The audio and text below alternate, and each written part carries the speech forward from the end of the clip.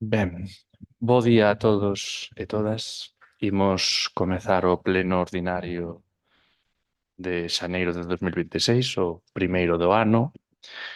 Eh, Temos unha orde do día nutrida, evidentemente, son 10 puntos, pero eu penso que antes de comenzar, no nome de todo o Concello, eu penso que de todos os concelleiros e concelleiras que temos aquí, gustaríame gardar un minuto de silencio polas vítimas dos accidentes ferroviarios que tivemos recentemente, se a todo o mundo lle parece ben, como unha mostra do respeto e acompañamento que o Concello de Cabanas, pois, evidentemente ten na distancia e que sirva un pouquiño pois, de lembranza pois, nestes momentos. De acordo?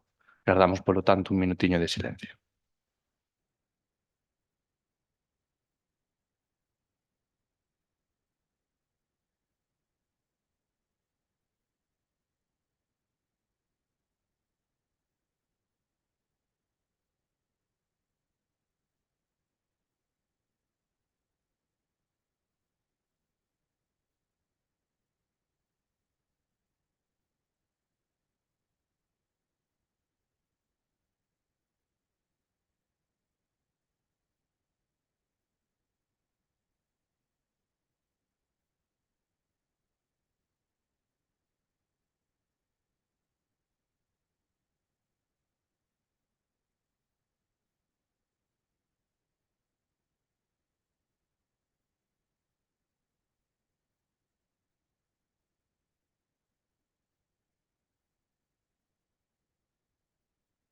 Moitas gracias. Ojalá poidéramos facer máis dende aquí, pero polo menos o noso acompañamento teñe.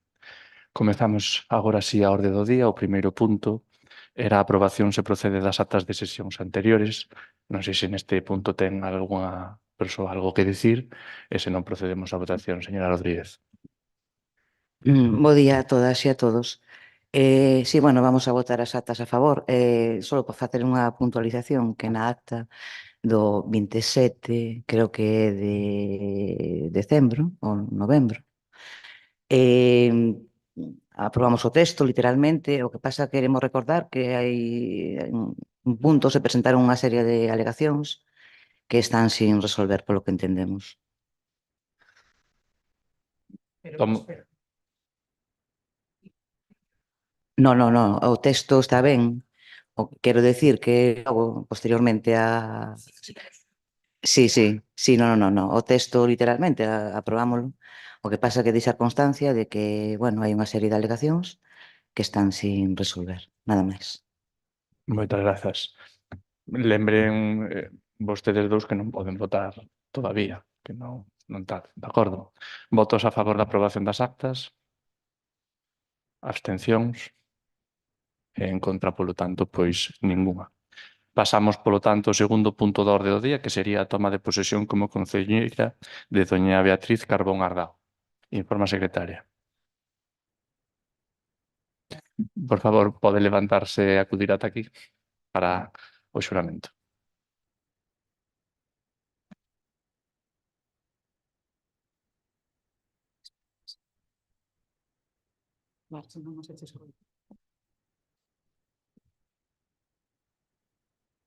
Prometo, pola miña conciencia e honor, cumprir fielmente as obrigas do cargo de concelleira con lealdade ao Rei e gardar e facer gardar a Constitución como norma fundamental do Estado.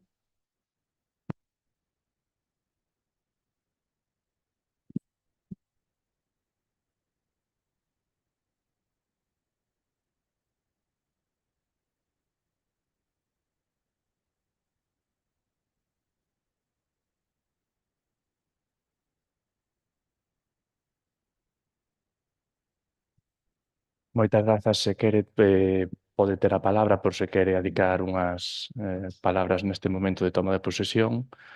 Non é necesario, se quere ben, senón, pois, teremos tempo de intervir no pleno.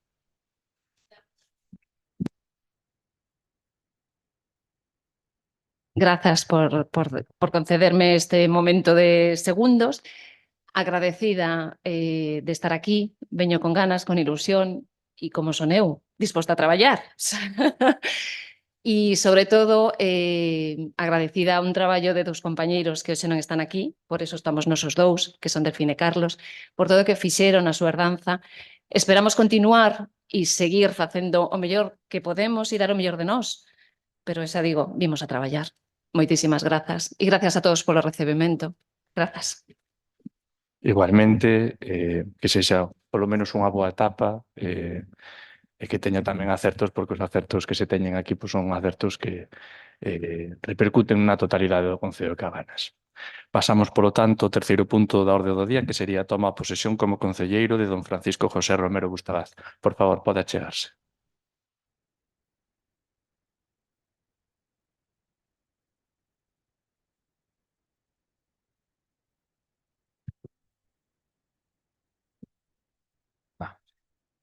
Prometo, pola miña conciencia e honor, cumprir fielmente as obrigas do cargo de concelleiro con lealdade ao rei e facer gardar a Constitución como norma fundamental do Estado.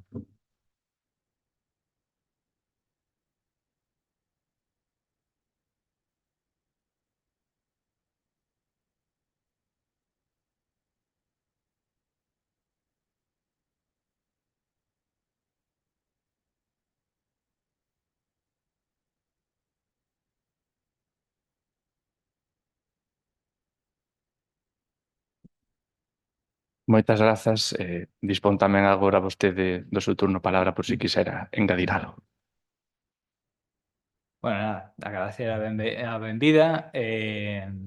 Como di a miña compañera Beatriz, o primeiro que temos que facer é acordarnos de Carlos e Delfín, os compañeiros que estiveron hasta agora traballando pola ciudadanía de Cabanas. Fixeron un traballo ao longo de moitos anos, penso que bon. E nós estamos aquí pois para traballar pola ciudadanía, para traballar por este pobo, para facer un pobo mellor, para tamén construir unha Cabanas máis moderna e máis proactiva coa actualidade. E simplemente, bueno, pues intentaremos ter, de alguna maneira, unha participación activa na vida política do Concello.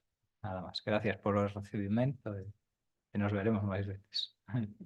Moitas grazas e novamente pois o desexo, penso que de todos os demais de que polo menos o tempo que este aquí sexa unha boa etapa, tanto no profesional como no persoal como aquí, que ademais que lembrar que evidentemente que os acertos que se teñen aquí pois son acertos para todo o municipio. Benvido.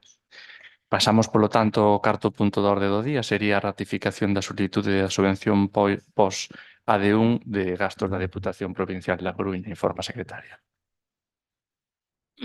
Visto que o Pleno da Deputación Provincial da Coruña, con data 29 de novembro de 2025, aprobou as bases reguladoras do Plan Provincial de Cooperación ás Obras e Servizos de Competencia Municipal, Plan Único de Concellos, POSPLUS 2026, que se destina aos 93 concellos da provincia, publicándose íntegramente as bases reguladoras no Boletín Oficial da Provincia da Coruña número 231 de data 2 de decembro de 2025, visto que xunto co POS 2026 regulase simultaneamente o POSPLUS adicional 1 2026 para o financiamento de gastos sociais extraordinarios que será xestionado pola sección de Servizos Sociais desta Diputación, a cantidade do POSPLUS adicional 1 2026 asignado ao Concello de Cabanas para os gastos sociais extraordinarios do exercicio 2026 ascende á contía de 46.872,86 euros, segundo circular remetida pola Deputación Provincial da Coruña con rexistro de entrada 2960 de 9 de decembro.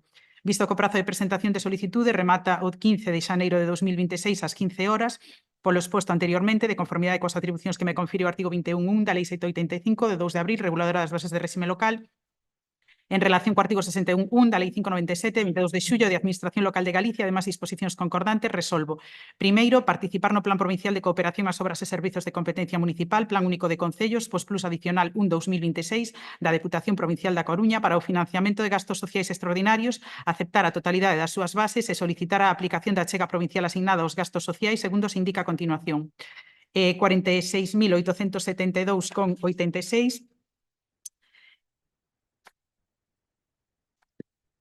non pusemos aquí, bueno, están destinados íntegramente a axuda a domicilio. Segundo, comprometerse a facer constar a colaboración da Deputación da Coruña en toda a información impresa, informática ou audiovisual que fagan das actividades ou investimentos subvencionados, así como no seu caso na súa páxina web e ou redes sociais. Terceiro, facultar expresamente a Alcaldía para todo relacionado coa tramitación e xestión do presente acordo e correspondente expediente. E cuarto, dar traslado a presente resolución ao Pleno da Corporación na próxima sesión que se celebre para a súa ratificación.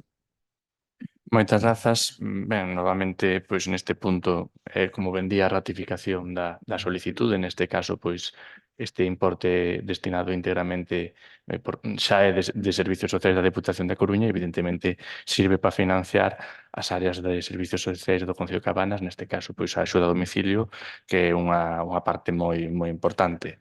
É destinado na súa totalidade, eu penso, bueno, non ten moito máis, pero se algunha persoa pois desexa facer unha intervención neste punto e se non, pois procedemos á votación. Señora Rodríguez.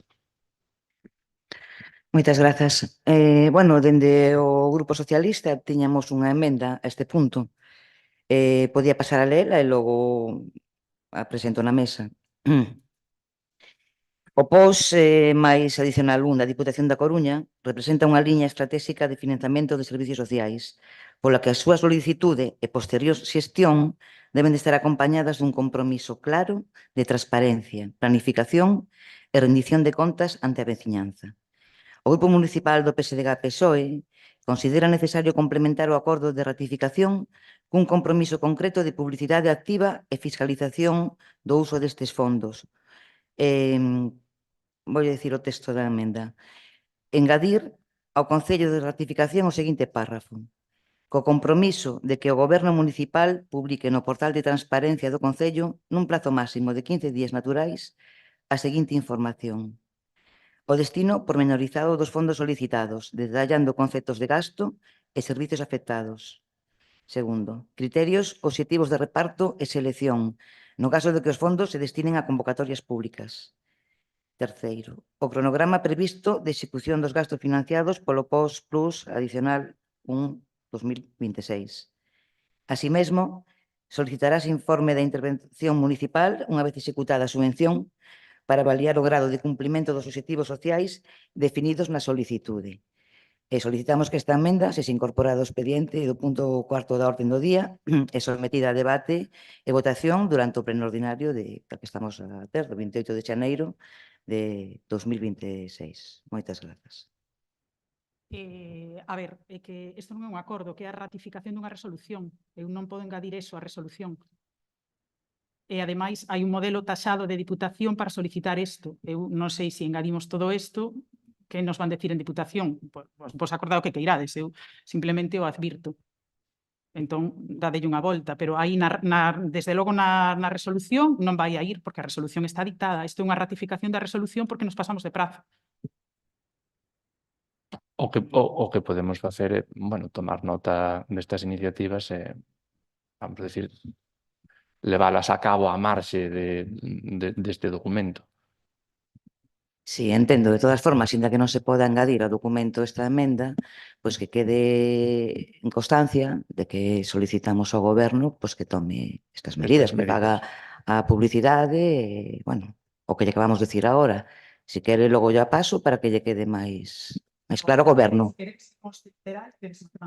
Sí, bueno, sí.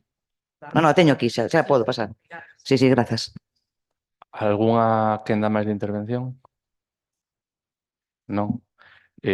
Ben, nese caso, sí, únicamente puntualizar que, evidentemente, pois a Deputación da Coruña xa establece nas súas bases uns criterios de publicidade, de como ten que ir incluso, ben todo moi concretado, incluso como ten que ir o logo, de que forma, onde ten que aparecer a publicidade. Ademais, non significa que, posiblemente, pois nestes puntos engadidos hai algo a maiores que a Deputación non inclúa, posiblemente sexa así, pero de base a Deputación xa incorpora unha ampla reglamentación de canto ao seguimento de fondos, publicidade e coñecemento destas actuacións. Non significa pois que non poda ser mellorado. Pero sí, procedemos, polo tanto, a votar a ratificación. De acordo? Votos a favor da ratificación da solicitude de subvención do POS AD1 gastos da Deputación Provincial da Coruña. Por unanimidade, polo tanto, en contra ningún, en blanco tampouco. Pasamos, polo tanto, ao quinto punto da orde do día, sería a proposta da modificación da ordenanza reguladora de prestación e axudas de emerxencia social. Informe, secretaria. Sí. A Comisión de Servizos Sociais, Igualdade, Sanidade, Cultura, Educación e Deporte, en sesión ordinaria celebrada o día 23 de xaneiro de 2026, no punto da orde do día referente á modificación ordenanza reguladora de prestación de axudas e axudas de emerxencia social, ditaminou favorablemente con 3 votos a favor dos representantes do Partido Popular, unha abstención da representante do Grupo do BNG e 2 votos en contra dos representantes do PSDG-PSOE e Grupo Mixto a aprobación polo Pleno da Corporación da seguinte proposta. Vista a proposta de modificación da ordenanza reguladora de prestación e axudas de emerxencia social elaborada polos Servizos Sociais Comunitarios do Concello de Cabanas, e cuxa xustificación se recolle no informe emitido pola coordinadora do dito servizo de data 14 de xaneiro, que obra no expediente, emitido o informe preceptivo da Secretaría de Intervención Municipal de data 20 de xaneiro do 26, en consonancia coa proposta que contén o dito informe, esta Alcaldía Presidencia propón ao Pleno da Corporación, órgano competente, segundo disposto no artigo 22.2d da Lei 785 de 2 de abril, reguladora das bases de réxime local, a adopción do seguinte acordo. Primeiro, aprobar inicialmente a modificación da ordenanza reguladora da prestación e axudas de emerxencia social nos termos que figuran no expediente. Segundo, ordenar que o presente acordo se expoña ao público mediante anuncio no tabuleiro de anuncios do Concello no boletín oficial da provincia polo prazo de 30 días a efectos de que os interesados poidan presentar as alegacións que consideren oportunas en cumprimento do disposto no artigo 49 da Lei 785 de 2 de abril, reguladora das bases de réxime local. Terceiro, de presentarse reclamacións en prazo, resolveránse expresamente polo Pleno da Corporación e, en caso de non presentarse, o presente acordo levarase a definitivo, entrando en vigor a ordenanza unha vez aprobada definitivamente, publicada o seu texto íntegro no boletín oficial da provincia de acordo co disposto no artigo 70 da Lei Reguladora de Bases de Réxime Local. Cuarto, dar traslado do presente acordo aos Servizos Sociais Comunitarios do Concello de Cabanas. A SEMADE, en cumprimento do disposto no artigo 97.4 do Real Decreto 2568/1986 do 28 de novembro, polo que se aproba o Regulamento de Organización, Funcionamento e Réxime Xurídico das Entidades Locais, inclúese no dictame o voto particular de proposta de modificación presentada polo concelleiro do Grupo Mixto. Moitas grazas. Efectivamente, pois existe un voto particular do señor Pérez Sardiña en representación do Grupo Mixto. Se lle parece, pois da lectura ao voto particular e posteriormente pois xa feraríamos o debate pois co voto particular e coa ordenanza xa directamente. Lle parece? Adiante, por favor. Sí, ben, bos días a todos e a todas. Introducimos, bueno, que interpuxemos o noso voto na comisión ten que ser en contra obrigatoriamente no momento en que non se está de acordo co articulado na súa totalidade ou se pretenden introducir modificacións que, bueno, intentamos facelo a través de enmendas, pero na comisión pola parte do alcalde, pois, agarrábase a que había un informe ou entón, sobre iso, pois, non podíamos abrir debate. Como consecuencia, evidentemente, en exercicio das nosas funcións, pues, temos que presentar este voto particular por escrito e incorporado tamén o expediente, como xa teñen todos os concelleiros e concelleiras da corporación. O presente voto particular pois propón introducir melloras normativas e operativas orientadas a, primeiro, a reforzar a seguridade xurídica e a coherencia interna do texto. Segundo, mellorar a aplicabilidade real nun concello pequeno con poboación envellecida. E terceiro, garantir unha resposta efectiva en situacións de emerxencia social, establecendo prazos e protocolos concretos. Cuarto, asegurar criterios de prioridade transparentes cando exista algún tipo de limitación orzamentaria, reducindo, evidentemente, a discrecionalidade e a desigualdade de trato. Dentro das consideracións xerais, sen cuestionar, evidentemente, o obxecto xeral da modificación, presentanse axustes concretos para evitar interpretacións dispares sobre quen integra a unidade de referencia, familia ou convivencia, exclusións por requisitos patrimoniais, que entendemos pouco axeitados á realidade rural envellecida e, ademais, limitacións excesivamente ríxidas que non permiten atender emerxencias multicausais que, por desgraza, sí que se dan e entendemos que deben de ser atendidas sen as limitacións que ten a antiga ordenanza. En consecuencia, bueno, formamos unha serie de enmendas que pasamos a expoñer, non? Unha adición dun novo artigo 3 bis inmediatamente despois do artigo 3, cun texto alternativo. Artigo definicións complementarias, son unha serie de definicións como son unidade de convivencia, Os efectos desta ordenanza entenderase por unidade de convivencia, conxunto de persoas que residen no mesmo domicilio e comparten gastos de forma habitual, con independencia do vínculo de parentesco. Poderá apreciarse a existencia de unidade de convivencia cando non exista coincidencia formal plena, padróns ou contratos. Se acredita convivencia efectiva por razóns de coidados, saúde, dependencia, urxencia residencial ou análogas mediante informe técnico dos servizos sociais. B, persoa solicitante que presenta a solicitude en nome propio ou da unidade de convivencia. Persoa beneficiaria, a persoa solicitante ou a unidade de convivencia cando a axuda se outorgue en beneficio do conxunto. Poderá actuarse por representación debidamente acreditada. D, ingresos computables, ingresos netos do conxunto da unidade de convivencia, segundo se acredite documentalmente ou mediante verificación por interoperabilidade cando exista autorización. Entidade acredora ou provedora, persoa física ou xurídica titular do dereito de cobro do gasto, subministracións, farmacia, alugueiro, etc., a que poderá aboarse a prestación cando así o aconsellen as circunstancias. A segunda emenda, que sería de modificación, no artigo 7 sustituir unidade familiar por unidade de convivencia. O texto alternativo pois, sería o que está aí xa, pois non paso, bueno, podo abreviar un pouco máis, que xa os teñen todos os concelleiros. O artigo 8 pois, trata o tema do que é o capital mobiliario de vehículos, e pides unha modificación, un texto alternativo, no que se poidan incluir por razóns, evidentemente, de circunstancias rurais, que na zona rural pois, de Cabanas ou se ten un vehículo ou senón as persoas non poden estar aí. Entón, a ver, hai aquí unha serie de cuestións que limitan moito o acceso ás axudas cando se teñen bens que son incluso necesarios para poder desenvolver a vida na zona rural. A ordenanza, pois, neste caso, pensa que todo pode, é dicir, parece que todo o mundo pode vivir ao lado de servizos, e non é o caso. Entón, o vehículo non o podemos considerar como algo moi, vamos, excluinte nese sentido, non? Non se considera causa automática de exclusión a titularidade de vehículos cando se trata de vehículos de baixo valor venal ou necesarios para a mobilidade esencial, que é a idea desta modificación. O no artigo 10, excepción motivada ao límite de 2 conceptos. Queremos ampliar, porque na ordenanza limítese só 2 conceptos para que se outorgue unha axuda de emerxencia e nos entendemos que os servizos sociais poden motivar a ampliación a 3, 4 ou os que sexan dependendo da situación concreta de cada unidade de convivencia. Entón, nese sentido, pois, é unha ampliación de dereitos. O artigo 14 é a corrección de duplicidade e interoperabilidade, é dicir, hai que eliminar, no posible, duplicidades na enumeración documental, e por iso poñemos un texto alternativo. Engadimos 2 parágrafos sobre a consulta de datos e documentación, é dicir, que se pode facer dentro do propio Concello, que se poden consultar datos noutras administracións que xa teñen datos, o mellor, da unidade de convivencia, e pois, evitarlles a esas persoas pois, unha sobrecarga burocrática. Que teñan que ir pois, a OINS, que teñan que ir a varios sitios a pedir cousas que están accesibles xa por mecanismos de plataformas electrónicas actualmente.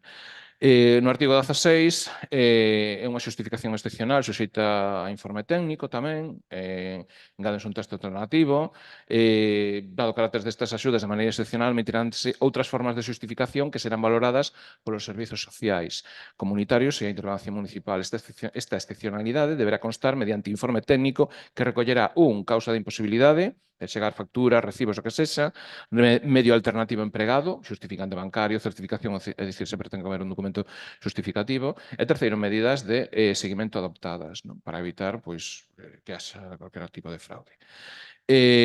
No artigo 18 hai aquí un erro no que é a remisión, onde figura a referencia ás obrigas do artigo 8, sustituir por artigo 9, vale, por incumprimento das obrigas da persoa destinataria recollidas no artigo 9 desta ordenanza. Isto é técnico, nada máis.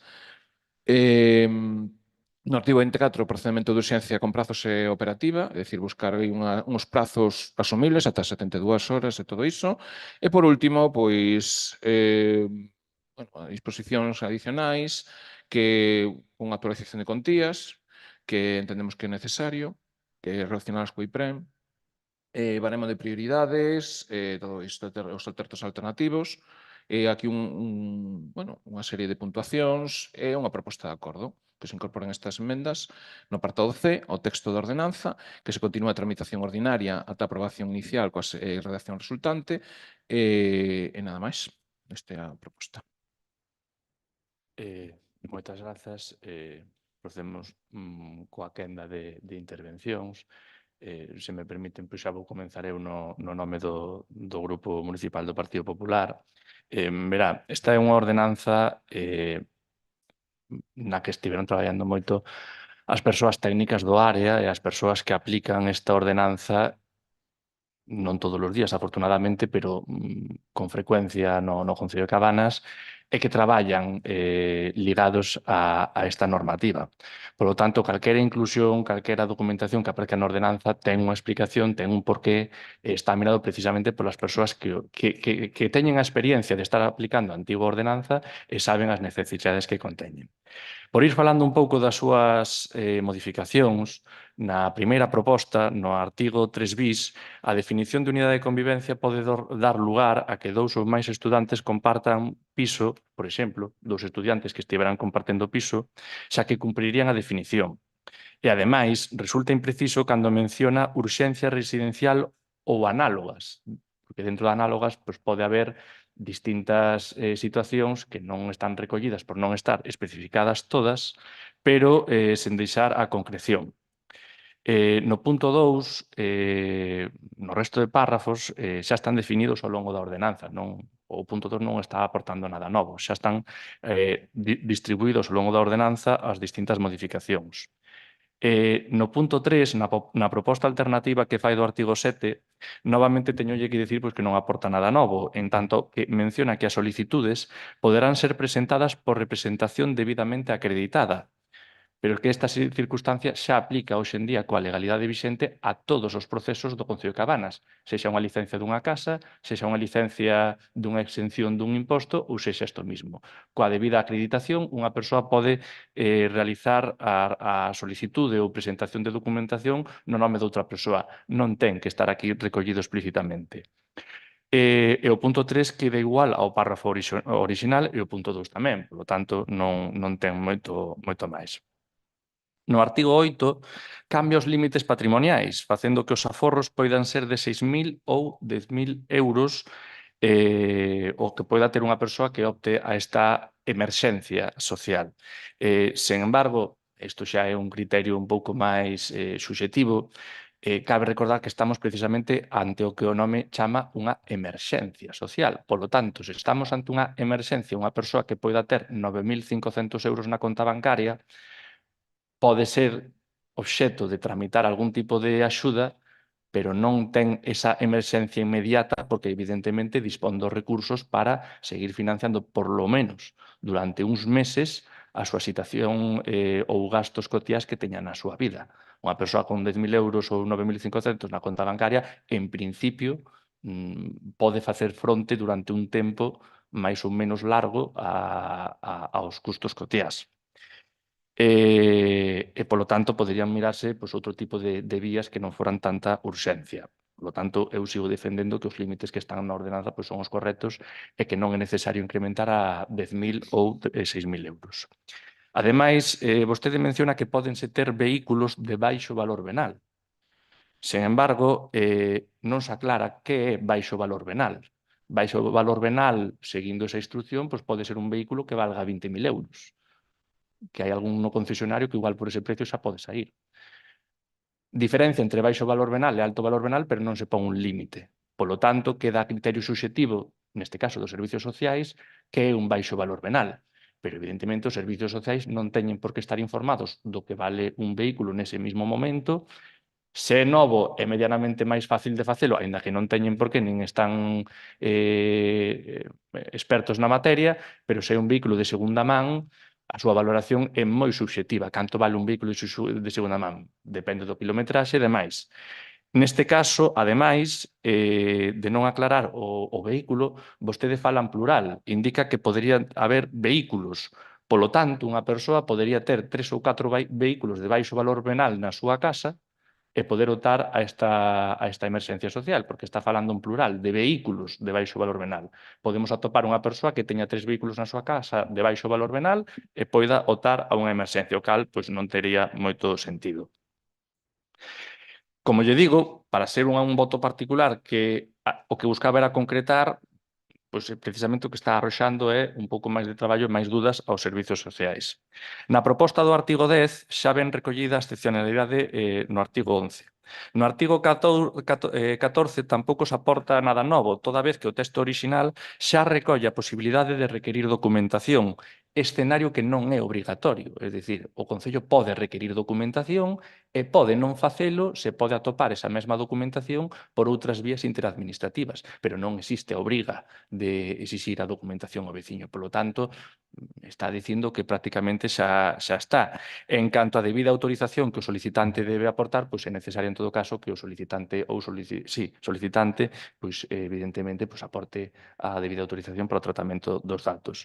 No artigo 16, a alternativa do voto particular novamente expresa o mesmo, pois menciona un informe técnico como outras formas de xustificación, cando o texto orixinal que menciona xa recolle que poderán ser valoradas polos servicios sociais outras formas, o que obviamente implica un documento pola súa parte que recolla.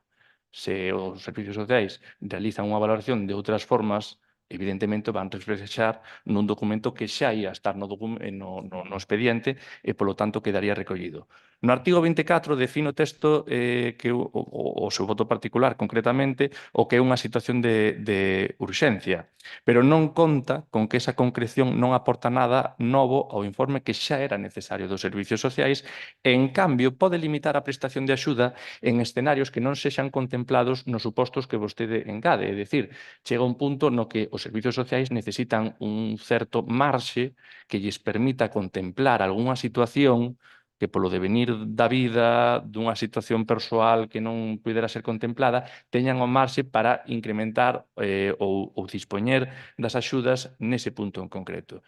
Coa concreción que vostede está facendo, está tasando dunha maneira moi concreta os supostos, de tal forma que se logo non están recollidos neses supostos, non cabería a aplicación da emerxencia social. Bueno, despois, evidentemente, no punto 2 deste mesmo artigo é o mesmo que o texto orixinal, pois o pagamento mediante entidade bancaria se o predeterminado e sempre que non sexa posible xa se fai o pagamento directamente á entidade acredora.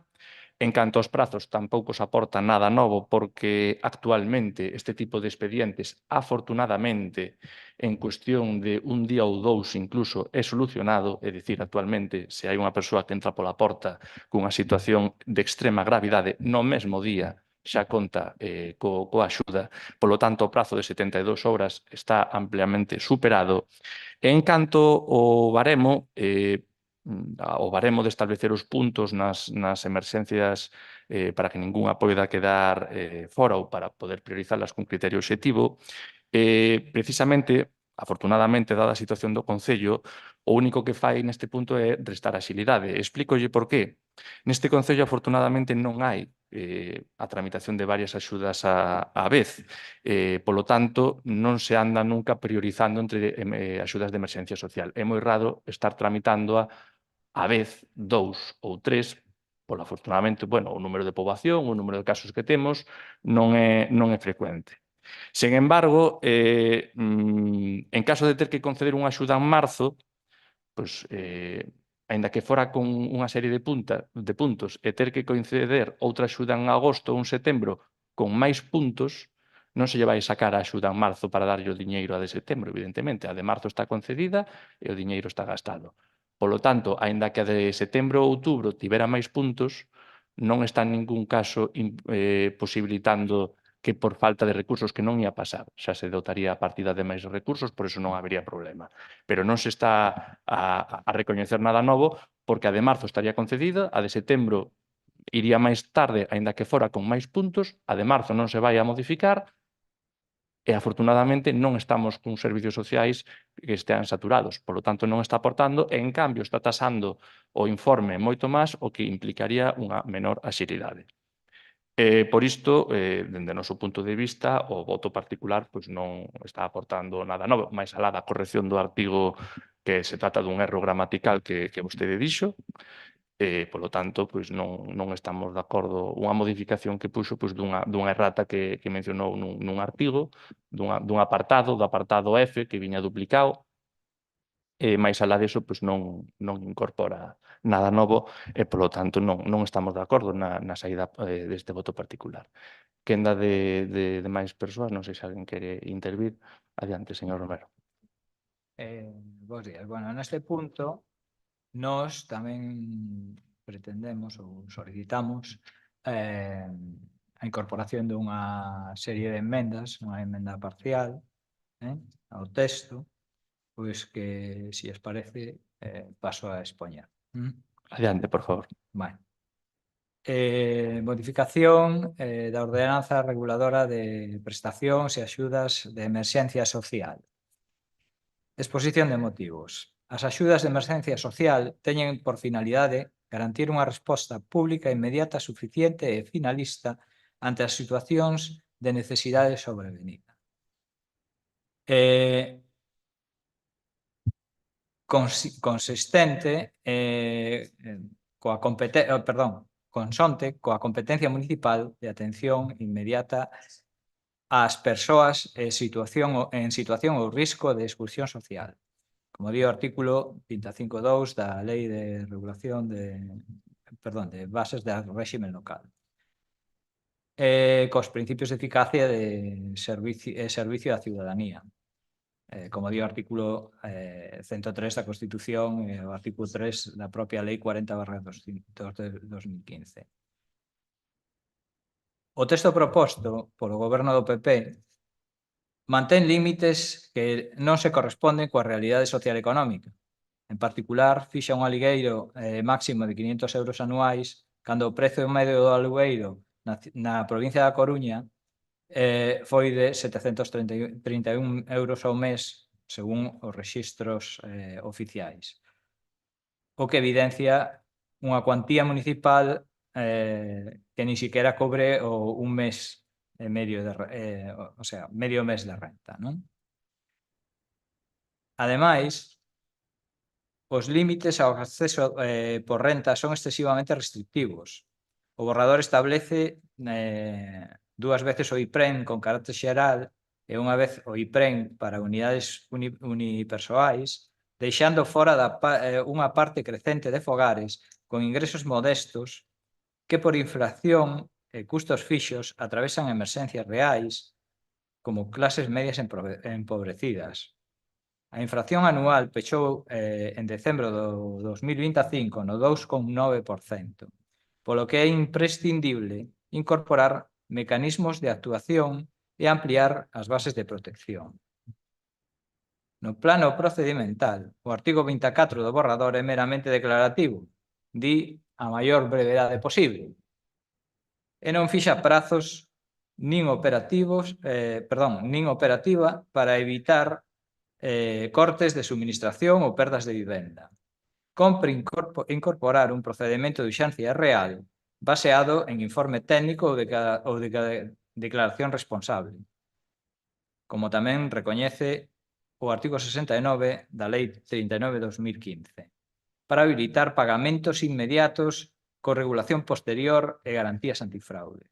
Así mesmo, considérase oportuno integrar e mellorar determinadas melloras técnicas xa formuladas no voto particular do Grupo Mixto Somos Cabanas, orientadas a reforzar a seguridade xurídica, a operatividade e a transparencia, especialmente na definición de unidade de convivencia, de interoperabilidade documental e prazos de procedimento de urxencia.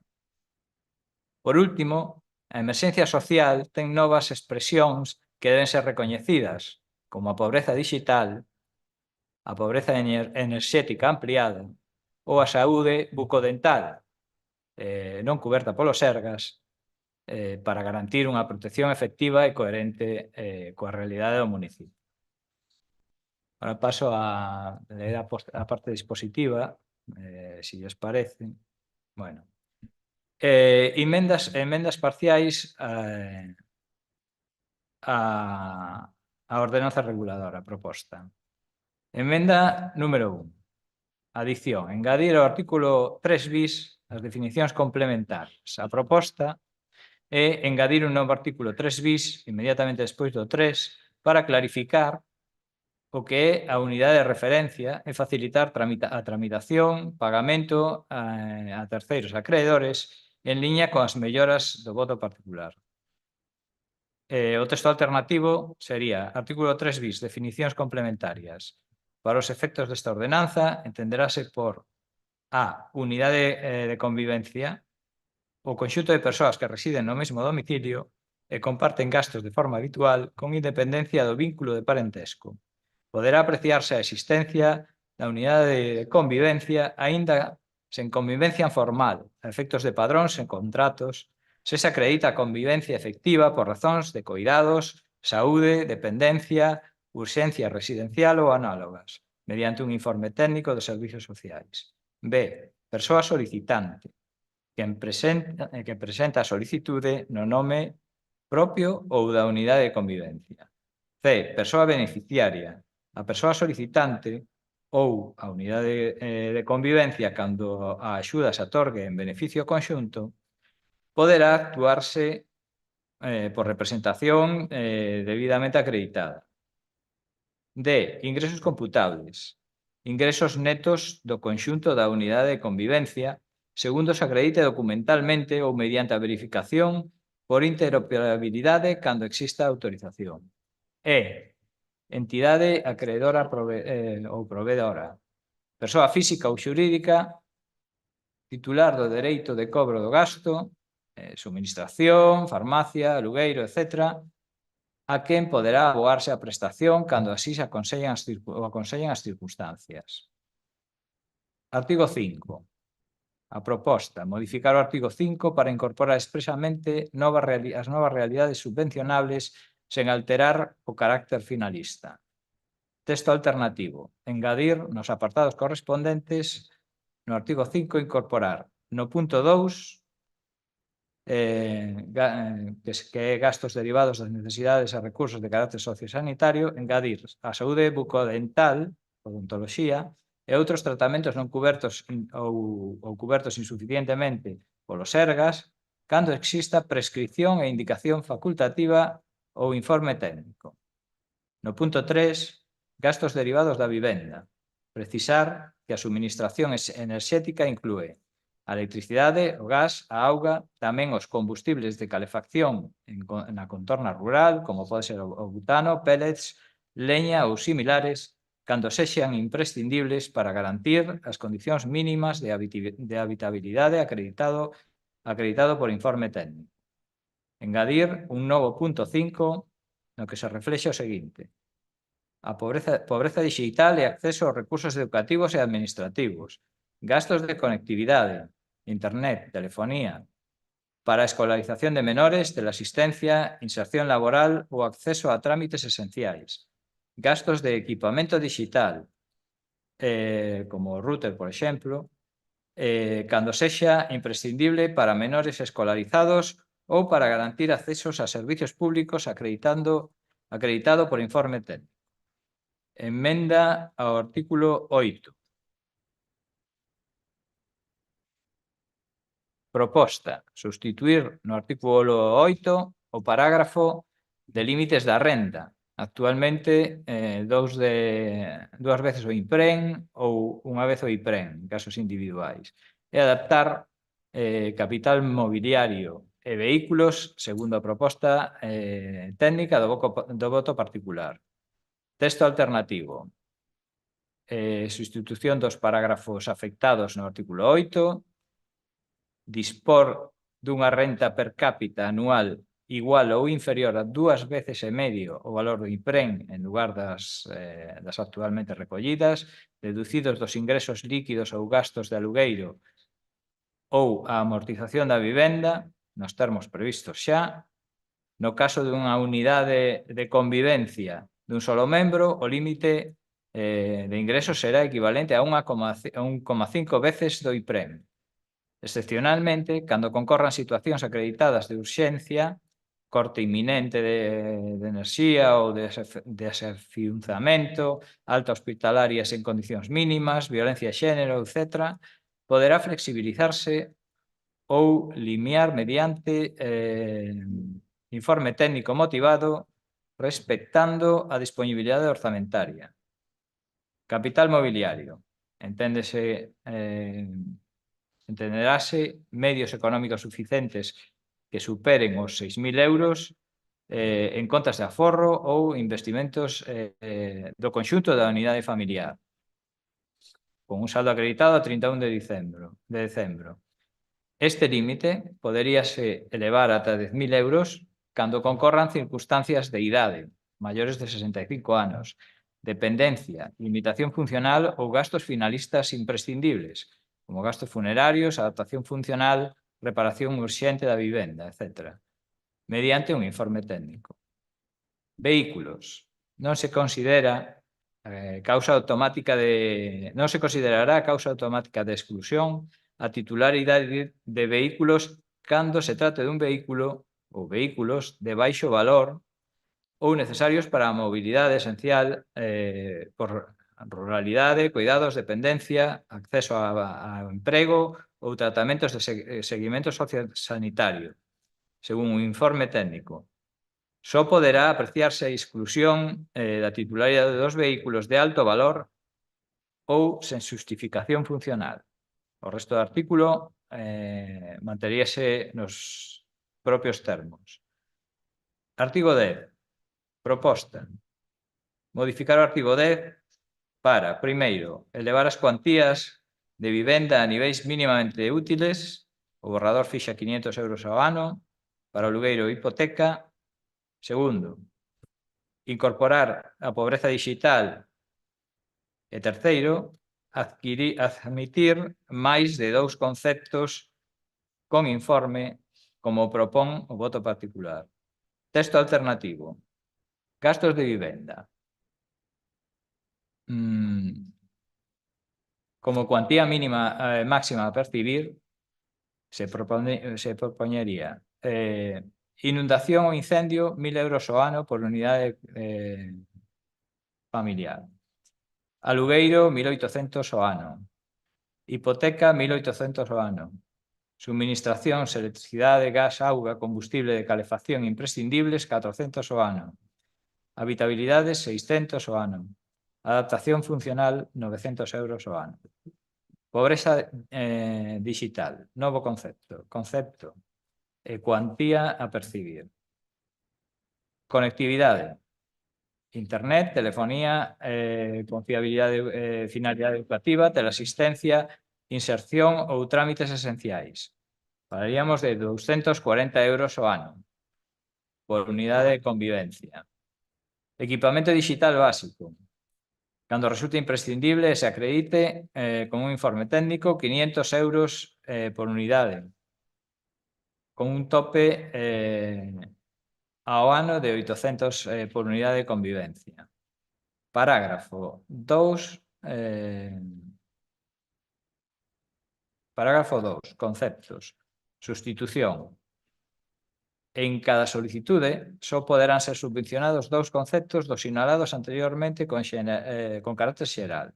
Excepcionalmente, cando concorran varias necesidades básicas simultáneas cuxa atención conxunta resulte imprescindible, por exemplo, subministracións e alimentación, vivenda e medicación, poderá autorizarse a concesión de máis de 2 conceptos mediante o informe técnico motivado dos servicios sociais comunitarios, respectando os límites máximos por concepto de disponibilidade orzamentaria. Artigo 14. A proposta é corrixir a duplicidade do listado documental.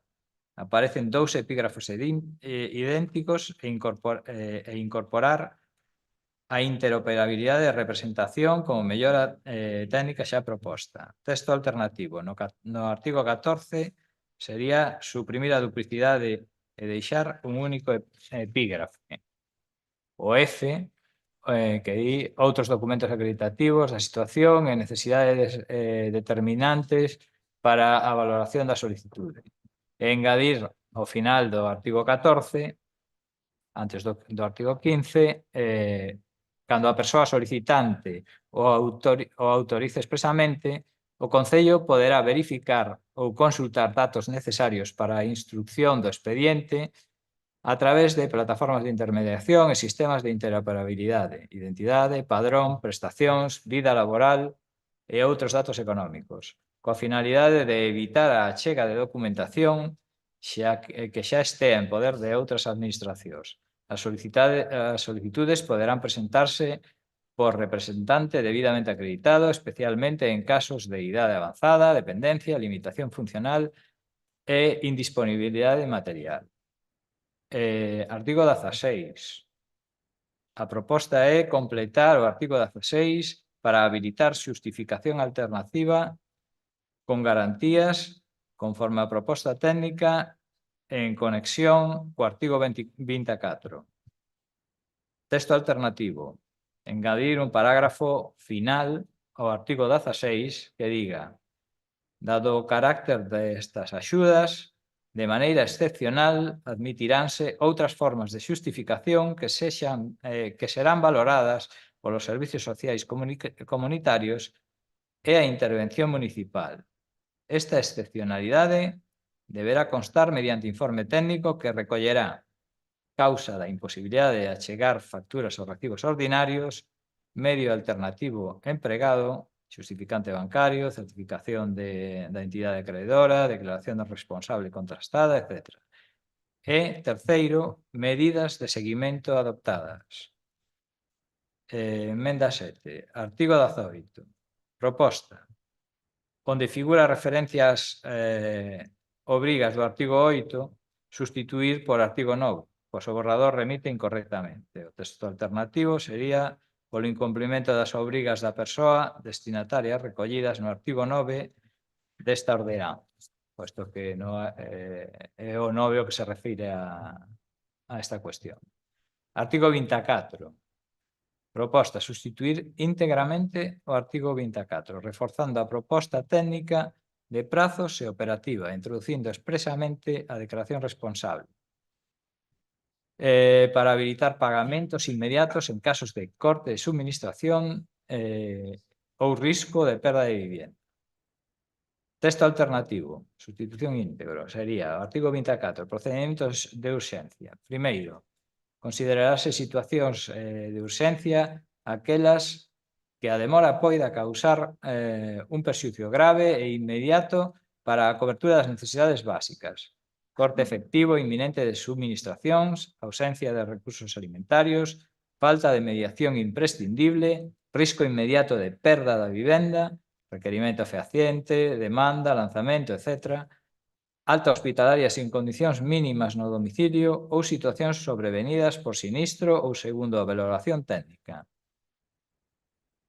Segundo, en caso de urxencia, a persoa solicitante poderá presentar unha solicitude simplificada acompañada da documentación mínima dispoñible e deberá asignar unha declaración responsable na que se manifeste a. Que cumpre cos requisitos esenciais da ordenanza, b. Que a necesidade existe e é inmediata, c. Que autoriza, se é o caso, as consultas de interoperabilidade e d. Que se compromete a completar a documentación e xustificación no prazo fixado, advertida das consecuencias de reintegro e sanción por falsidade. Terceiro, emitido o informe técnico de urxencia polos servicios sociais, poderá acordarse a concesión dun anticipo ou dunha parte proporcional da axuda precisa coa maior brevidade posible e preferentemente mediante o pagamento directo e a entidade acreedora proveedora cando así o aconsellen as circunstancias de emerxencia. Cuarto, a resolución e formalización do anticipo deberá producirse no prazo máximo de 72 horas hábiles desde a emisión do informe técnico de urxencia, salvo imposibilidade material debidamente motivada. Quinto, a regulación do expediente, a achega a documentación e xustificación deberá completarse no prazo máximo de 30 días desde o anticipo, salvo o informe técnico que recomende outro prazo por causas obxectivas. O incumprimento dará lugar ás consecuencias previstas na ordenanza e na normativa de subvencións, incluído o reintegro.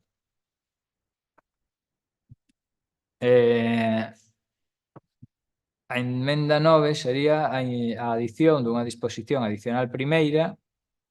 A proposta é engadir unha disposición final primeira para evitar que as cuantías queden desfasadas pola inflación, tal e como se propón técnicamente. O texto alternativo sería disposición adicional primeira, actualización de cuantías.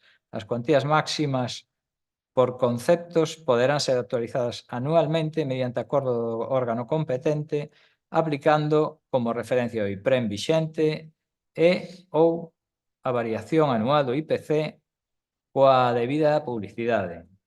A actualización aplicarase aos expedientes iniciados con posterioridade á súa entrada en vigor. Emenda 10. Adición.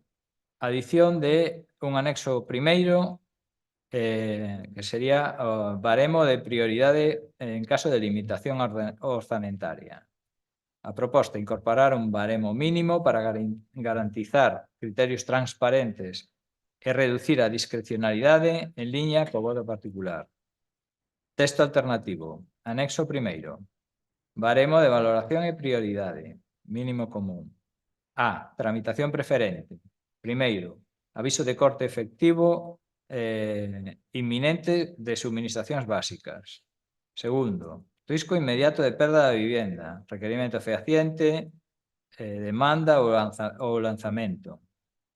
Terceiro, falta acreditada de medicación imprescindible ou tratamento non adiable. Cuarto, ausencia acreditada de recursos de alimentación e higiene básica.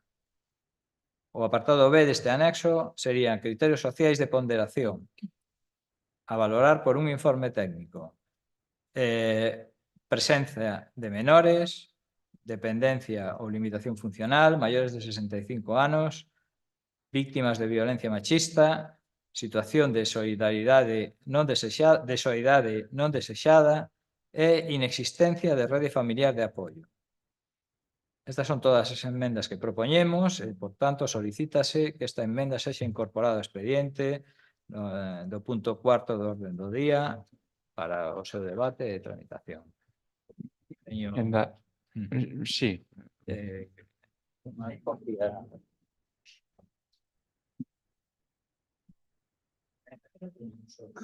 Si podes enviar a correo electrónico, agradezo, porque senón hai que transcribir todo isto. Quen dado BNG, señor Varela, adiante, por favor. Ben, moitas grazas, bo día a todas e todos. O primeiro, pois, dar a benvida ás novas concelleiras que hoxe tomaron posesión, desexarlles sorte no seu traballo.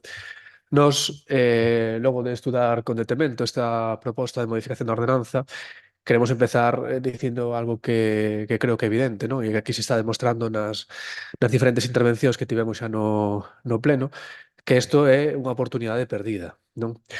María, que o documento que hoxe nos presentan aquí pois trae algunhas melloras formais, non? En base a ese traballo diario que fan desde o Departamento de Servicios Sociais, limitarse a actualizar el linguaxe a lei actual ou incluir, por fin, algunhas axudas como poden ser o dentista, son pasos lóxicos e necesarios.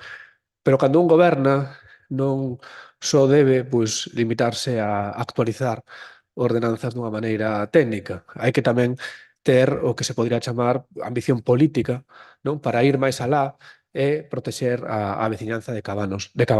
E nos consideramos que esta reforma que hoxe traen aquí pois, é tímida e pouco ambiciosa por varias razóns. Non?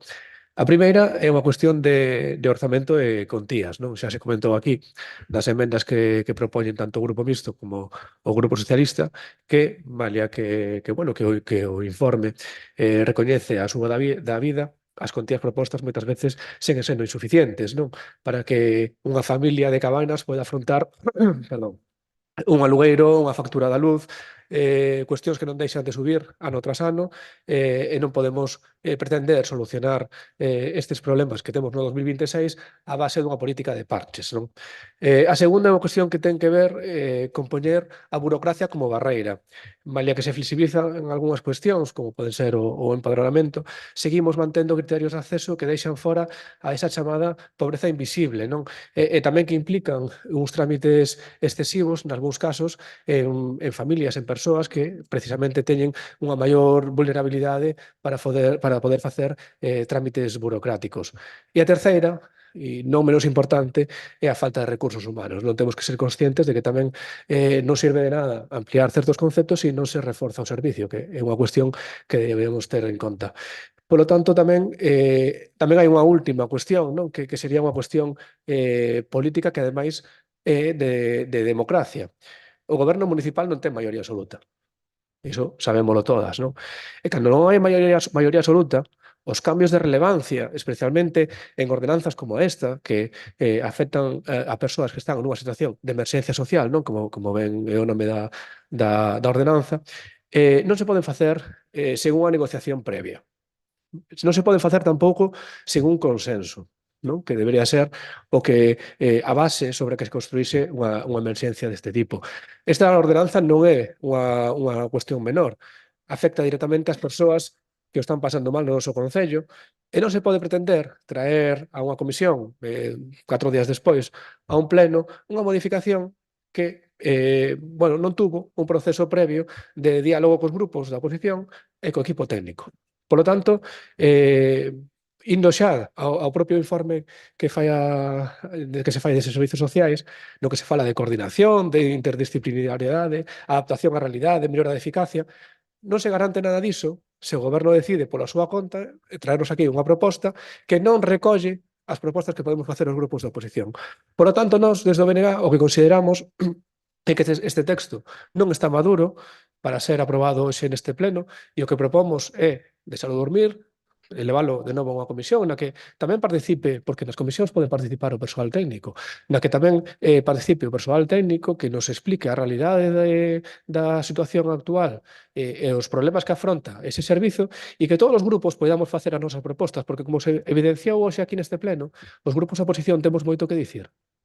Entón, polo tanto, consideramos que esas propostas deberían de estar redactadas e incluídas no documento que se trae a aprobación no pleno e non vir aquí pois cunha proposta xa que pretenden facer ver como que está pechada e sin atender esas cuestións de mellora que propoñemos os grupos da oposición. Por lo tanto, reitero que nos pensamos que debe volver á comisión informativa, que se abra un proceso real de negociación co conxunto dos grupos partindo de dos criterios básicos. O primeiro, respetar o espírito do informe técnico dos servizos sociais e o segundo, reforzar o carácter garantista da ordenanza para avanzar nunha nova ordenanza que nos permita tanto actualizar a normativa e a terminoloxía, pero tamén mellorar a claridade, axilizar a tramitación, que revise as cuantías a alza e que non recorte dereitos, non? Por lo tanto, pois a nosa proposta é iso, deixalo en riba da mesa e que volva a comisión. Moitas grazas. Como neste caso xa falei, señor Pérez Sardiña, volve vostede a ter a quenda para defender o voto particular. Bueno, eu defender o voto particular, sí, claro, evidentemente, xa o defendín.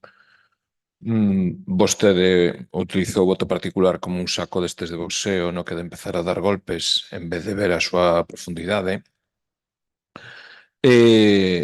Bueno, é a súa decisión. Se ven aquí a confrontar o pleno con un tema tan sensible como a emerxencia social, pois o que nos queda sumarnos á proposta do BNG. Entendemos que efectivamente non está suficientemente falado. Algúnas das consideracións que vostedes fixo aquí sobre o voto particular pois non as compartimos, non nos parecen tampouco adecuadas pola súa parte e bueno, tería que ter outra vontade que a do diálogo, que por a vostede é algo bastante forzado, só entende con toma e daca a ver a quen lle dá máis piñas, pero as melloras están aí, están presentadas por escrito con tempo suficiente, non para facer o que fixo vostede, senón para dialogar. Evidentemente, pois non foi posible na comisión, tamén vemos que non é posible no pleno e, polo tanto, apoiamos a posibilidade de seguir falando en comisión. Apuntámonos tamén a que o persoal técnico tamén faga as exposicións que teña que facer nunha comisión se é posible, que penso que sí. Bueno, sigamos elaborando e facendo unha ordenanza que serva non só para un titular ou unha publicación do goberno, senón para responder ás necesidades reais dos veciños e veciños de Cabanas, que para iso presentamos un voto particular. Nada máis e moitas grazas.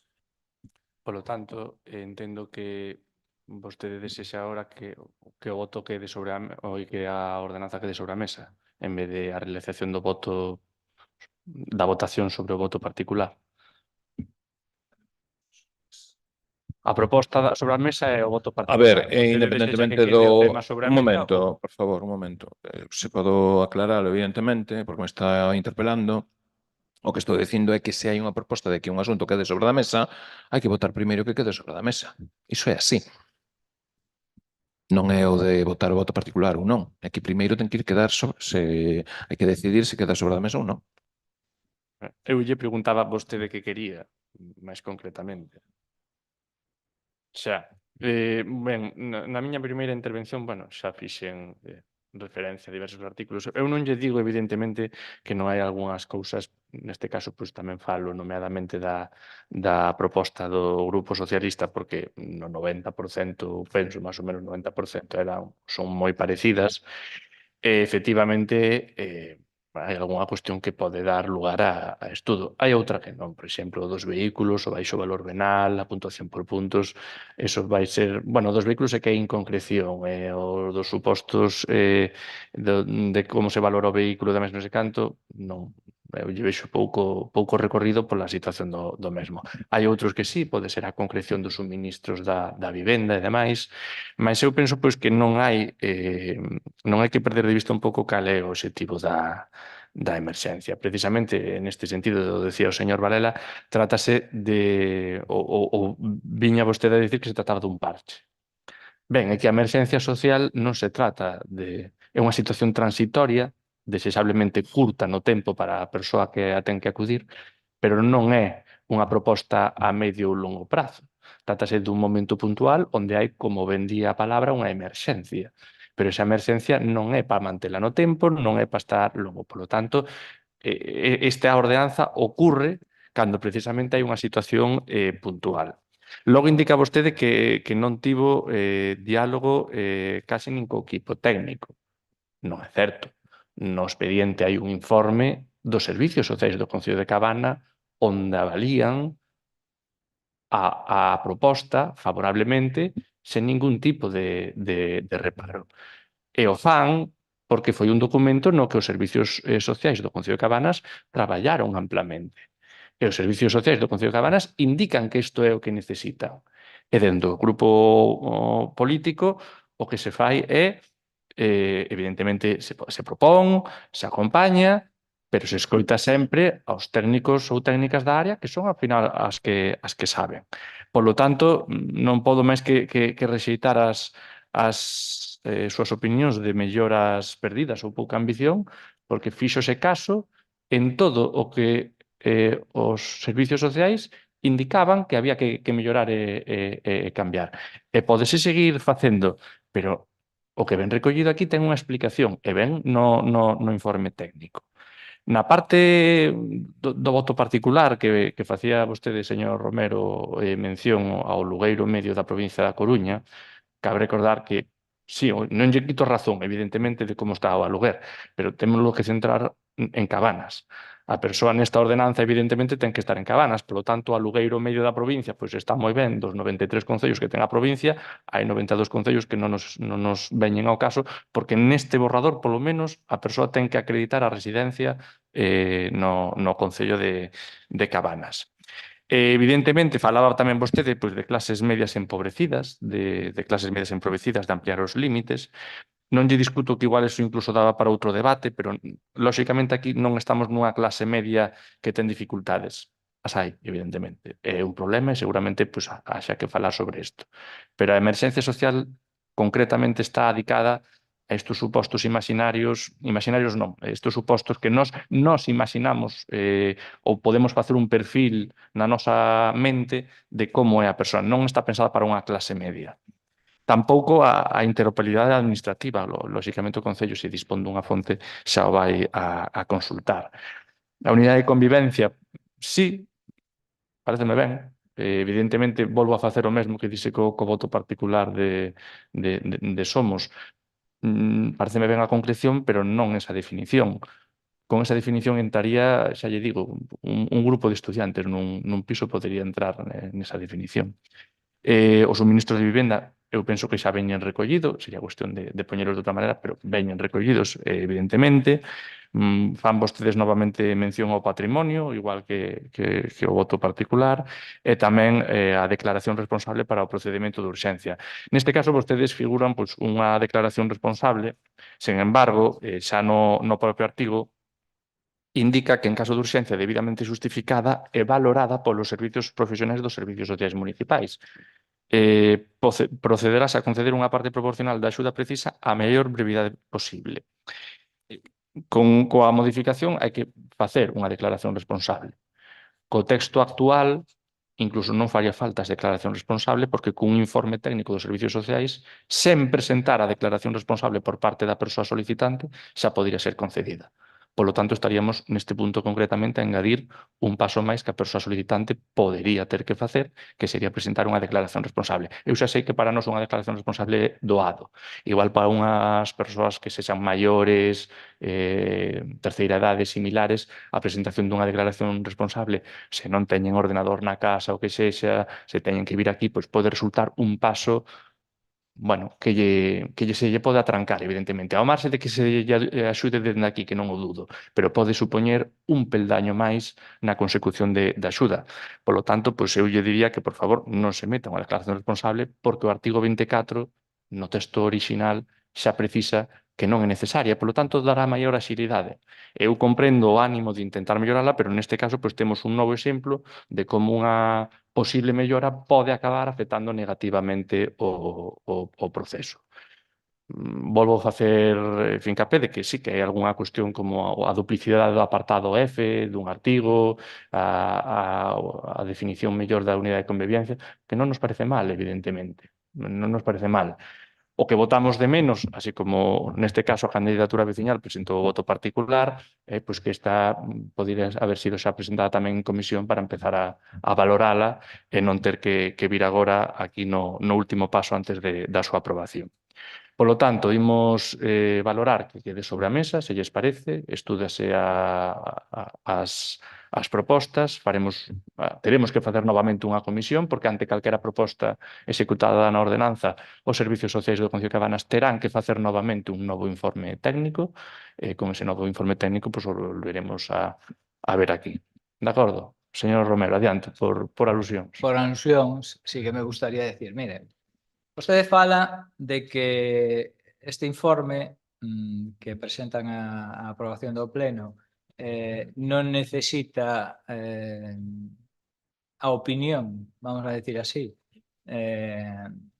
das forzas da oposición, dos partidos da oposición, porque é un informe feito polos técnicos e que os técnicos teñen razón, saben o que fan e os demais parece que ou non temos idea do que estamos a facer, nin temos tampouco, polo que parece decir, moito dereito a opinar que todas as ordenanzas ou toda a legislación é mellorable. E para mellorar, desde un primer momento, o concepto de colaboración é fundamental.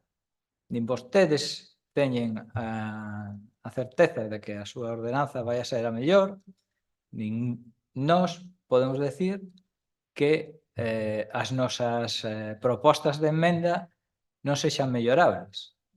A cuestión aquí é que para conseguir unha ordenanza máis axeitada á realidade, pois como di o compañeiro do bloque, polo menos hai que sentarse e falar, o que parece que vostede non non practica demasiado, non estamos tendo unha resposta de feedback para poder traballar estas cousas.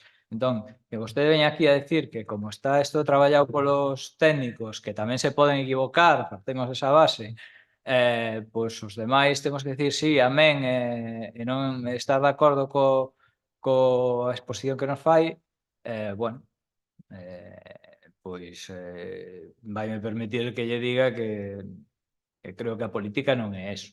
A política é comparar, confrontar e tratar de sacar o máximo rendimento para mellorar a vida dos nosos conciudadanos. Estamos aquí para eso.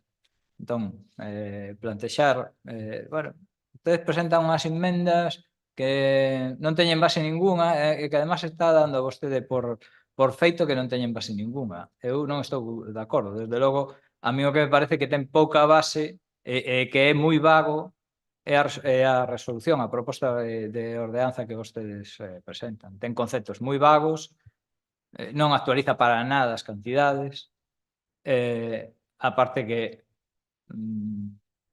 si nos metemos no tema de se unha persoa ten 4, 6.000 ou 9.500, como decía vostede, euros nunha conta, eu vou dicir, a mellor poden parecer moitos cartos, pero unha situación de vulnerabilidade pode aparecer en calquer momento do día a mañá. E pode ser unha familia. Generalmente, este tipo de situacións veñen a xente pues, de clase media baixa, vamos a decir así, non? Porque de repente podes quedar sin traballo, podes enfermar e non ter outras rentas, podes dar. O feito de ter unhos aforros para unha familia de 4 membros, xa lle digo eu que 6.000 euros non lle dan pa moito, non lle dan pa moito. O feito de ter unha vivenda, que di a normativa que se a vivenda supera 10 veces o salario mínimo interprofesional, aquí é moi fácil que unha vivenda supere 10 veces o salario mínimo interprofesional. É que eu non teño traballo, non teño medios de vida, cobro o risga, vou dicir así, por dicir unha prestación. E resulta que a vivenda que me deixaron meus pais ou que comprei eu fai 25 anos, non importa. Ten un valor superior a 140.000 euros.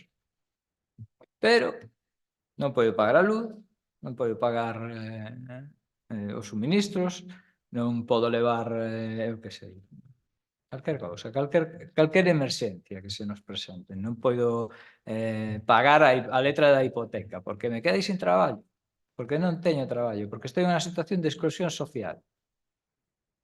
Me quere decir que eso é mellor que as propostas que lle fan? Pois eu penso que non, sinceramente.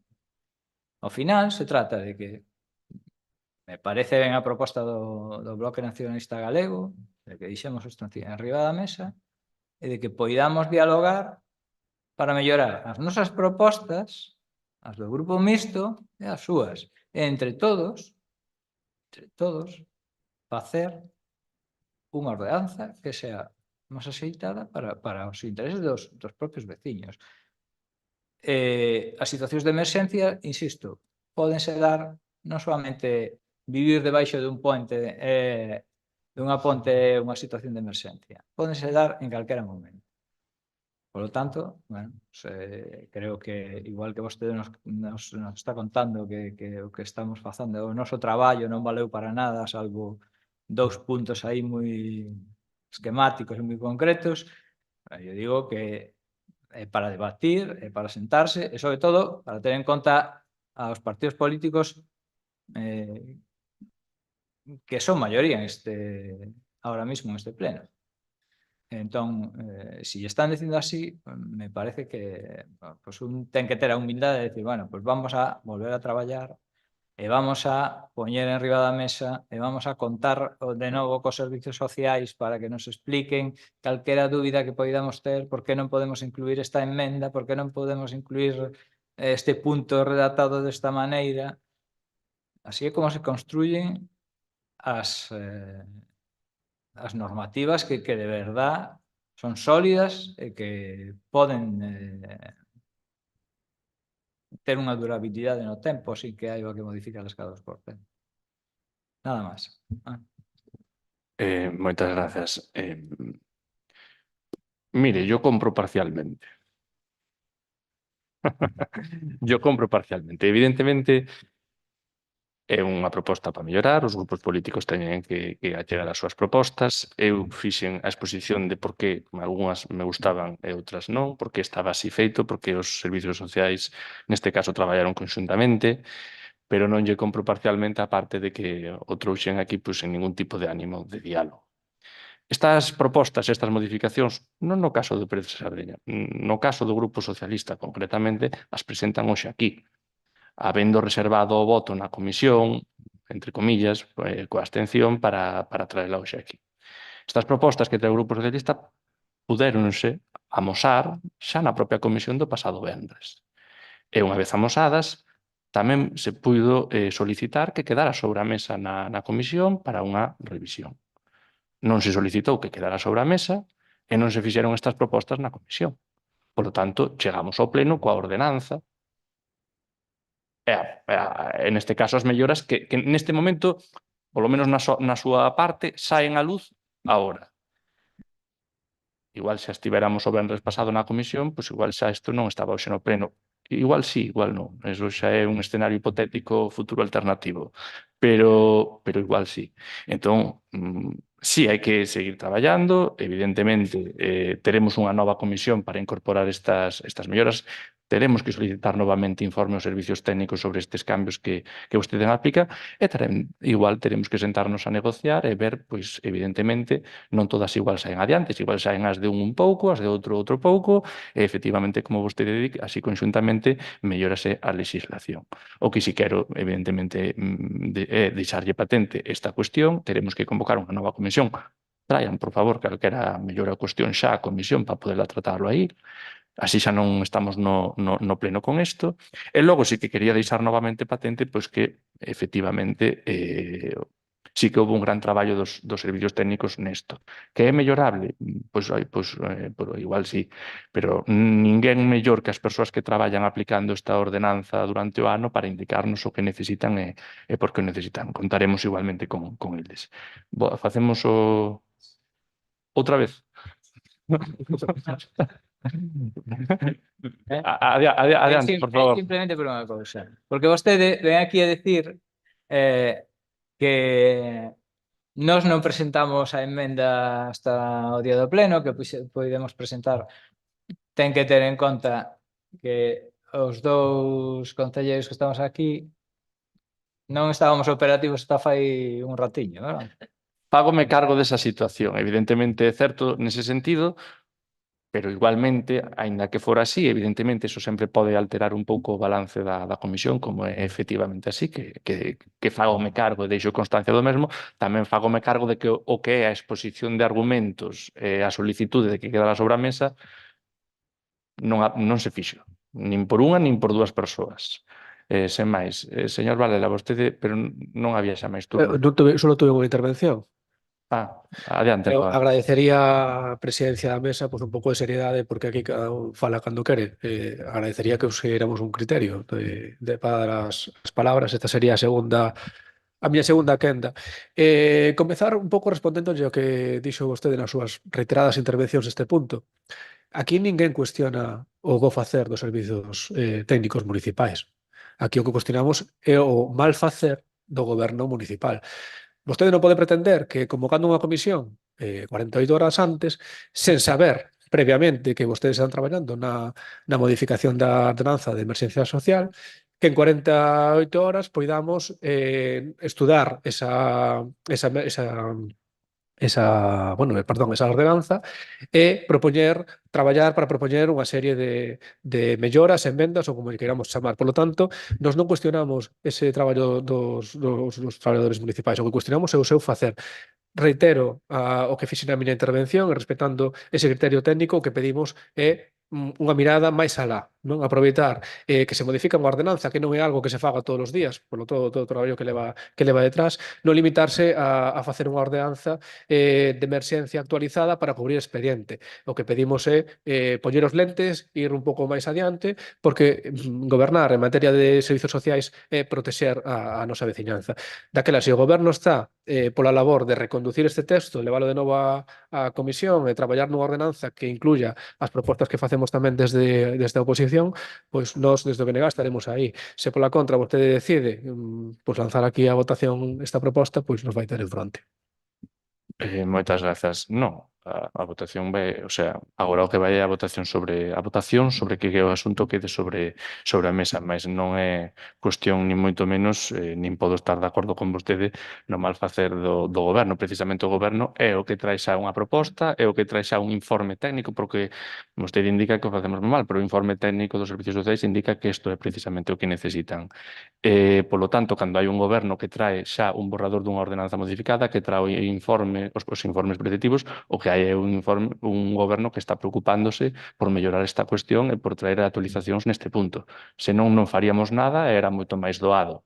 Mas precisamente o estamos facendo co gallo de poder acadar melloras neste punto porque nos preocupa e porque queremos que así sexa no Concello de Cabanas e así o seguiremos intentando. Votamos que quede sobre a mesa. De acordo? Votos a favor de que a ordenanza reguladora da prestación e axudas de emerxencia social quede sobre a mesa. Ben, por unanimidade, pois queda o asunto sobre a mesa, non procede, polo tanto, xa a votación dos votos particulares e pasamos ao seguinte punto da orde do día, que sería o sexto, a proposta do convenio colectivo do persoal laboral do Concello de Cabanas. Informa a secretaria.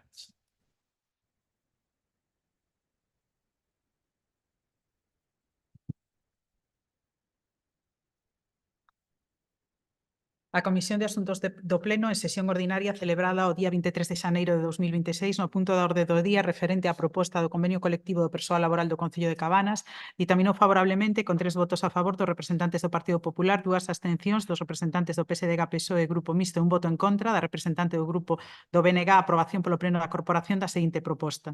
Vista a denuncia do convenio colectivo do Concello de Cabanas, cuxa vixencia remataba o 31 de decembro de 2006, remitida á representación dos traballadores así como os sindicatos máis representativos, vista a acta da reunión da mesa de negociación dos acordos reguladores do persoal funcionario e convenio das condicións de emprego do persoal laboral ao servizo do Concello de Cabanas de data 25 de setembro de 2025, no que se tratan por separado o borrador dun acordo regulador das condicións do emprego do persoal funcionario e o convenio colectivo de condicións de emprego do persoal laboral do Concello de Cabanas, na dita acta fixouse un prazo aos efectos de que as partes negociadoras achegasen as súas suxestións. Vista a acta da reunión da mesa de negociación dos acordos reguladores do persoal funcionario e convenio das condicións de emprego do persoal laboral, o servizo do Concello de Cabanas de data 3 de decembro de 2025, no que se somete a votación a aprobación do convenio colectivo, sendo aprobado co voto favorable da Alcaldía de representación dos traballadores, solicitado informe á Secretaría de Intervención Municipal ao abeiro do previsto no Real Decreto 424/2017 do 28 de abril, polo que se regula o réxime xurídico do control interno das entidades do sector público local e emitido con data 20 de xaneiro de 2026, e polo que esta Alcaldía propón o Pleno da Corporación órgano competente, segundo previsto no artigo 22 da Lei 785 do 2 de abril, reguladora das bases de réxime local, a adopción do seguinte acordo. Primeiro, aprobar o acordo da mesa de negociación dos acordos reguladores do persoal funcionario e convenio das condicións de emprego do persoal laboral ou servizo do Concello de Cabanas de data 3 de decembro de 2025, que recolle o convenio colectivo de aplicación do persoal laboral do Concello de Cabanas e cuxo contido literal figura como anexo 1, convenio colectivo do persoal laboral do Concello de Cabanas no expediente. Segundo, comunicar o acordo do Pleno á mesa de negociación e notificar o mesmo aos representantes do persoal con indicación dos recursos que se estimen pertinentes, así como remitir o presente acordo á autoridade laboral competente para proceder ao seu rexistro e depósito e a súa publicación no Boletín Oficial da Provincia, de acordo co establecido no artigo 90 do Real Decreto Legislativo 2/2015, 23 de outubro, polo que se aproba a Lei do Estatuto dos Traballadores. Será de aplicación o previsto no artigo 72 da Lei 785 de 2 de abril, reguladora das bases de réxime local para as ordenanzas municipais, que sinala que non entrarán en vigor ata que se teña publicado completamente o seu texto e teña transcorrido o prazo previsto no artigo 65.2 da Lei de Bases. Ben, moitas grazas. Este asunto tamén foi, pois, nomeadamente tratado na comisión, incluso, pois, houve representantes de case todos os partidos políticos na Mesa Xeral de Negociación. Esta mellora do convenio laboral que trae hoxe aquí o Goberno recolle diversas melloras para este colectivo de traballadores e traballadoras do Concello. Concretamente, pois, recolle a xornada laboral de 35 horas, implementanse tamén pois medidas para a conciliación familiar, entrada flexible, bolsa de horas, prevese a posibilidade de implementar pois o teletraballo, evidentemente, que requeriría unha previa negociación e o seu reglamento, actualizanse os permisos, licencias, situacións administrativas, prevé a elaboración dun reglamento de acción social e tamén dun reglamento que regula a carreira profesional, ademais acortando o prazo dos 6 meses da proposta inicial aos 3 meses, mellórase máis do que solicitaron os sindicatos os coeficientes de ponderación para o pago de horas extraordinarias pois cando foran realizadas con nocturnidade, fines de semana, festivos ou incluso pois nas xornadas ordinarias. Establecese unha axuda de 3.000 euros para sufragar gastos de estudios, pois, evidentemente cun límite de 1.000 euros por empregado ou empregada municipal. Ten que ter, iso sí, unha antigüedade mínima no Concello. Establecese tamén a mellora de material nos postos de traballos, fijando un mínimo xa cada 2 anos que ademais os traballadores terán a opción de destinar libremente. Prevese as gratificaciones por xubilación e tamén estipulamos non solamente as cestas de Nadal, senón que quedan xa cun importe mínimo tasadas. O importe, ademais, supera o que os sindicatos solicitaron. Por lo tanto, consideramos que son melloras que poden ter os traballadores e traballadoras laborais do Concello de Cabanas, que conta, evidentemente, co beneplácito e acordo dos sindicatos, que conta cos informes preceptivos necesarios e que estes mesmos non representan nin poñen de manifesto ningún obstáculo que impida a súa tramitación e, polo tanto, pois desexamos, por menos dende o noso punto de vista, que poidan entrar en vigor e que os traballadores e traballadoras laborais do Concello de Cabanas beneficiense canto antes pois destas melloras. Quenda de intervencións, señora Gar.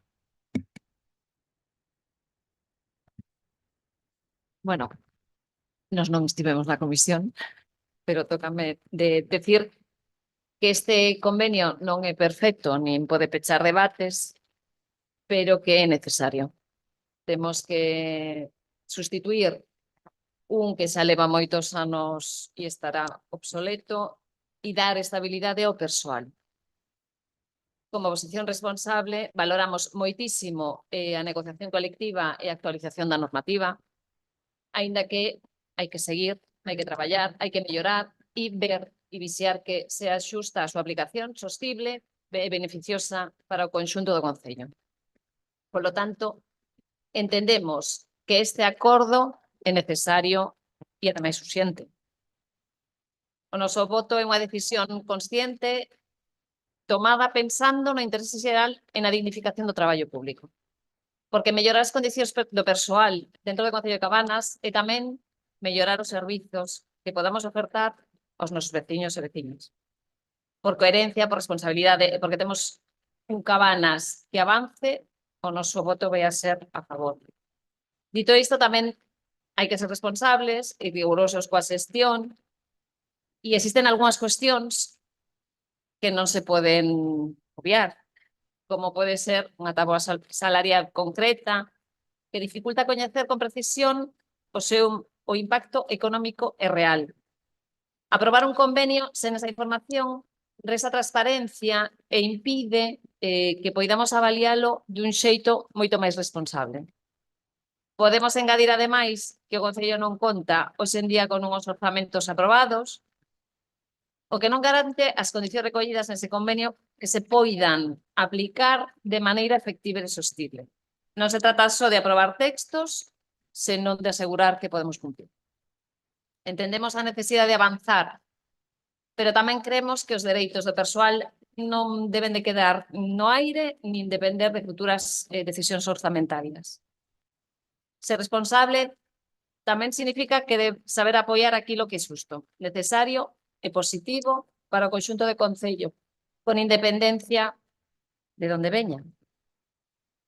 Desde o PSDG-PSOE comprometémonos a seguir traballando para que isto non só sexa unha meta, senón un punto de partida cara a un marco laboral máis xusto, ambicioso e ben dotado.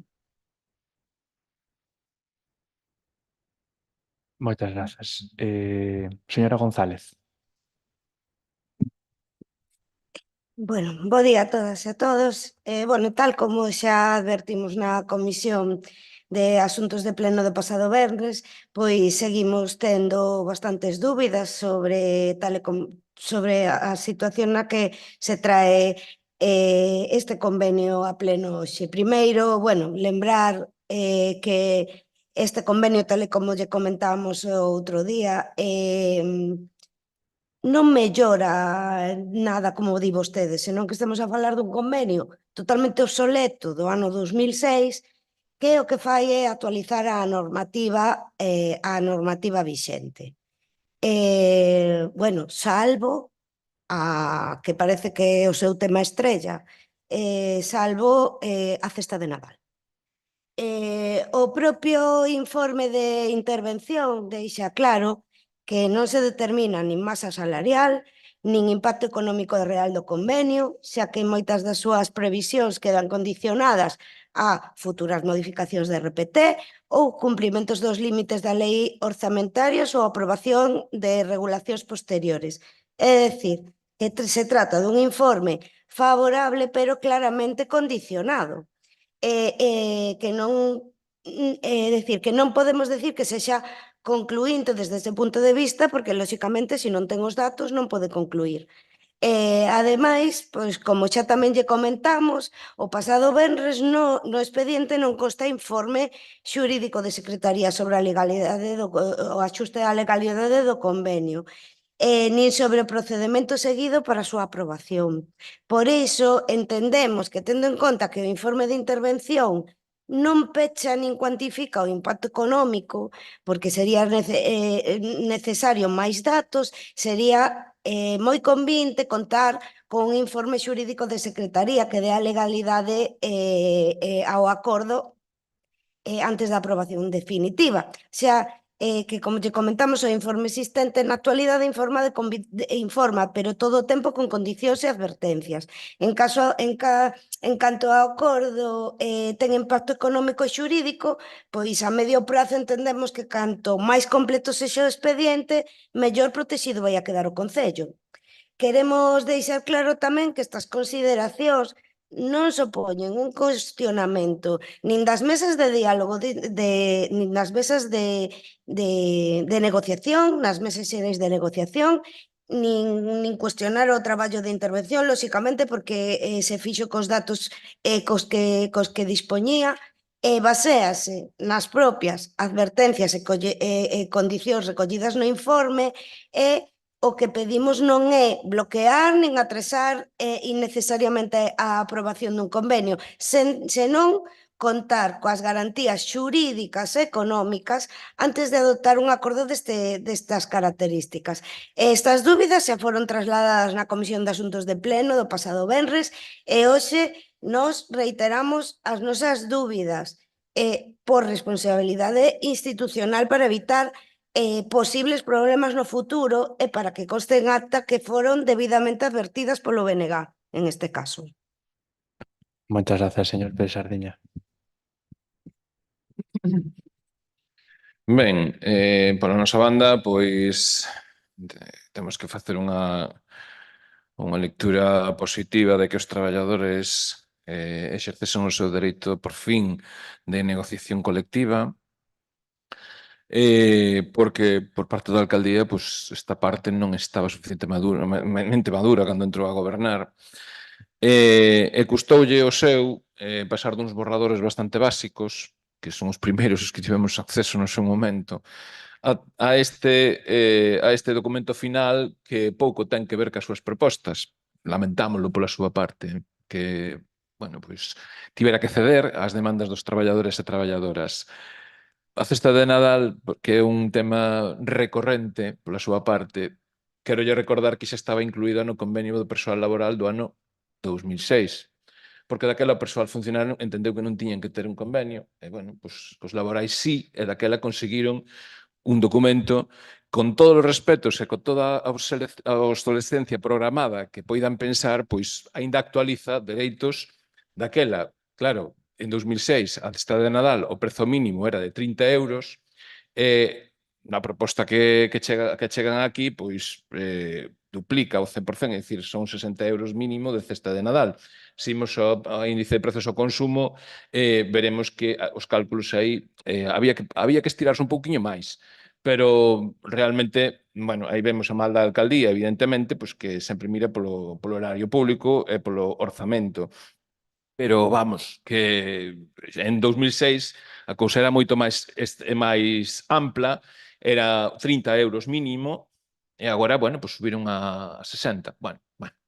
Ao final, moitas das cuestións que estaban avanzadas no convenio laboral de 2006 acabaronse trasladando tamén ao persoal funcionario, e iso tamén o vemos positivo, evidentemente. E coincidimos co resto dos grupos deste pleno en que, efectivamente, habería que ter pois, unha táboa salarial incluída, porque iso sí que se lle amputa ao convenio do persoal laboral, é un recorte que canta, porque no de 2006 había unha táboa salarial. E neste que está presentando aquí non a hai. E iso, no que son os 7 erros que facemos nos xornais, pois canta, non é que cante bastante, é que é o primeiro que salta á vista. Claro, non houve unha negociación madura, evidentemente, e claro, esas cousas son moi relevantes. Pódeme decir, non é obrigatorio, digamos que queira, en 2006 tampouco era obrigatorio, pero xa nos adiantamos a todo iso e conseguimos ter unha equiparación salarial no seu momento que tramitamos e fixemos convenientemente, negociando todos os grupos políticos, a alcaldía incluída, e todas as centrais sindicais, sen excluir a ninguén, nin desconsiderar a ninguén. Por iso saiu un documento que durou tanto tempo e que mantivo dereitos nos traballadores do ámbito laboral, porque daquela os funcionarios entenderon que non era necesario facer un acordo regulador. Esa é a xustificación de todo isto. Entón, para nós, pois, é unha alegría que se incorporen propostas daquela, entre elas a da cesta de Nadal, que foi innovadora, e temos que lamentar a falta desas táboas que para nós son tamén moi relevantes e, evidentemente, como coñecemos o proceso, sabemos que son moi laboriosas. E teñen un obxectivo claro. A existencia desas táboas permite ter referencias para persoal temporal, independentemente do que puxera daquela o convenio, que foi o posible. Que hai algunhas mellores, efectivamente, que agora xa se inclúe o persoal temporal e todo iso, pero daquela había resistencias importantes a que ese persoal tamén se incluíse no propio convenio. Que ao final, sentenzas que houbo, batallas xudiciais e todo iso, acabaron recoñecéndolles ao persoal temporal os mesmos dereitos que o estatutario ou que o laboral. Pero iso é ao longo dun proceso que pasaron, pois xa ven vostedes, 20 anos. 20 anos despois, hai que poñer cousas que daquela querían poñerse no convenio laboral daquel tempo e que hoxe pódense poñer porque xa hai avais xurídicos e que non se pode permitir a desigualdade no trato entre os traballadores das administracións públicas. Entón, claro, son moitas as cousas que teñen que ir rompendo e por iso nos vemos que hai avances, pero non porque, non porque non houbera razóns, que sabía, senón porque as resistencias acabaronse vencendo. Neste caso, pois, por a nosa banda, con esa salvidade da táboa salarial que entendemos que hai que mellorar e que hai que avanzar e que hai que facer claramente, e poñer o que é a masa salarial enriba da mesa, pois imos a votar a favor e entendemos que é un punto de partida tamén, igual que o Grupo Socialista. Isto hai que melloralo e temos que facer máis cousas con el. Nada máis e moitas grazas. Moitas grazas. Sí, evidentemente este é un punto de partida porque evidentemente, como xa expuxemos variamente, este é un documento casi macro de onde logo pues, acaban saindo distintos regulamentos, como pode ser o de acción social, emerxencias similares.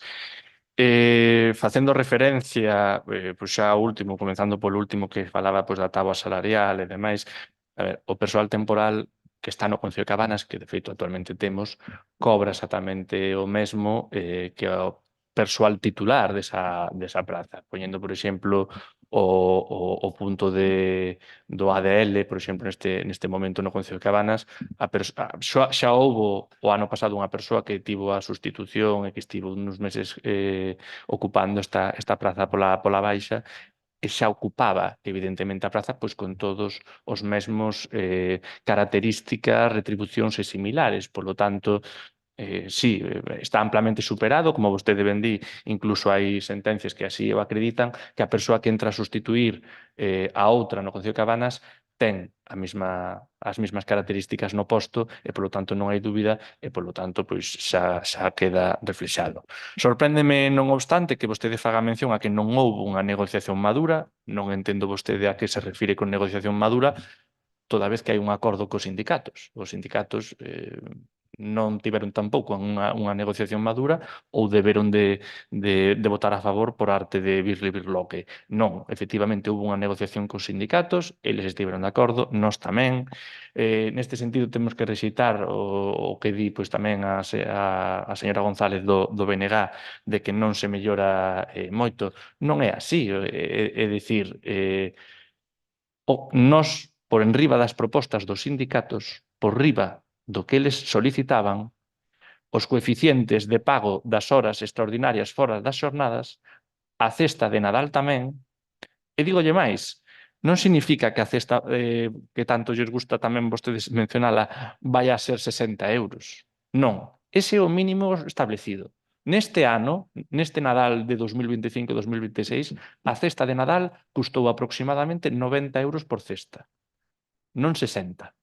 E non se trata de que teña que ser 60, se trata de establecer un mínimo que pode ser máis, pero garante, polo menos, garante a entrega dunha cesta cun mínimo, evitando así vaivens.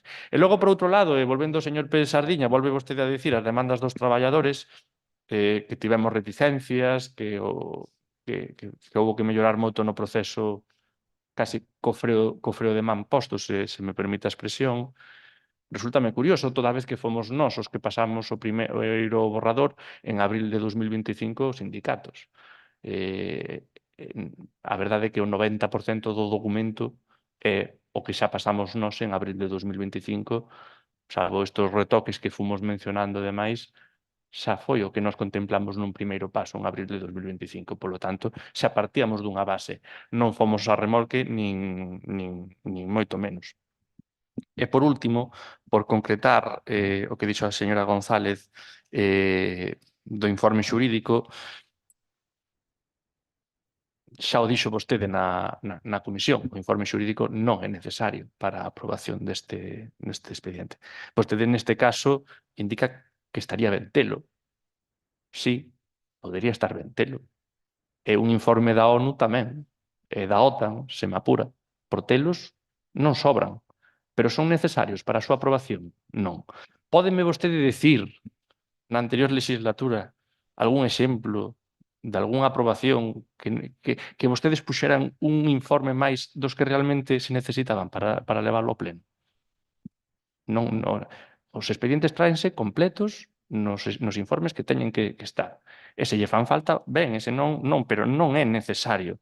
E, polo tanto, non é preceptivo para a súa aprobación hoxe aquí. Vostede volverame agora a decir, sí, é que dalle máis seguridade xurídica. Sí, con 2 informes vai con máis seguridade, e con 5 tamén, pero non son necesarios. E para iso xa temos precisamente todo o proceso feito que garante que o expediente chega hoxe ao pleno desta corporación con toda a documentación necesaria. Por lo tanto, non vemos necesario incorporar un expediente máis que, volvo a repetir, non é necesario para a súa aprobación. Segunda quenda de intervencións, señora Garbón. Dende o Grupo Municipal Socialista compartimos boa parte das críticas formuladas polos outros grupos, especialmente o da táboa salarial, e aí non poido estar de acordo con vostede. Teño que decir que sí sería necesario un informe que avalase o conxunto do expediente que estamos a tratar. Sobre todo o feito de que este convenio non introduce unhas melloras salientables, moito máis alá dun marco legal mínimo, que é o que tamén comento antes algunha compañeira. Somos conscientes de que sen convenio vixente, sen marco aprobado, o persoal laboral continúa nunha situación de inseguridade e iso non nos beneficia a ninguén, nin a nós como institución, nin a veciñanza. Por eso nos seguimos pensando que o noso voto é favorable, pero tamén é un voto crítico. Valoramos o traballo que se fixo, recoñecemos o dereito do persoal a ter certezas e ao mesmo tempo seguimos a pensar que temos que controlar e, sobre todo, mellorar todo o cumprimento do convenio, que sea transparente. Facemos unha política institucional e útil con vocación de mellorar. Agradecemos todo o que se expuxo dos outros grupos políticos porque creemos que vamos máis ou menos no mesmo camiño e teremos que seguir traballando para que non sexa unha meta, que é o que dixen antes, senón un punto de partida para conseguir un marco laboral máis xusto, ambicioso e ben dotado. Moitísimas grazas. Moitas grazas, señora González. Moitas grazas. Mire, señor alcalde, se nós nomeamos a cesta de Nadal é porque vostede na comisión nomeou a cesta de Nadal, e se me equivoco, que me corrixan os meus compañeiros, nomeou a cesta de Nadal como 4 veces, como se fora a consecución de tal. Me parece un pouco, non sei, que me diga o dos informes de la NASA e de la OTAN e de non sei que, me parece un pouco rirse de todos nós, do persoal e incluso das persoas que negociaron o convenio. Por qué? Porque eu non lle pido un informe por capricho ni porque me dé a gana, vale? Lle pedimos un informe que mellore, que nos indique a seguridade xurídica, como en outras veces se nos ten indicado, que é mellor traer a pleno as cousas con informe tanto de secretaría como de intervención, porque no informe de intervención non é concluinte en canto a temas de masa salarial, etcétera, etcétera. Vale. Sin unhas tabas salariais, e tendo en conta que para que, bueno, poder botar as contas do tema das tabas salariais, teríamos que ir ás retribucións que ten vostede recollidas na RPT vixente, que é no que se pode basear a intervención a día de hoxe, porque non hai presupostos, nin hai táboas, nin hai nada, vale, nin hai nada, ten unha RPT vixente que ten moitas eivas no tema de regulacións, como se refería tamén o señor Sardiña, por exemplo, o persoal temporal, por eso se pide un informe, porque un informe de seguridade xurídica do documento, non é por capricho, xa lle comentei na comisión do Venres, ni porque a mí me guste pedir informes da OTAN ou da NASA, vale? Non, se os tivera que pedir, os pediría, me daría exactamente igual, se dá seguridade xurídica a ese documento e se dá seguridade xurídica tanto ao Concello como ao persoal de traballadoras e traballadores deste Concello que ten que basearse e regular a súa actividade laboral por ese Concello, por este convenio, vale? Non é unha cuestión de capricho, eu estou argumentando por que se pide algo, e é porque o informe conclúe con recomendacións, porque non ten os datos suficientes, considero que non ten os datos suficientes para poder avalar certas cousas, como os datos económicos. Por eso se pide ese informe, señor alcalde, non porque non vimos aquí a pedir informes para molestalo a vostede persoalmente, Vimos a pedir informes que lle den seguridade xurídica ás traballadores e traballadores deste Concello. Nada máis.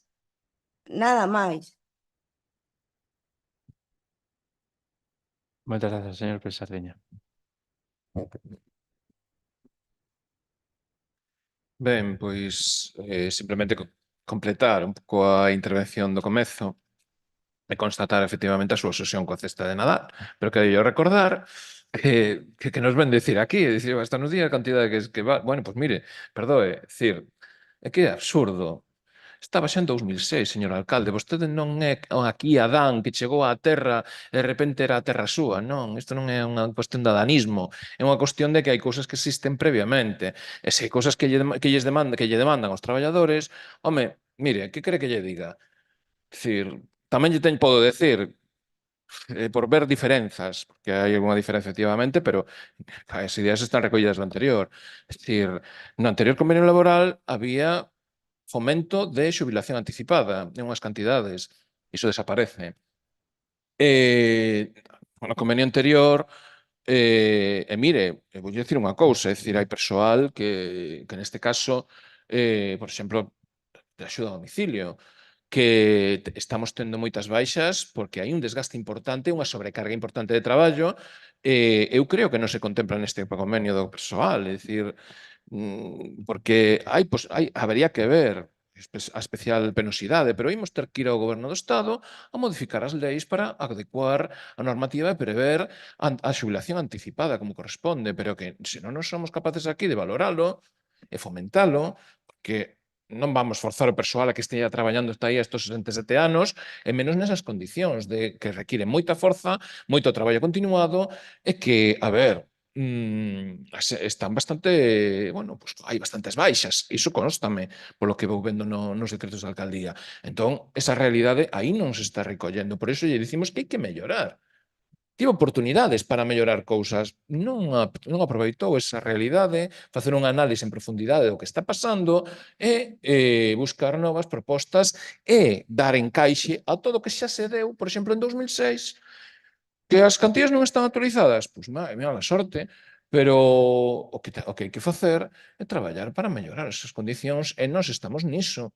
Entendemos que sí que hai que facer esas melloras. Se non se poden facer a nivel local, pois haberá que facelas a nivel estatal. Que tardarán un pouco máis? Pois tardarán un pouco máis, pero hai que facelas. Nada máis. Que vemos un goberno que non é nada realista, confórmase co que, bueno, con esas primeras propostas de abril que agora parece ser que son moi importantes, sinceramente, eu constato, e non nos vou aburrir aquí cos cambios que tivo que facer, porque me parece absurdo. Eu o que valoro, na súa formación o que valora, é concretamente a importancia da negociación colectiva. A importancia da negociación colectiva, da celebración das mesas de negociación e que se conseguisen os acordos aos que chegaron negociando os traballadores e traballadoras. Hai cousas de 2006 que quedaron no tinteiro. Bueno, pois haberá que ter gobernos máis proclives á negociación colectiva e á consolidación de dereitos e non gobernos timoratos e que non avanzan e non ven a realidade que está ao seu redor. E despois, claro, resólvense con bolsas de emprego, ao final, pois miren, que quere que lles diga? O que hai que mirar é polo benestar do persoal e que esa situación pois non empeoren no tema persoal e de saúde, porque neste momento hai unha sobrecarga importante neste aspecto, non? Bueno, a nosa aposta por tirar para adiante e melloralo cando sexa a oportunidade ir a por unha mellora deste convenio. Nada máis e moitas grazas. Moitas grazas polas súas apreciacións. Puntualizo evidentemente que se hai un acordo é porque ambas partes teñen intención de mellorar, teñen intención de chegar a acordos. A parte dos traballadores, a representación sindical así é, tamén a parte do Concello que busca precisamente esas melloras. Todo é máis mellorable no futuro e o poderá seguir sendo, pero evidentemente hoxe aquí temos unha base importante e podemos, bueno, como vostedes ben dixeron, é un documento macro e que logo pode sair adiante. Hai varios regulamentos que xa veñen aquí que será a traballar e tamén será o punto de chegar xa a nomeada RPT que tanto levamos falando dela durante esta legislatura, non? Co cal, pois tamén unha vez pasado este, teremos que pasar ao seguinte capítulo, que xa é o seguinte.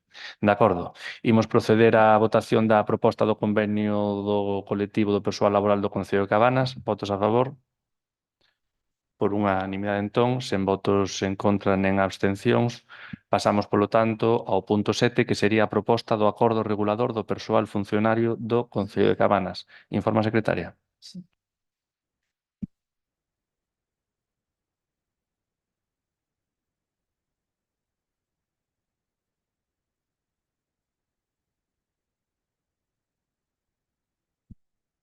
A Comisión de Asuntos de Pleno, en sesión ordinaria, celebrada o día 23 de xaneiro de 2026, no punto da orde do día referente á proposta de acordo regulador do persoal funcionario do Concello de Cabanas, ditaminou favorablemente con 3 votos a favor dos representantes do Partido Popular, 3 abstencións dos representantes do PSDG, PSOE, BNG e Grupo Mixto, ningún voto en contra, a aprobación polo Pleno da Corporación da seguinte proposta. Vista a acta da reunión da mesa de negociación dos acordos reguladores do persoal funcionario e convenio das condicións de emprego do persoal laboral ao servizo do Concello de Cabanas de data 25 de setembro de 2025, no que se tratan por separado o borrador dun acordo regulador das condicións de emprego do persoal funcionario e o convenio colectivo de condicións de emprego do persoal laboral do Concello de Cabanas, na dita acta fixas un prazo aos efectos de que as partes negociadoras acheguen as súas suxestións. Vista a semana de acta da mesa de negociación dos acordos reguladores do persoal funcionario e convenio das condicións de emprego do persoal laboral ao servizo do Concello de Cabanas de data 3 de decembro de 2025, na que se somete a votación a aprobación do acordo regulador, sendo aprobado co voto favorable da Alcaldía da representación dos traballadores, solicitado informe á Secretaría de Intervención Municipal o haber do previsto no Real Decreto 424/2017 do 28 de abril, polo que se regula o réxime xurídico do control interno nas entidades do sector público local, emitido con data 20 de xaneiro de 2026, e polo que esta Alcaldía propón ao Pleno da Corporación, órgano competente, segundo o previsto no artigo 22 da Lei 785 do 2 de abril, reguladora das bases de réxime local, a adopción do seguinte acordo. Primeiro, aprobar o acordo da mesa de negociación dos acordos reguladores do persoal funcionario e convenio das condicións de emprego do persoal laboral ao servizo do Concello de Cabanas de data 3 de decembro de 2025, que recolle o acordo regulador das condicións de emprego do persoal funcionario do Concello de Cabanas e cuxo contido literal figura como anexo 2. Segundo, comunicar o acordo do Pleno á mesa de negociación e notificar o mesmo aos representantes do persoal con indicación dos recursos que se estimen pertinentes, así como remitir o presente acordo á autoridade laboral competente para proceder ao seu rexistro e depósito e a súa publicación no Boletín Oficial da Provincia, de acordo co establecido no artigo 38 do Real Decreto Legislativo 5/2015 do 30 de outubro, polo que se aproba o texto refundido da Lei do Estatuto Básico do Empregado Público. Será de aplicación o previsto no artigo 72 da Lei 785 do 2 de abril, reguladora das bases de réxime local para as ordenanzas municipais, que sinala que non entrarán en vigor ata que se teña publicado completamente o seu texto e teña transcorrido o prazo previsto no artigo 65.2 da Lei de Bases de Réxime Local. Moitas grazas. Neste caso, pois a proposta do acordo regulador xa é un documento que é prácticamente igual, ten algunha diferencia, evidentemente, co convenio laboral, pero é prácticamente igual. Na miña parte, pois, pouco máis que vou xa facer mención ao exposto no anterior punto, porque basicamente son iguales. Hai unha diferencia, que no acordo regulador non ven recollido a cesta de Nadal, co cal non se pode recoller, mas alá diso non sei se algunha persoa pois, quere facer algunha apreciación distinta neste punto, senón pois pasaríamos a súa votación. Toda vez que recalco que siguen unha tramitación igual e son documentos que ao 98% son iguales. Algunha quenda de intervención? Pois non sendo así, procedemos á votación da proposta do acordo regulador do persoal funcionario do Concello de Cabanas. De acordo? Votos a favor? Ben, novamente por unanimidade, polo tanto non hai votos en contra nen abstencións. E pasamos xa á segunda parte do pleno, a parte de control de órganos da corporación. Informes da presidencia sería o punto 8, dentro do cal temos o 8.1, resolucións da alcaldía. Informa a secretaria. Dase conta dende a resolución de alcaldía 1149/2025 de 21 de novembro ata a resolución 54/2026 de 23 de xaneiro. Moitas grazas. Pasamos, polo tanto, ao punto 9, as mocións de urxencia. Xa me consta que tiñamos algunha. Como sempre, comenzamos polo grupo maioritario, o grupo socialista. Fai a señora Rodríguez a exposición. Adiante. Sí, moitas gracias. Votamos a urxencia antes de nada. Sí, o sea, Vale. xa sabemos Sí, que bueno, a urxencia que ten esta moción pois é clara, porque debido á inacción recurrente do Goberno en temas de reparación de parques infantís, pois vemos necesario traer esta moción para que se aprobe. Votamos, polo tanto, a moción, de acordo? Votos a favor? Perdón, votamos a urxencia da moción. Votos a favor por unanimidade. Ben, queda aprobada. Polo tanto, por favor, señor Rodríguez, expoña agora sí a moción. Moitas grazas.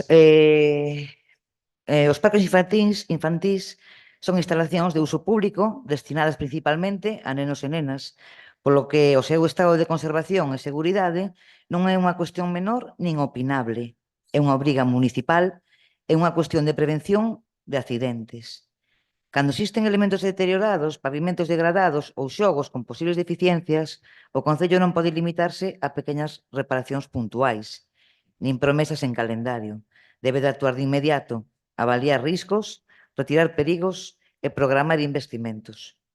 Na actualidade, o Concello de Cabanas presenta un deterioro señalizado nas áreas de xogo infantil, sendo especialmente preocupante a situación dos parques das Modias, do Areal, de Irís, de Lavandeira e de Santa Cruz. A vecinanza leva tempo advertindo de deficiencias e falta de mantemento, sin que exista unha resposta municipal visible, planificada e verificable. Esta inacción non só agregada ao espacio público, senón que incrementa o risco de accidentes e, consecuentemente, a responsabilidade patrimonial do Concello. Así mesmo, compre lembrar que as últimas actuacións integrais de arranxo de condicionamento de parques infantís executadas no municipio tuveron lugar nos parques de Pedra do Couto e no entorno do Concello mediante diferentes subvencións xestionadas polo goberno anterior municipal.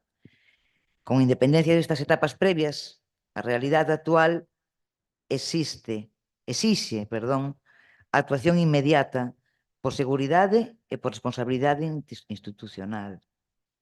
Por responsabilidade institucional e por respeto ás familias, esta corporación debe adoptar acordos claros, con prazos, medidas cautelares inmediatas e obrigas de transparencia para que o Goberno municipal deixe de operar a remolque e asuma as súas obrigas.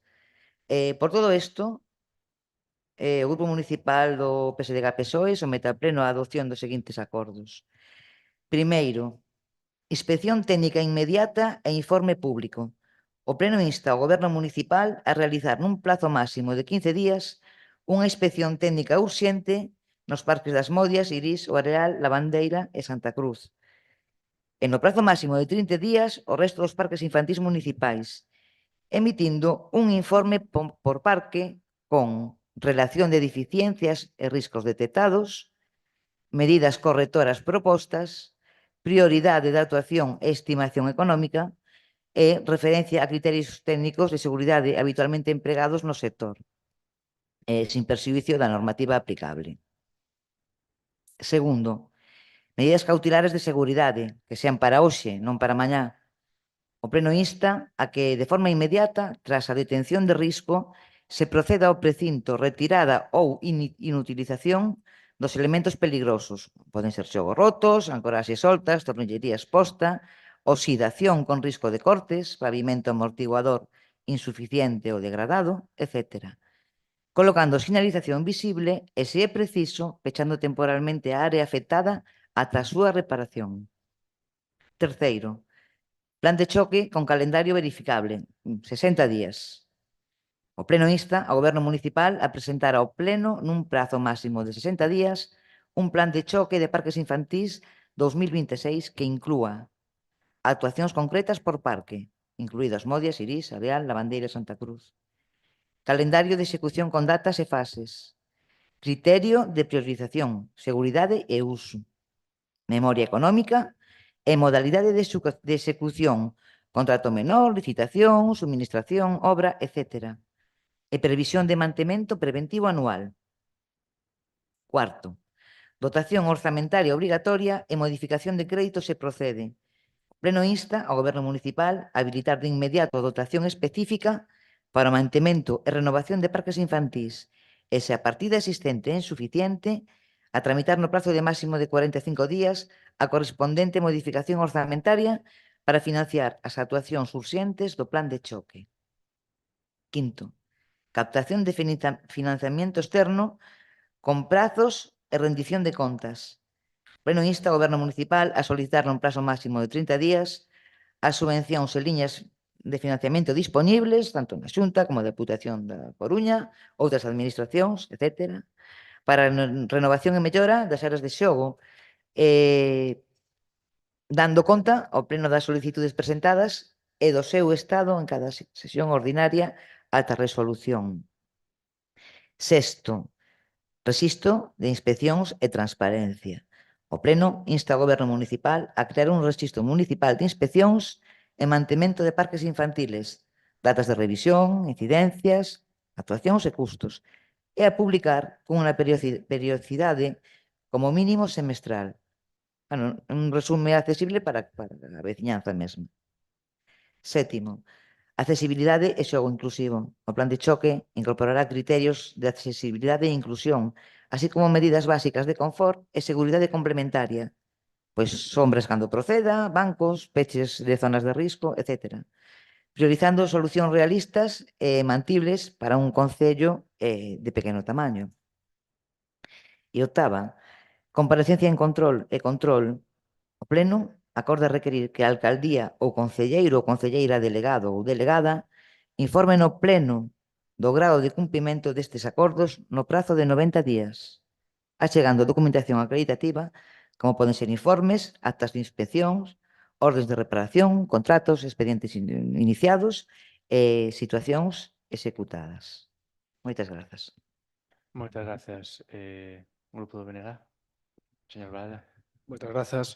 Ben, desde o BNG, por suposto, imos votar a favor desta moción, porque ven a poñer en riba da mesa unha realidade que desde o BNG levamos todo o mandato denunciando, e é que o abandono xeralizado dos parques infantís por parte deste goberno é máis que notorio, non?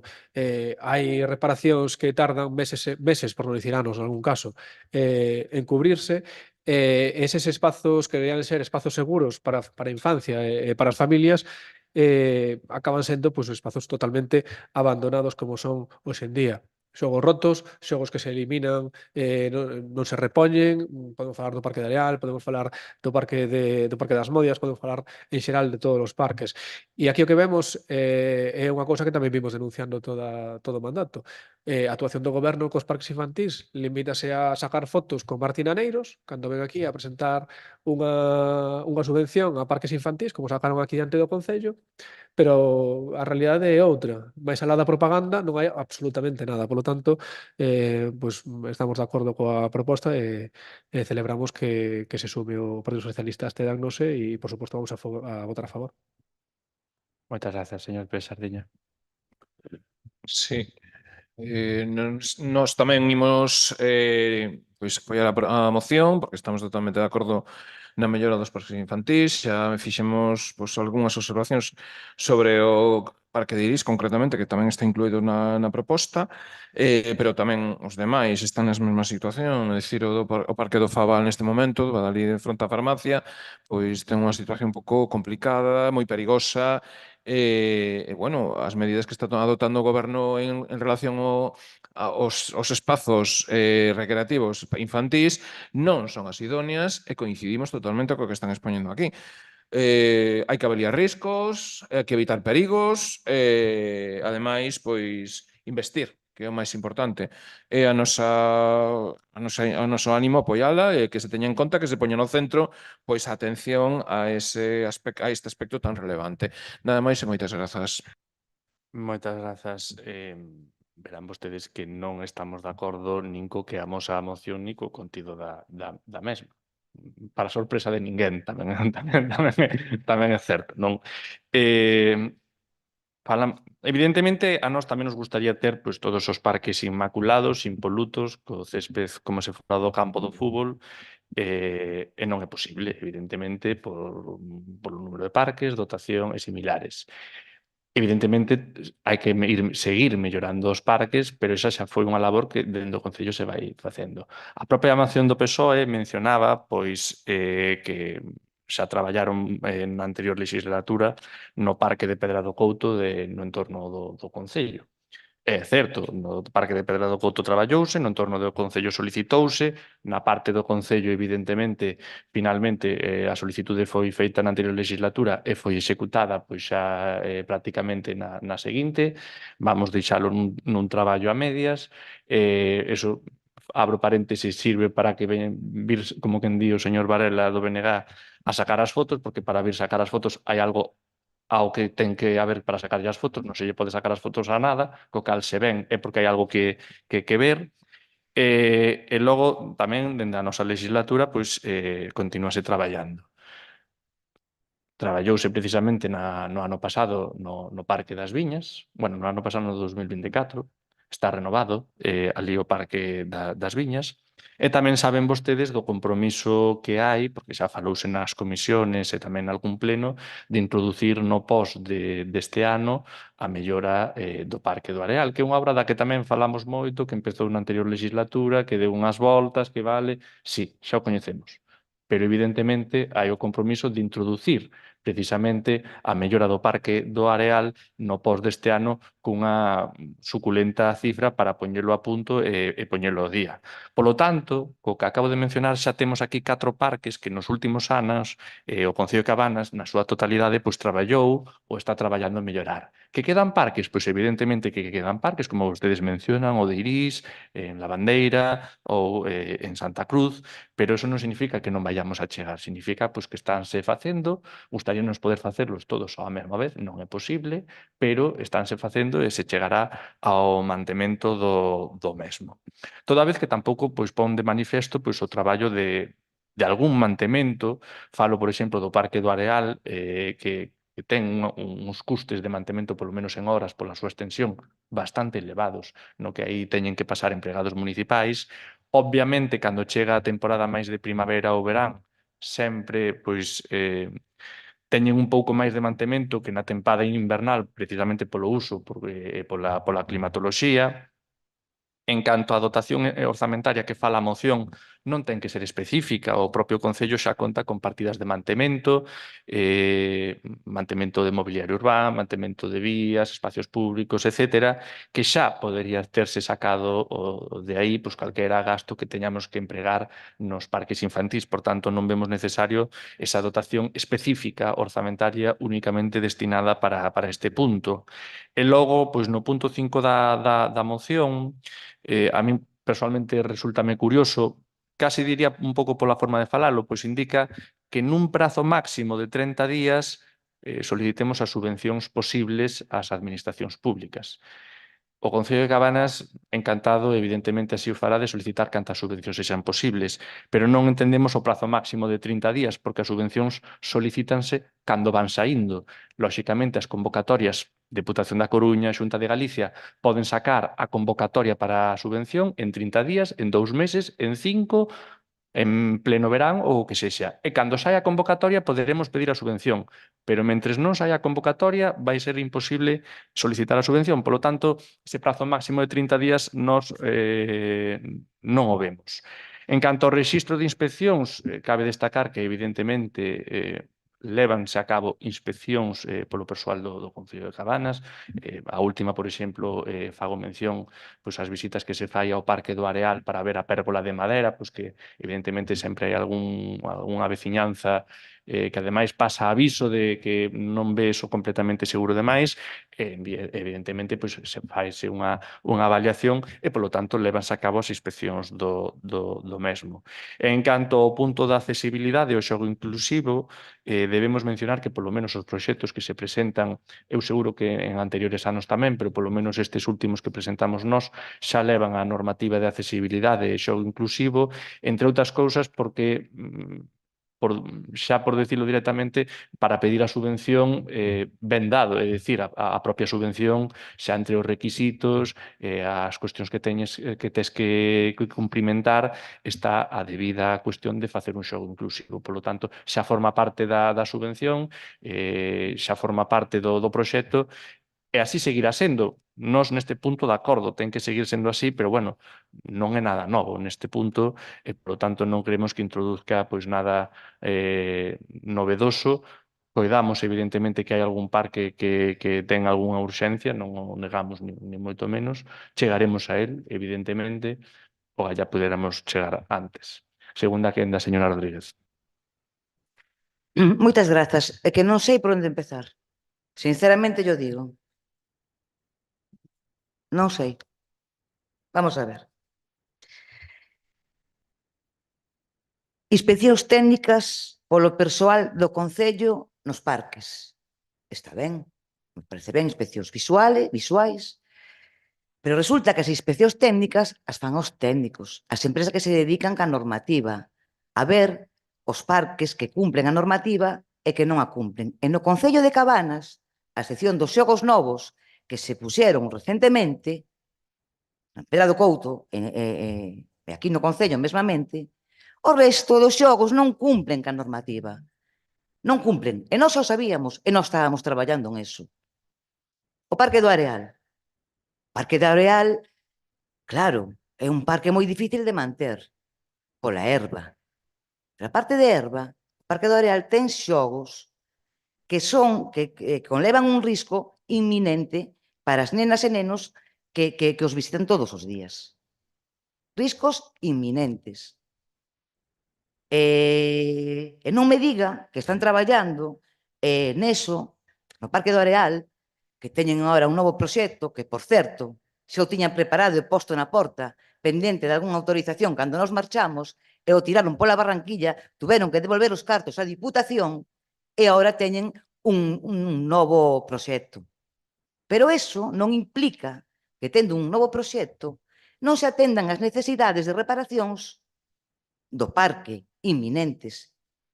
Mentras non veñan as cousas novas, habrá que amañar as outras, digo eu. Ou vostede na súa casa, se rompe a pata dunha silla non pode comprar outra, non a pega, ou lle pon unha punta. Pois habrá que facelo, digo eu. E non están pegando pancada nin no Areal, ni en ningún parque, en ningún lado.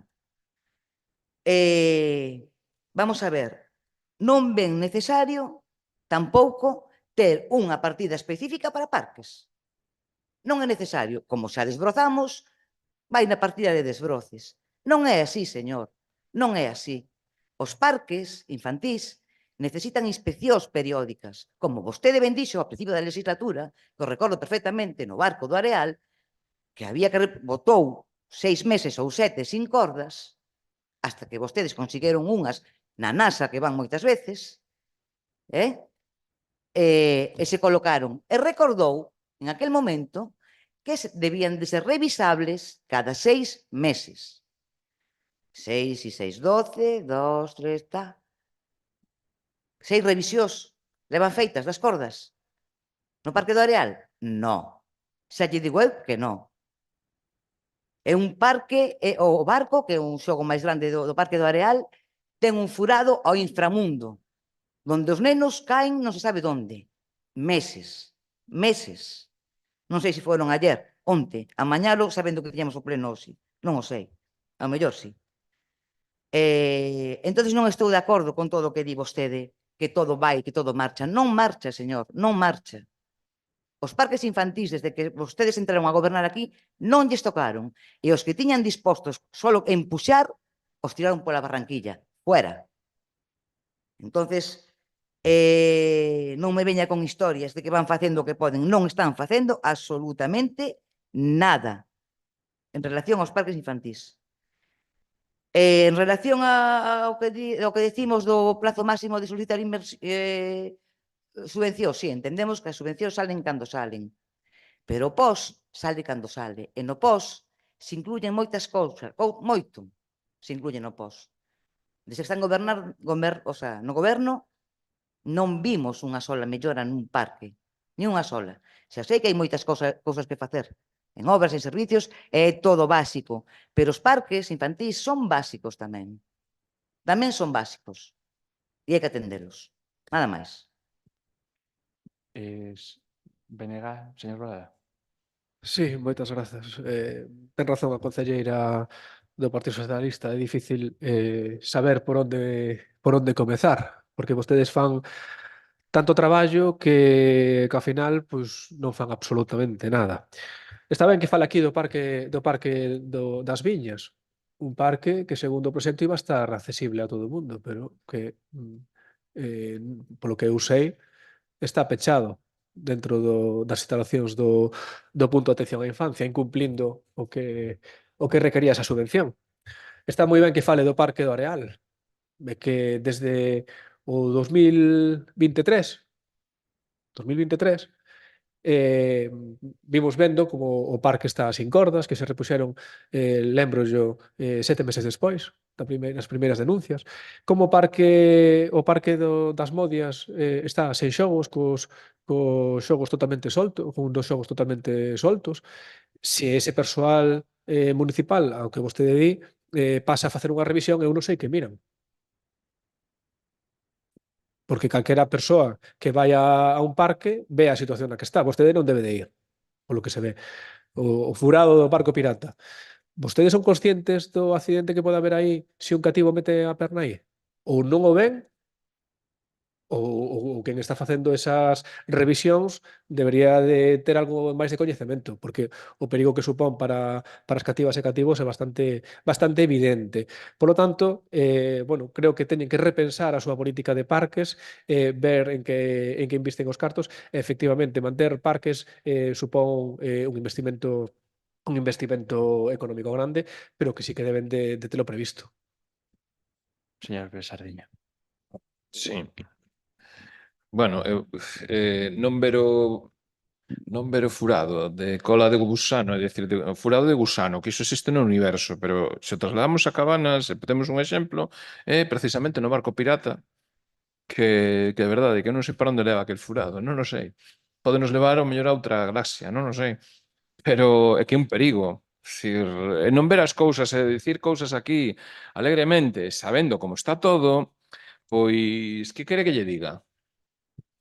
Que non, tampouco podemos estar de acordo cando lle manifestamos a situación do Parque de Irís, a súa contestación aos veciños foi literalmente que non había niños. Bueno, pois será vostede que non nos ve. Pero quen lle pediu esas cousas, sabe que hai nenos, como sabemos todos os veciños e veciñas. Claro que hai nenos. No mellor non están todo o ano, ou non teñen todo o tempo todo o ano, porque, a ver, con estas temporais que estamos agora, evidentemente non van ser os máis usados, os parques infantís. Pero, home, para a primavera, cando empece a vir o sol, e cando veñan esas cousas, a ver, hai que ter as cousas preparadas. Por iso nos parece interesante esta moción. Insistir xa no que se lle manifestou neste pleno, que non veña aquí en plan triunfalista de que mejoramos, pero eu, sinceramente, mantemento cero. Entón, iso non é ir a favor de mellorar, iso é recortar en mantemento, recortar en vigilancia e arriscarse a que por un defecto de mantemento pois ter que pagar consecuencias porque a xente segue indo aos sitios. Por moito que poñen hoxe unha cinta, mañá xa non está co vento que hai. A ver, eu creo que deben de tomar outras medidas e por iso queremos aproveitar que se presenta esta moción tamén para apoiala e para manifestar que non estamos de acordo co seu goberno, nada máis. Moitas grazas. Co respecto ao parque de Irís, non é que non houvese nenos, senón que tamén eu penso que debe ser un criterio, pois, precisamente atender se se poden atender todos á vez, estupendo, obviamente. Se non se poden atender todos á vez, igual haberá que empezar, obviamente, por os máis usados e ir indo os menos usados. Parece un criterio pois bastante decente. É lóxico. Eso non quita, evidentemente, como xa dixen na outra intervención, en que nos, o gallá poderamos ter agora mesmo todos os parques listos. Pero non é certo que non se fixera nada. Volvo a repetir o das Viñas, volvo a repetir a tramitación do outro, volvemos a falar do Parque do Areal, porque vostede volvía a falar agora, señora Rodríguez, do post de 2022, da sensación de que nos estivemos a velas vir con ese proxecto. Non podo estar máis en desacordo. Ese proxecto partiu do 2022, realizaron vostedes, tiveron algúns problemas coas autorizacións por algunha instalación lumínica que iba aí que parecía ser que houve que reformular, houve que volver a reformulalo, A reformulación dun proxecto levou tempo, eu lles comprendo esa parte, lles comprendo. Coa reformulación do proxecto volveron a ter que volver a pedir as autorizacións tampouco, no caso concretamente da DIF, que é seguramente unha das máis complicadas a hora de entregar a autorización, levou en moitos meses, e polo camiño, porque surxiron cousas en 2022, pola situación xeopolítica ou que sexa, os prezos desactualizáronse. E cando os prezos desactualizáronse, que de feito falouse no seu momento, ese proxecto requería un 30% máis de diñeiro do que viña no proxecto para que fora realizable. E, polo tanto, había que revolver a reactualizar os prezos.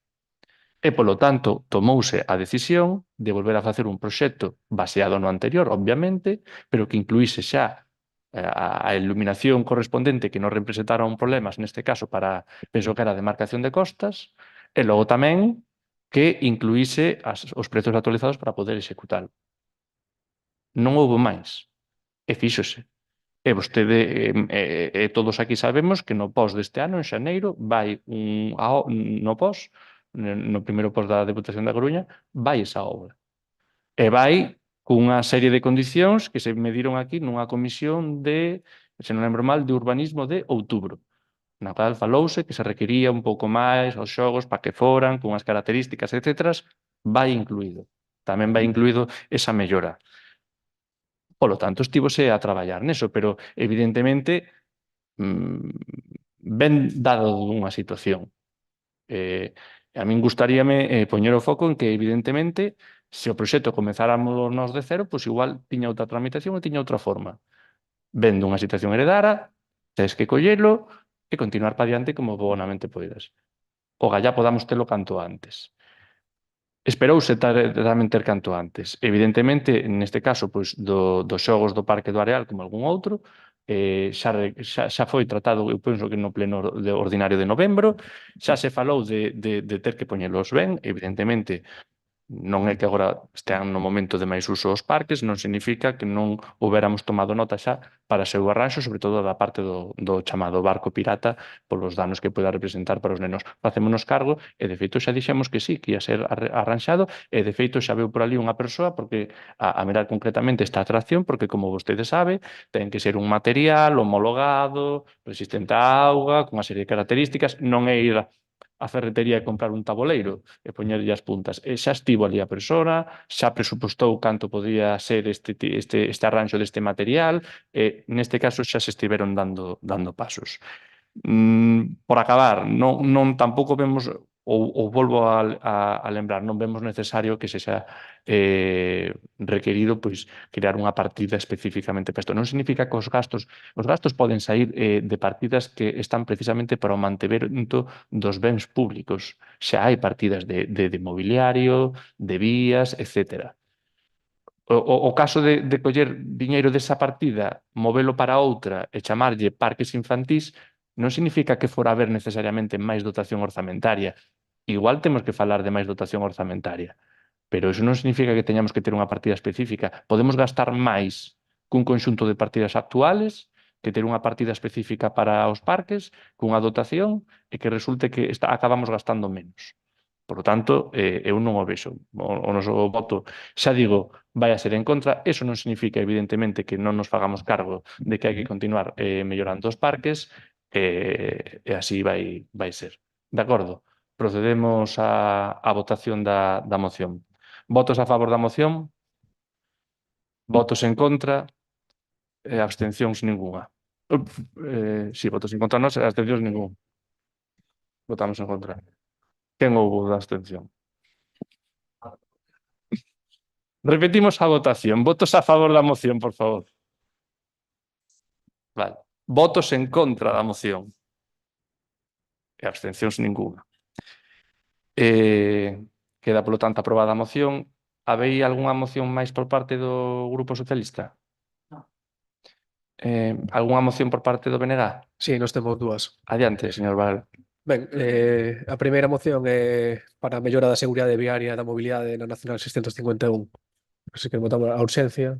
Procedemos a votar xa a urxencia, se vos parece, de acordo. Votos a favor da urxencia, por unanimidade.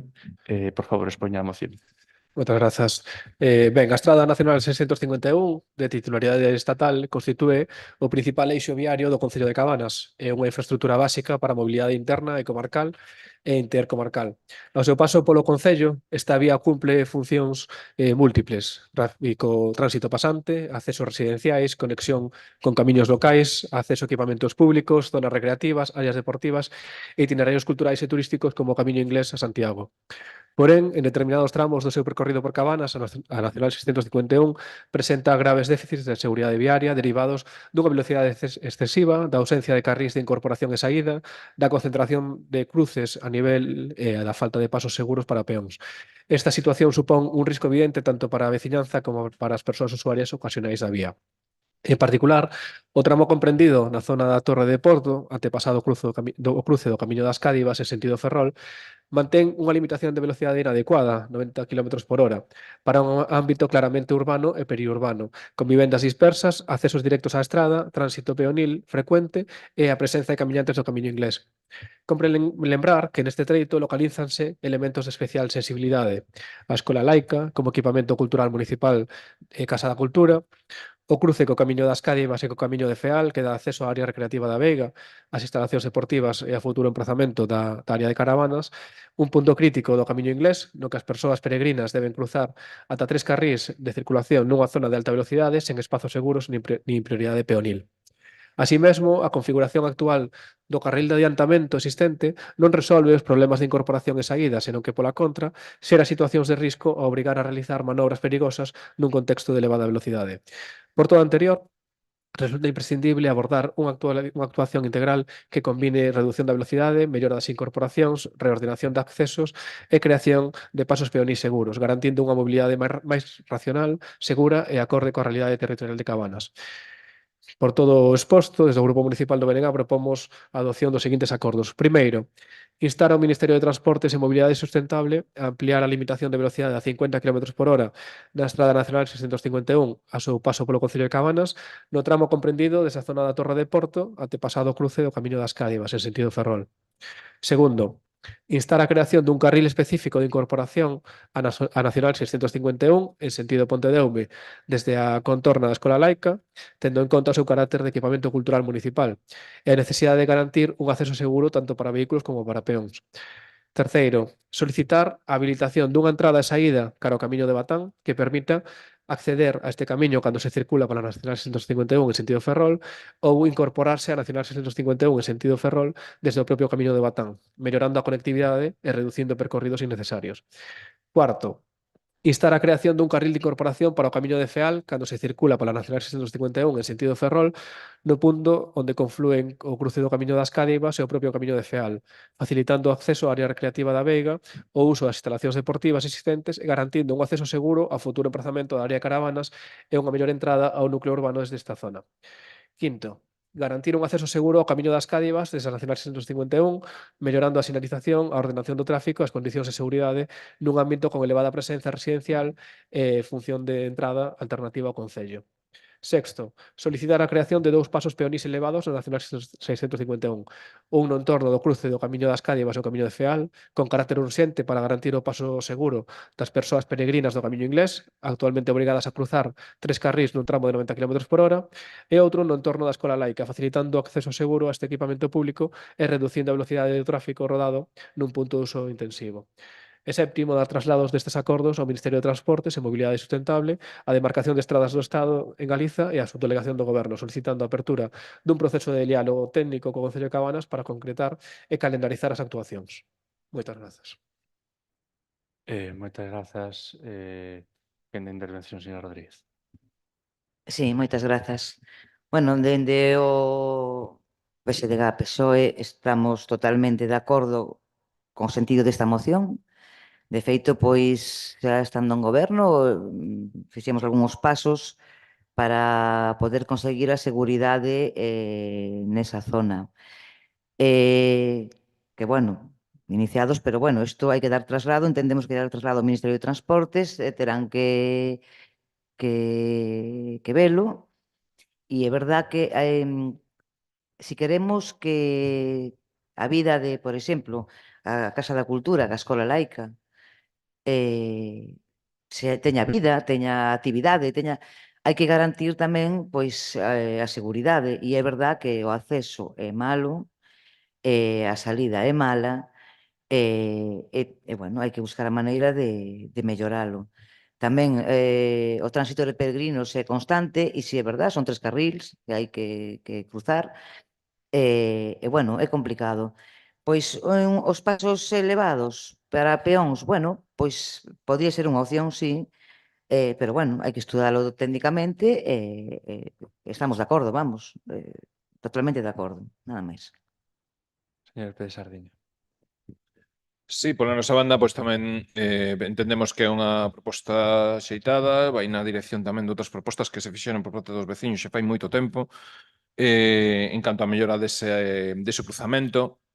Temos aí, pois, varias dificultades relacionadas que ven expostas polo BNG en canto á seguridade vial dos peregrinos, a seguridade vial dos veciños e veciños de Cabanas que teñen limitadas a accesibilidade ao que é o complexo deportivo da Veiga, onde, bueno, xoga o partido, bueno, o equipo de fútbol local, e que hai, bueno, ali tamén algunha infraestructura máis como, bueno, as pistas de pádel, agora o goberno local, polo visto, pois incrementou o nivel de servizos dali, pois a parte do que era o antigo, bueno, parque recreativo, pois a maiores van as autocaravanas.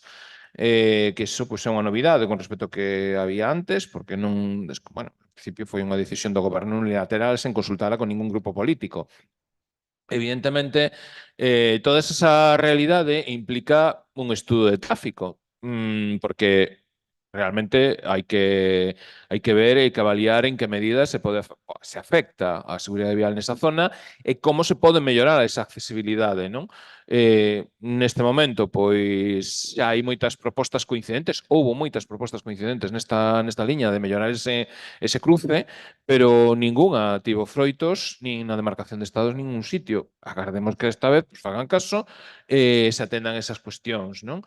Que hai que facer bueno, pues un pequeno aparte ali e todo iso, pois hai que velo, hai que ver que por ali pasan os peregrinos e tamén hai que garantir a seguridade dos peregrinos e un pouco con todo iso, pois non chegan os sinais que están postos e hai que ir a máis.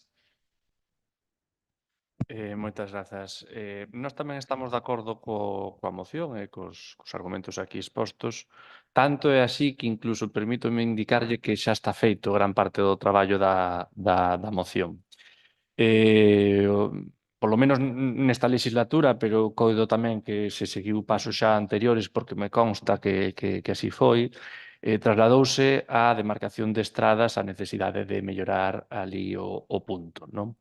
Nese marco de traballo, evidentemente, pois xa contamos tamén pois, cun informe do xefe territorial da Garda Civil de Tráfico, quen estivo ali avaliando a situación e quen emitiu un informe que recollía precisamente pois, as demandas de incorporar un carril nas inmediacións da Casa da Cultura do Concello para permitir este tipo de achegas, tanto do saída e entrada, tanto da Casa da Cultura como do Camiño do Batán que está en fronte. O recollía perfectamente, entendía a súa necesidade e incluso o aconsellaba para poder facelo. Ese informe xa foi trasladado á demarcación de estradas para a súa revisión e nós, a súa vez, incorporamos tamén unha solicitude paralela que iba en consonancia con este informe indicando pois, a necesidade que se vía precisamente de mellorar este ámbito. Por parte da demarcación de estradas, fíxose aí unha serie de vamos decir, de puntualizacións, é dicir, a eles non lles parecía mal a circunstancia de cambiar estes pasos que estamos vendo. Sen embargo, fixeron unha puntualización moi concreta indicando que esta vía ou esta estrada xeral, a Nacional 651, eles a consideraban unha vía de alta capacidade porque circulaban alrededor de 10.000 vehículos ao día. Parece ser pois, que na legislación sectorial destes temas, pois existe esta posta en común de que a partir de 6.000, 7.000 vehículos, estou falando de memoria, por iso digo 6.000 ou 7.000, unha vía pasa a ser considerada de alta capacidade. En canto unha vía pasa a ser considerada de alta capacidade, o que son os carrís de incorporación tanto a vía ou saída da propia vía están moito máis regulados e non poden andar facéndose, vamos decirlo así, carrís para entrar e sair da vía principal engadíndose novos, vaya, por decirlo de alguna maneira. Polo tanto, se mostraban un pouco reticentes a incorporar ese novo carril intermedio e, sen embargo, mostraron como unha solución factible que solucionaba esta cuestión a posibilidade de que o cambio de sentido que hai un pouco máis abaixo da escola laica, que permite cambiar o sentido, remodificar ese cambio de sentido con ese carril ou esa vía secundaria que permite os cambios e incorporacións da Nacional 651, remodificala de tal forma que incorpore ou abarque ao longo ata a propia Casa da Cultura do Concello, de tal forma que en vez de engadir dous puntos distintos, estaríanse a modificar ese concretamente, permitindo que servise nestas vías municipais, como son o da Barrosa e similares, a vez que dá servizo ao camiño de Batán e á Casa da Cultura. Indicaron que por esa vía podía ser, que eles nese sentido estaban de acordo, que o tomaban en consideración e que en continuas ocasións, pois, entendo que cando houvese algún traballo de mellora no calzado da vía, pois o iban a realizar. Nos, en todo caso, ya chegamos o documento, o da Garda Civil xa o teñen, e o que coidamos é precisamente que o volvan facer. Esta é unha solicitude moi concreta deste punto que tamén foi engadida con outros puntos como podría ser pois, a rotonda en Laraxe ou a mencionada rotonda aquí no cruce de Cardeita, tamén moi necesaria e un punto perigoso onde de feito pois, houbo accidentes. Polo tanto, pois sí, estamos de acordo, incorporamos tamén os pasos elevados peatonais, evidentemente. Afortunadamente xa se estivo avanzando, en principio temos o visto bo a esta proposta que eles nos fan, falta ver que se concrete, ojalá sexa pronto e demos por fin satisfacción a unha demanda que, la verdad, leva bastante tempo saindo adiante. Nada máis pola miña parte, non sei se algunha persoa ten algo máis que engadir e se non procedemos a votación. Procedemos, polo tanto, á votación, de acordo? Votos a favor desta moción do grupo do BNG, ben, por unanimidade, polo tanto queda aprobada. Teño entendido que tiña unha segunda moción, verdade? Adiante, señor Varela. Ben, moitas grazas. A segunda ten que ver coa solicitude a APLU da retirada inmediata dos áridos contaminantes depositados ao carón do polígono Vilar do Colo. Entón, solicito tamén... Votamos a urxencia. Votos a favor da urxencia, por unanimidade, por favor, expoña a moción. Ben, no ano 2007, a empresa Manmer SL depositou máis de 290.000 toneladas de refugallos asfálticos contaminantes nunha parcela situada ao pé do polígono industrial de Vilar do Colo, no termo municipal de Cabanas, en terreos colindantes co río Vá. Estes residuos procedían de Holanda, entraron en Galiza a través do porto de Ferrol baixo apariencia de material reciclado. Desde o primeiro momento, este depósito xerou unha enorme preocupación social, ambiental e institucional polos seus posibles efectos contaminantes sobre o solo, as augas superficiais e subterráneas, e polo risco directo para a saúde pública do medio natural. No 2009, o Bloque Nacionalista Galego levou ao caso ao Parlamento Europeo mediante unha pregunta escrita á Comisión Europea vinculada á denuncia admitida na Comisión de Peticións previa. Posteriormente, no ano 2011, o Instituto Nacional de Toxicoloxía confirmou nun estudo oficial o carácter contaminante destes refugallos. Ese mesmo ano, BNG volveu formular unha nova pregunta no Parlamento Europeo na que se facía referencia á investigación judicial coñecida como Operación Arena, aberta por presuntos delitos de corrupción e tráfico de influencias, así como a sospeitosa importación dos residuos asfálticos investigada incluso a través de Europol. O 30 de xaneiro de 2014, a Axencia da Protección da Legalidade Urbanística, a APLU, emitiu unha resolución firme exixindo a retirada inmediata dos residuos, concedendo un prazo de 3 meses á empresa responsable e advertindo que, de non facelo, a Xunta de Galiza debería proceder á retirada de forma subsidiaria. Ese prazo expirou en abril de 2014, sen que a empresa actuase nin a Xunta executase a retirada. Desde entón, sucederonse iniciativas políticas do BNG no Parlamento de Galiza, no Parlamento Europeo e no propio Concello de Cabanas, e paralelamente unha sentenza judicial de 2017 condeou ao empresario responsable por delito ambiental impondo expresamente a retirada dos áridos contaminantes. En 2021, sendo BNG parte do Goberno Municipal de Cabanas, retomou o seu contacto coa APLU, que confirmou que a resolución de 2014 era firme e que se iniciara un procedemento de execución forzosa mediante multas coercitivas, anunciando futuras actuacións para restaurar a legalidade urbanística. Esas actuacións nunca chegaron a materializarse. Finalmente, no ano 2025, BNG volveu formular preguntas no Parlamento galego exixindo a retirada dos residuos, atopándose novamente co voto en contra do Partido Popular, prolongando así unha situación de inacción administrativa absolutamente injustificable. Tras máis de 15 anos, os áridos contaminantes seguen no mesmo lugar, incumpríndose resolucións administrativas firmes, sentenzas judiciais e principios básicos de protección ambiental, mentre a Xunta de Galiza, a través da APLU, continúa sen asumir a súa responsabilidade subsidiaria. Esta situación supón un grave atentado contra a legalidade, o medio ambiente e a credibilidade das institucións e constitúe un claro exemplo de abandono das obrigas públicas cando os intereses afectados non son os da veciñanza, senón os das empresas privadas. Por todo o exposto, desde o BNG, propomos a este pleno a adopción dos seguintes acordos. Primeiro, instar a Axencia da Protección da Legalidade Urbanística, a APLU, e a Xunta de Galiza a proceder de maneira inmediata a retirada subsidiaria dos áridos asfálticos contaminantes depositados no ao carón do polígono industrial de Vilar do Colo en cumprimento da resolución firme da APLU do 30 de xaneiro de 2014 e da sentenza judicial existente. Segundo, exixir á Xunta de Galiza que asuma as responsabilidades económicas, técnicas e ambientais derivadas da súa inacción durante máis dunha década, garantindo a restauración integral dos terreos afectados e a protección do río Vá. Terceiro, solicitar información pública actualizada sobre o estado do expediente, as actuacións realizadas pola APLU desde 2014, as multas coercitivas impostas e, de ser o caso, as razóns polas que non se executou a retirada subsidiaria. E cuarto e último, cuarto, dar traslado destes acordos á Axencia da Protección da Legalidade Urbanística, á Consellería de Medio Ambiente e Cambio Climático, á Presidenta da Xunta de Galiza, aos grupos parlamentarios do Parlamento Galego e á Federación Galega de Municipios e Provincias. E, por último, quinto, manifestar o compromiso do Concello de Cabanas coa defensa da legalidade ambiental, da saúde pública e do dereito da veciñanza a vivir nun entorno seguro, libre de contaminación e abandono institucional. Moitas grazas, que na intervención, señora Rodríguez.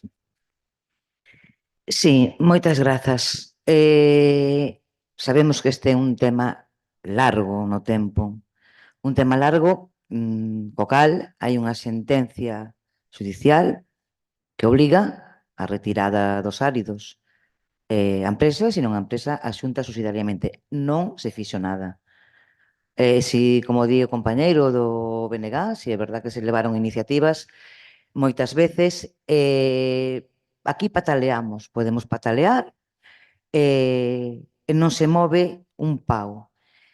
Os veciños de Cabanas e veciñas non sei, non sabemos se poden estar tranquilos vivindo en Cabanas, donde a beira do río Vá hai unha serie de áridos contaminantes porque non son legales, senón xa non estarían aí, que poden filtrar, poden ir polas augas, e nós estamos aquí tan panchos. E non se fai nada. Despois das iniciativas, tanto no Parlamento, tanto no Parlamento Europeo, en todos os sitios posibles de levar, é como pelear unha formiga contra un xigante, porque debe de haber intereses, supoño que económicos e de algún tipo aí escondidos para non cumplir unha sentencia de obrigada cumprimento, que a retirada dos áridos no polígono de Vilar do Colo. Bueno, pois a aportación do Grupo Socialista é, como non, estar a favor desta moción. Esperemos que axude a que, dunha vez por todas, se retiren esos áridos de aí. Moitas grazas. Moitas grazas, señor Pérez Sardiña. Sí.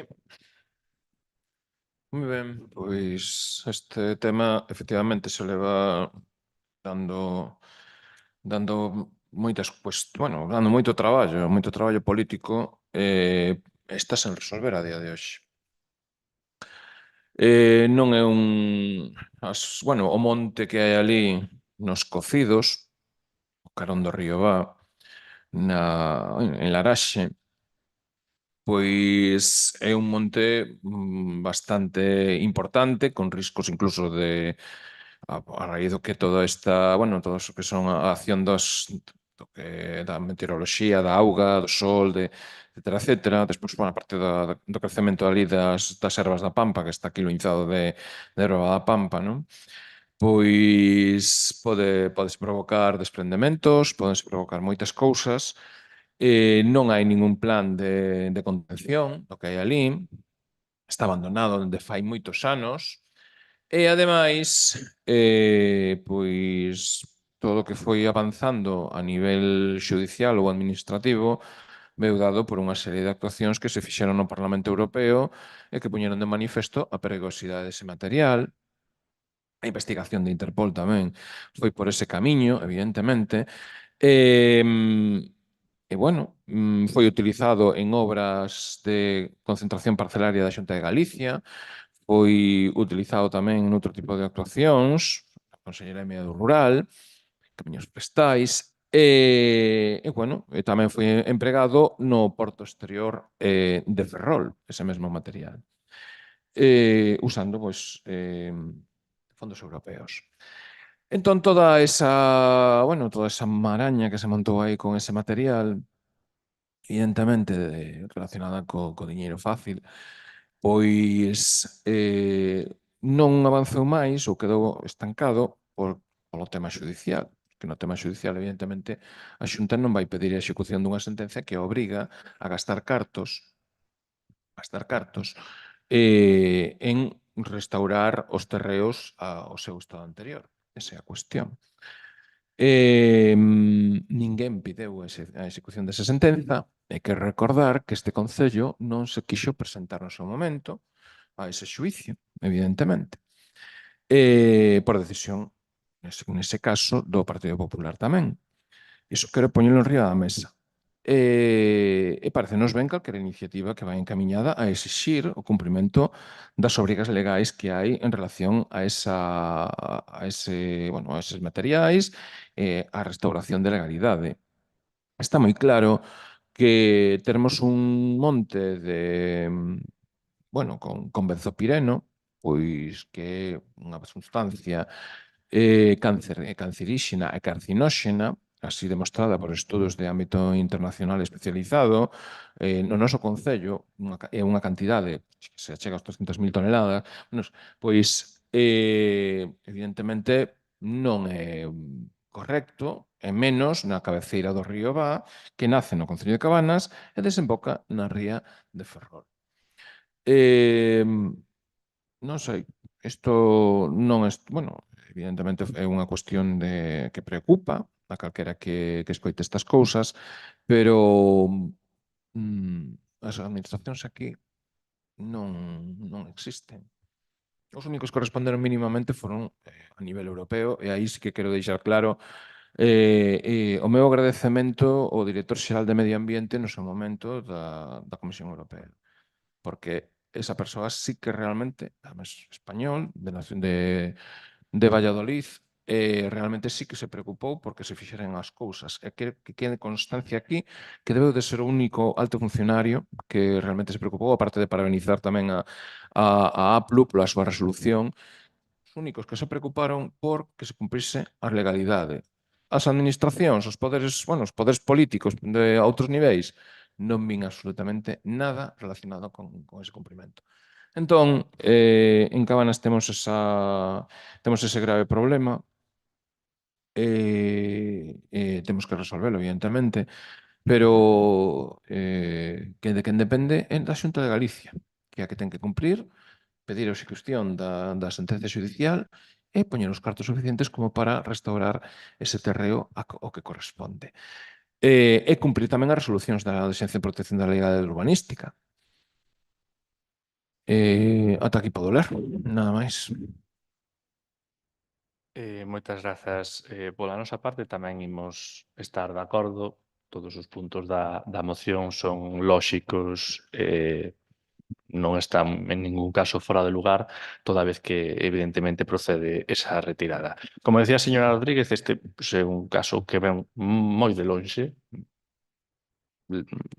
tempo e tempo, mencionaban xa 2014 a sentencia, neste caso da APLU, o cal, evidentemente, para que haya unha sentencia, aínda foi de antes, e xa dende o 2014 ata agora que estamos no 2026 xa van os 12 anos.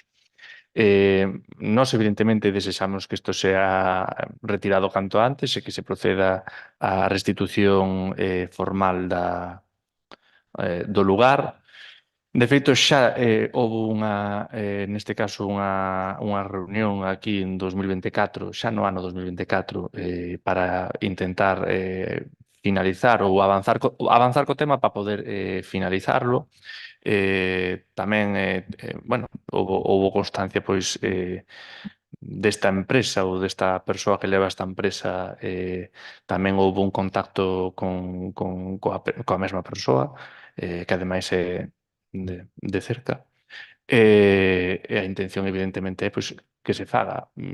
Sabemos tamén que é unha cuestión, como ben expuxeron vostedes, que implica varias administracións distintas, como pode ser a Xunta de Galicia, a APLU, incluso a Unión Europea, o xulgado, etc. E, polo tanto, pois non é unha cuestión doada de solucionar en un tempo corto, non quita que non haxa que perseguir o obxectivo e acadalo, non quita que o Concello de Cabanelas pois, teña que estar libre de calquera tipo de árido nesas características. Por lo tanto, o noso voto a favor e igualmente que conste, evidentemente, pois, que xa no pasado ano e no anterior máis houbo xa contactos para traballar neste eido e acadalo lo máis posible. Nos comenzamos neste caso no 2024, se cadra pois, con toda a axuda neste momento é boa porque poderemos acadar máis forza e máis representatividade na execución das nosas demandas que non son outras que manter a Cabanas limpa. Se non hai máis quendas, procedemos á votación. De acordo? Votos a favor da moción por unanimidade, queda aprobada. Penso que non había ningunha moción máis pola parte do BNG e, polo tanto, somos Cabanas adiante. Sí, temos unha que sería, bueno, tenemos dúas en realidade. Bueno, unha realmente, despois a outra é un pouco en conxunto, non? É dicir, de todos os grupos políticos, trasladamos ya tamén á alcaldía, que tamén convidamos a que asine, se si o desexa, non sei se asinou. Vai asinar a moción do Consello Sectorial Municipal da Memoria Democrática do Concello de Cabanas. A ver, cando cheguemos a esa moción, Sí, vamos agora. eu tampouco podo asinar agora porque ao entrar por registro de entrada a incorporamos, pero non podo... Non, a ver, non está no registro do pleno, está por registro de entrada para que vostede poder asinala sen entrar aquí. Entón, vostede pode asinala se quere, sería de todos os grupos e xa está. Agradezolle a O convite, colaboración vaya. ou a porta aberta. E incluso antes incluso do debate. Decir... Pareceme ben, non sei se quere tratar esa moción primeiro por xa meternos en materia ou digo por non falar desta moción agora e logo ter que volver a ela máis tarde. Bueno, eu se non presento outra primeiro, asine esta se quere, que está convidado a que asine, sería de toda a corporación. Perfecto. Facemos entón a segunda moción que teñamos, que era do grupo, de candidatura veciñal, que é sobre a incoación, bueno, é unha moción por vía de urxencia sobre a incoación do expediente de honras e distincións a favor de dona Aurora López Núñez, xefa de unidade médica de familia do Centro de Saúde de Cardeita durante 33 anos. Esta moción, bueno, xustificación de urxencia ben motivada porque consta presentada no Rexistro Municipal unha petición veciñal suscrita por 150 veciños e veciñas de data 2 de setembro de 2024, solicitando un recoñecemento oficial a esta profesional da sanidade pública. Bueno, é unha petición que nos queremos encaixar no que é o regulamento municipal. Considera, pois, bueno, que habilitanos para tomar un coñecemento, non, en consideración. O regulamento tamén establece un procedimento garantista e, dentro do noso punto de vista, pois, sería, pois, habría que facelo, requírense un proceso de 15 días, exposición, elaboración de proposta e todo isto. Queríamos que se dese unha resposta obrigada, segundo a lei tamén, porque hai que responderlle aos veciños e veciñas que fixeron esta proposta, e hai que resolver e notificar a resolución que poidamos adoptar. Entón, por iso queremos tratar este asunto. O abeiro do artigo 94.1 do ROF. Votamos a urxencia. Votos a favor da urxencia, por unanimidade, por favor, adiante coa moción. Ben, dona Aurora López Núñez prestou servizo como médica e xefa de unidade do Centro de Saúde de Cardeita durante 33 anos, cunha trayectoria de proximidade e atención continuada á veciñanza. Segundo as palabras das veciñas promotoras, durante 33 anos, a doutora dona Aurora López Núñez desempeñou o seu traballo como médica de medicina familiar no Centro de Saúde de Cabanas. O seu compromiso, dedicación e extraordinario servizo marcaron unha diferencia significativa na vida de moitos veciños. O seu trato cos pacientes non só foi profesional, senón que tamén, verdadeiramente, reconfortante en momentos de necesidade. A veciñanza promoveu un recoñecemento institucional mediante máis de 150 asignaturas, solicitando o recoñecemento a través dun acto institucional que é viable a través da concesión, por exemplo, dunha distinción municipal. O regulamento municipal prevé como unha das máximas distinción o título de filla adoptiva, cando non é nativa, máis tivo vinculación continuada e labor reiterada en favor da veciñanza de Cabanas, tal e como recoñecemos moitos veciños e veciñas. Polo exposto, propoñemos ao Pleno da Corporación que aprobe os seguintes acordos. Primeiro, instar a Alcaldía de Presidencia para que no prazo máximo de 10 días hábiles dicte a resolución de incoación do expediente de concesión da distinción honorífica correspondente a favor de dona Aurora López Núñez, de conformidade co artigo 17 do Regulamento Municipal, deixando constancia de que existe petición veciñal de 150 asinantes do acordo do Pleno.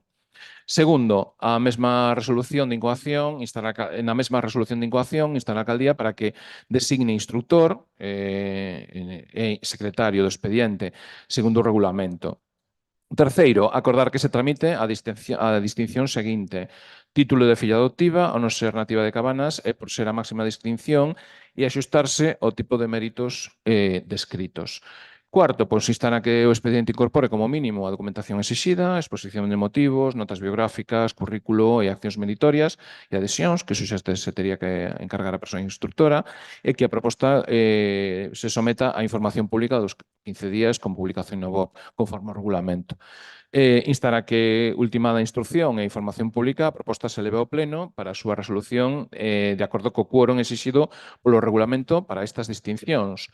Sexto, requirir que se dé a resposta expresa e notificada ás persoas promotoras, o representante designado, sobre a tramitación acordada e o estado do expediente en cumprimento do deber xeral de resolver a notificar. Sétimo, dar traslado do presente acordo e publicalo no portal de transparencia para xerar coñecemento. Moitas grazas, quenda de intervención, señora Rodríguez. Moitas grazas. Bueno, coñecemos perfectamente esta intención deste montón de veciños e veciñas, 150, di o concelleiro Xosé Manuel. Sabemos do seu interés, o seu agradecemento polo que sexe, a doutora Aurora. Bueno, non vamos estar a favor.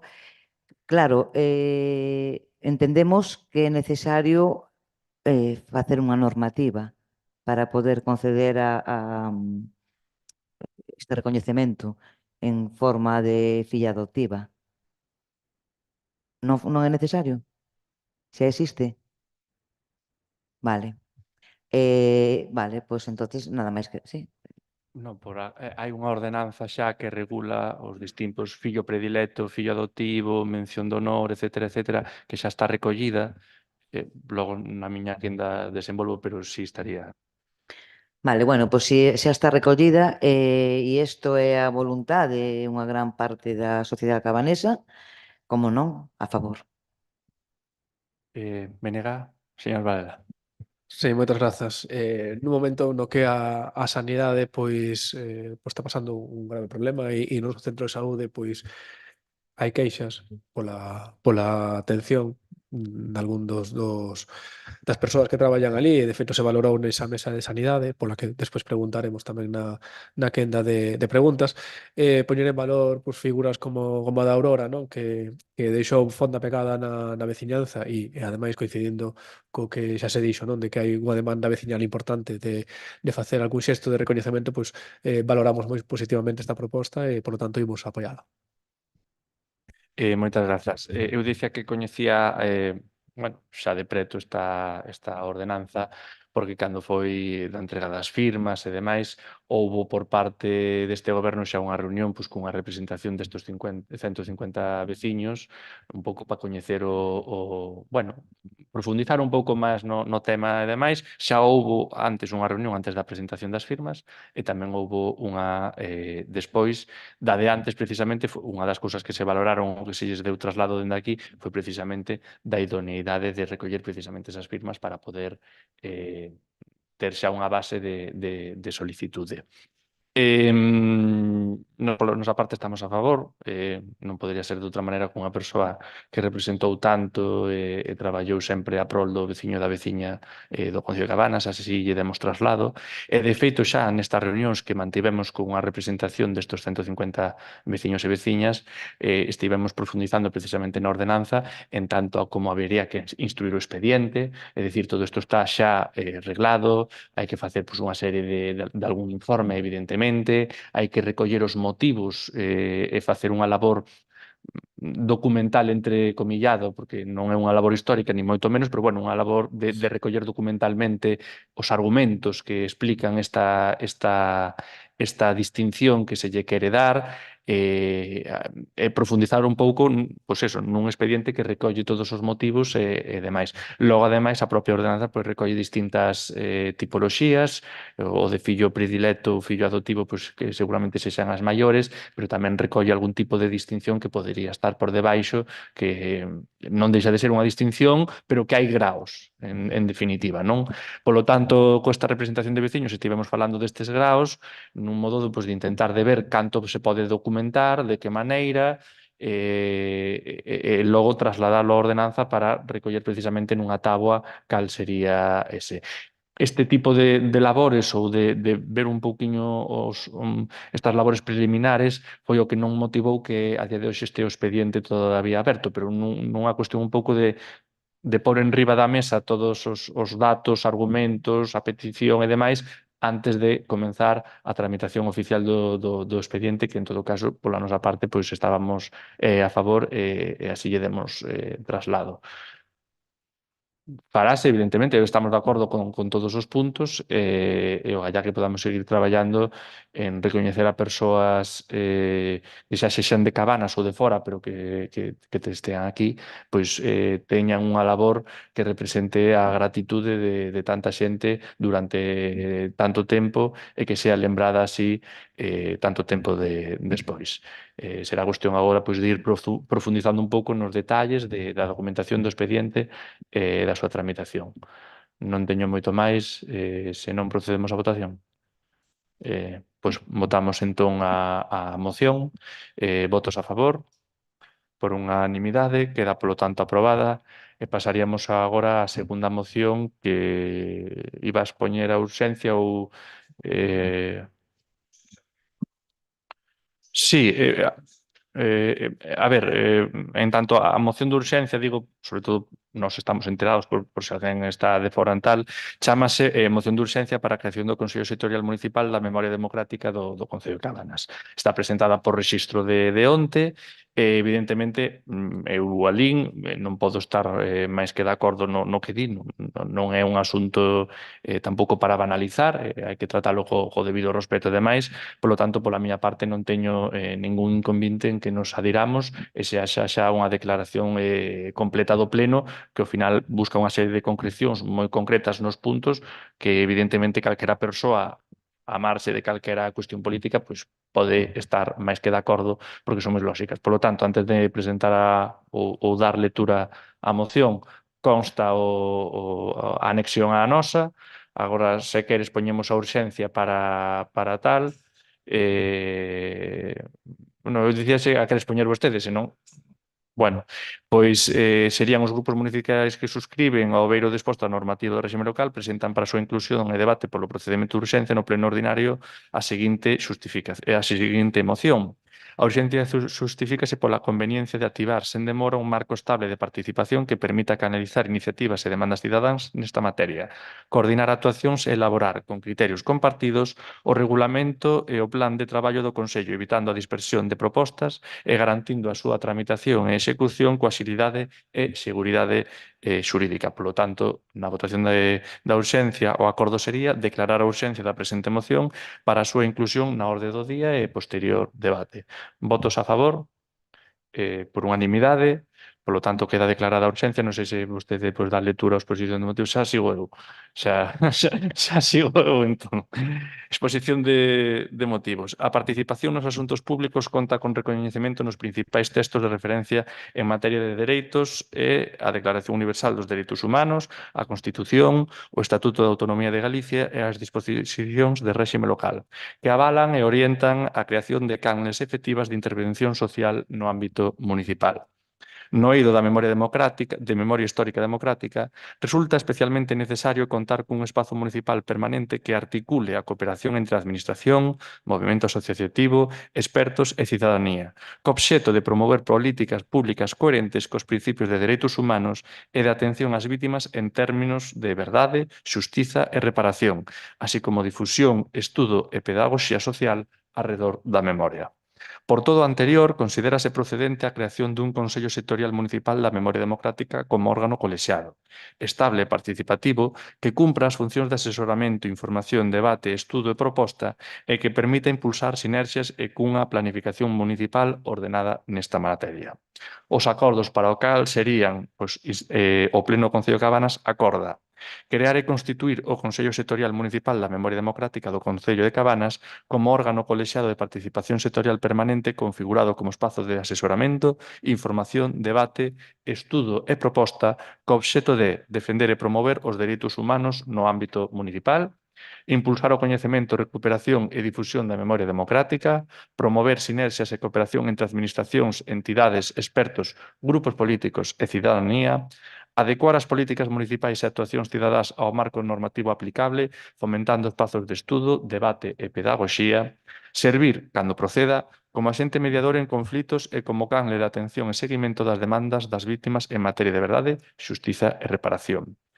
2. Establecer unha composición inicial do Consello baixo a presidencia da Alcaldía integrada cando menos por a Alcaldía ou persona en quen delegue como presidencia, a Concellería competente pola materia, representantes dos grupos políticos municipais, representantes de entidades memorialistas e do tecido asociativo relacionado, persoal de especial relevancia e recoñecemento acreditado na materia, historiadores, investigadores, etc., persoas con interese directo e lexítimo na materia nos termos que se determinen regulamentariamente.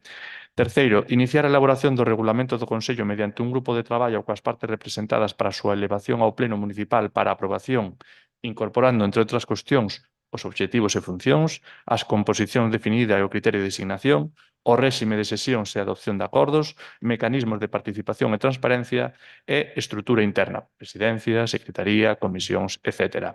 E, derradeiro punto, convocar a sesión constitutiva do Consello no prazo dun mes coa finalidade de aprobar un plan de traballo inicial e un calendario de actuacións.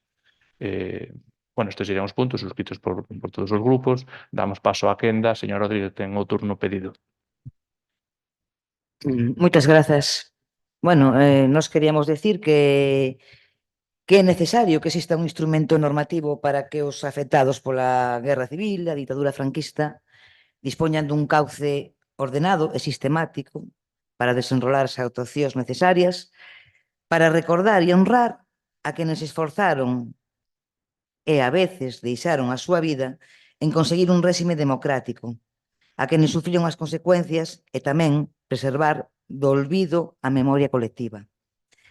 A existencia destes mecanismos que hoxe imos aprobar aquí é crucial non só a hora de fomentar a memoria histórica democrática como exercicio de recordo, xusticia, reparación, etc., senón pola influencia que esta pode ter nas mensaxes de odio e apoloxía determinadas e de determinadas posicións ideolóxicas que todos aquí pois coñecemos.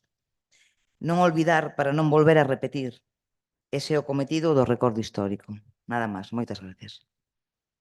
Moitas grazas. Señor Valda. Sí, moitas grazas.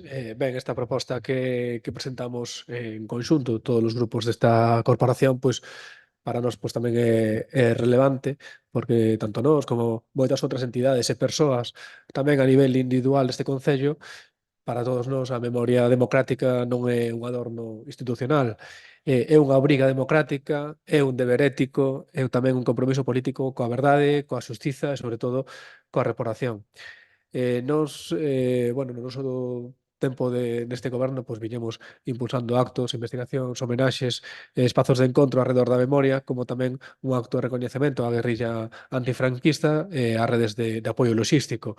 Un acto no que participaron persoas familiares de represaliadas, entidades culturais, persoas investigadoras, e que serviu para poñer de manifesto que Cabanas foi un dos núcleos de maior resistencia antifranquista do país e que esa memoria segue viva grazas ao compromiso da veciñanza e do tecido asociativo. Por iso, pois, esta proposta de crear este Consello Sectorial de Memoria Histórica e de Memoria Democrática nos parece moi relevante, pero tamén temos que dicilo con claridade. Agardamos que esta moción se saia adiante, que todo parece indicar que así será, pois pedimos ao Goberno que asuma ese compromiso real de poñela en marcha, porque de nada serve que aprobemos as cousas e despois pois non cheguen adiante. Non temos como exemplo esa mesa de sanidade da que falaba antes, ou temos esa proposta de crear unha comisión informativa de transición xusta que acumula máis de 2 anos de retraso sen ser convocada. Polo tanto, pedimos esa responsabilidade de se votan a favor hoxe desta proposta, pois que asuman tamén o compromiso de poñelo en marcha. Moitas grazas, señor Presardiño. Moitas grazas. Pois, de noso punto de vista, pois, agradecemos que fundamentalmente tamén a todos os grupos políticos estar de acordo nun tema tan sensible como é a memoria democrática. Realmente é un gran avance. Estamos na liña de concellos como a Ferrol, como a Narón e como outros concellos da comarca que aprobaron esta proposta por unanimidade, con de todos os grupos políticos. É algo que realmente nos deixa, pois, nos pon na senda da reparación, que tamén é o que busca un pouco as leis de memoria histórica a nivel estatal.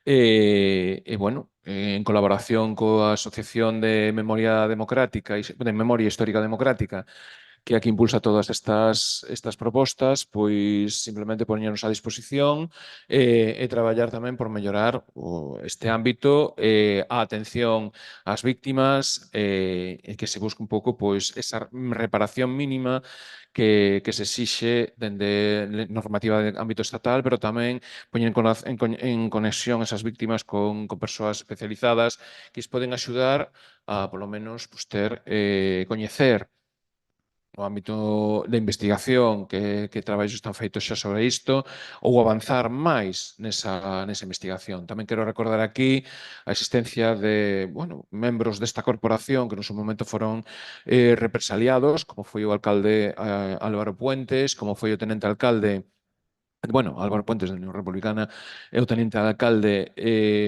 Buigas, que era do Partido Socialista, e despois tamén algún outro concelleiro de Lavandeira, que era o carteiro de Lavandeira. Entón, foron concelleiros desta corporación que foron represaliados todos eles e que hai que recordar e que neste mesa sectorial haberá que ir axendando e buscando os traballos que para a recuperación da súa memoria. Nada máis, moitas grazas. Moitas grazas pola súa intervención e pouco máis que engadir, pois o que estamos, como decía, de acordo coa moción, co que presenta. Dende o noso punto de vista, o tema é bastante sensible como para politizar con el. Cando hai unha persoa pois que igual non ten un familiar ou non sabe exactamente onde está, tampouco lle podes pedir que vaya para a súa casa, poña a televisión e se olvide aquí non pasou nada, non, cada un co seu. Polo tanto, é lóxico traballar na memoria, saber que pasou e que cada un pois, poida ter os seus seres queridos. Dito o cal, para iso, nós consideramos que o mellor, o máis axeitado e evitar tamén calquera tipo de politización do tema. É dicir, ao final, isto foi un episodio pois, que houve no país, afectou a todo o mundo, houve beneficiados, represaliados, de arriba, de abaixo, dun lado de outro, todos tiveron seguramente a súa historia, tanto dun lado como de outro, que se sepa é beneficioso para todos, que se poida ir traballando pois, nesta memoria, nesta corrección e axeitado, no momento no cal pois, haya pois, unha iniciativa que avance pois, neste eido que poña o punto o foco en acadar estes obxectivos intentando novamente, porque volvo a decirlo, é unha cuestión de todos, polo tanto non ten sentido pois, unha politización cun asunto tan transversal na sociedade galega, de Cabanas, española, etc.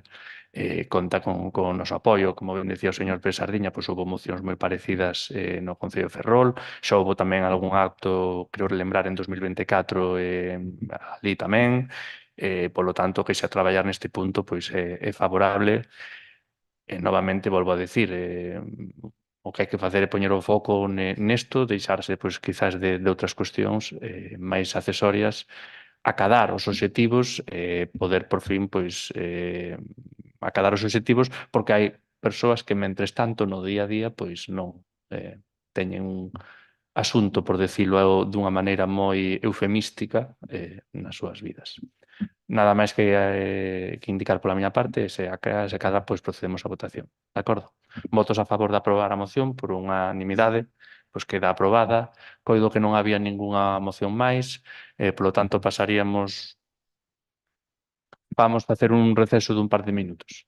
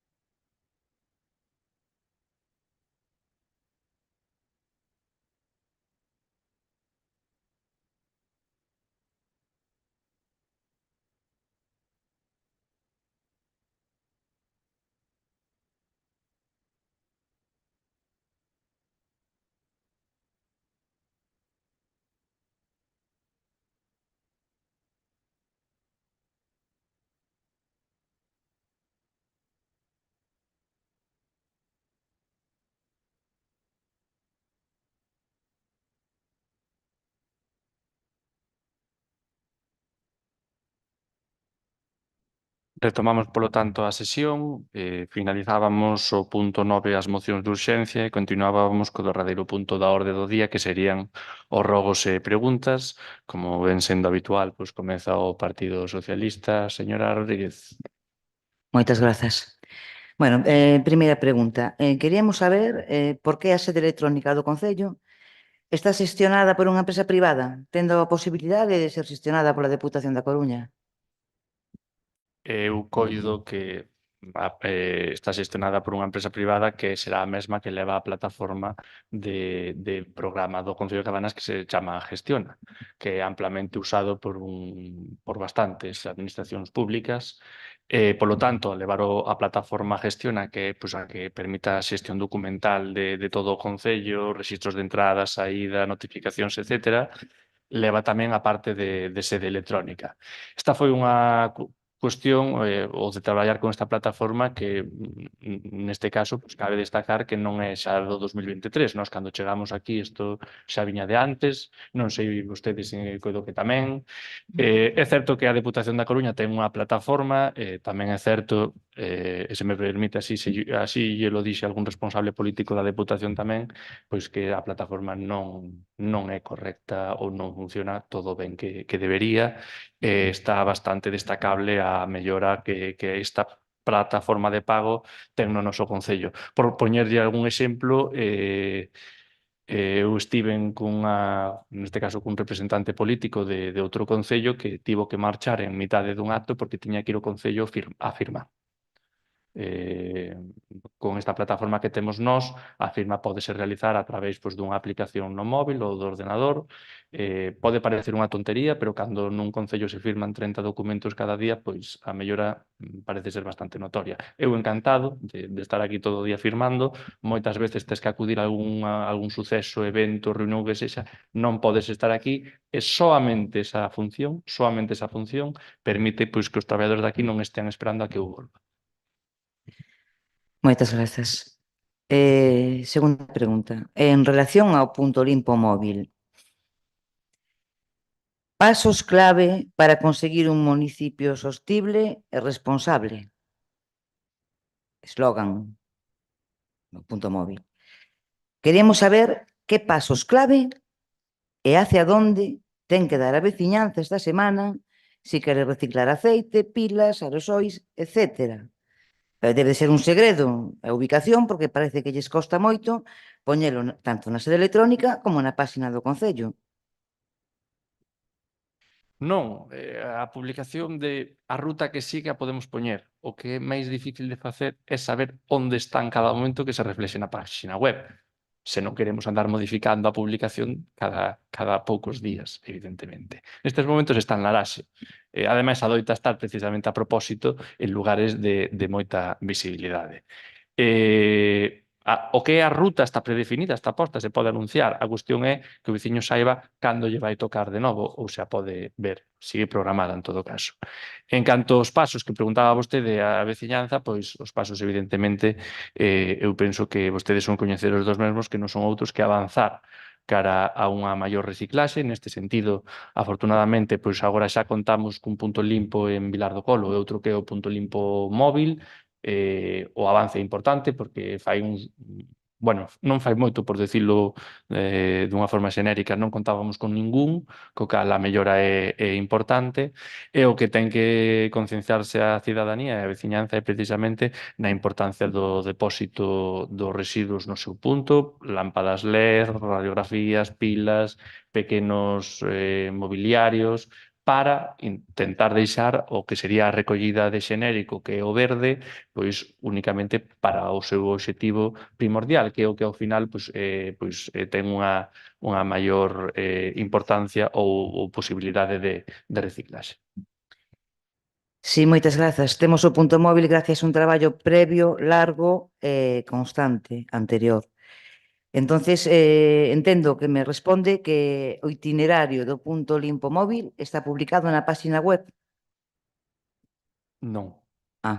Non está publicado. O itinerario o podo publicar na páxina web, pero sería fixo, non estaría actualizado, podo publicar a ruta, evidentemente. Claro, pero entonces que se... Pero unha persoa que este en Santa Cruz non igual non ten por que saber que o punto está no lugar da lista número 2 e que ele está na 7ª.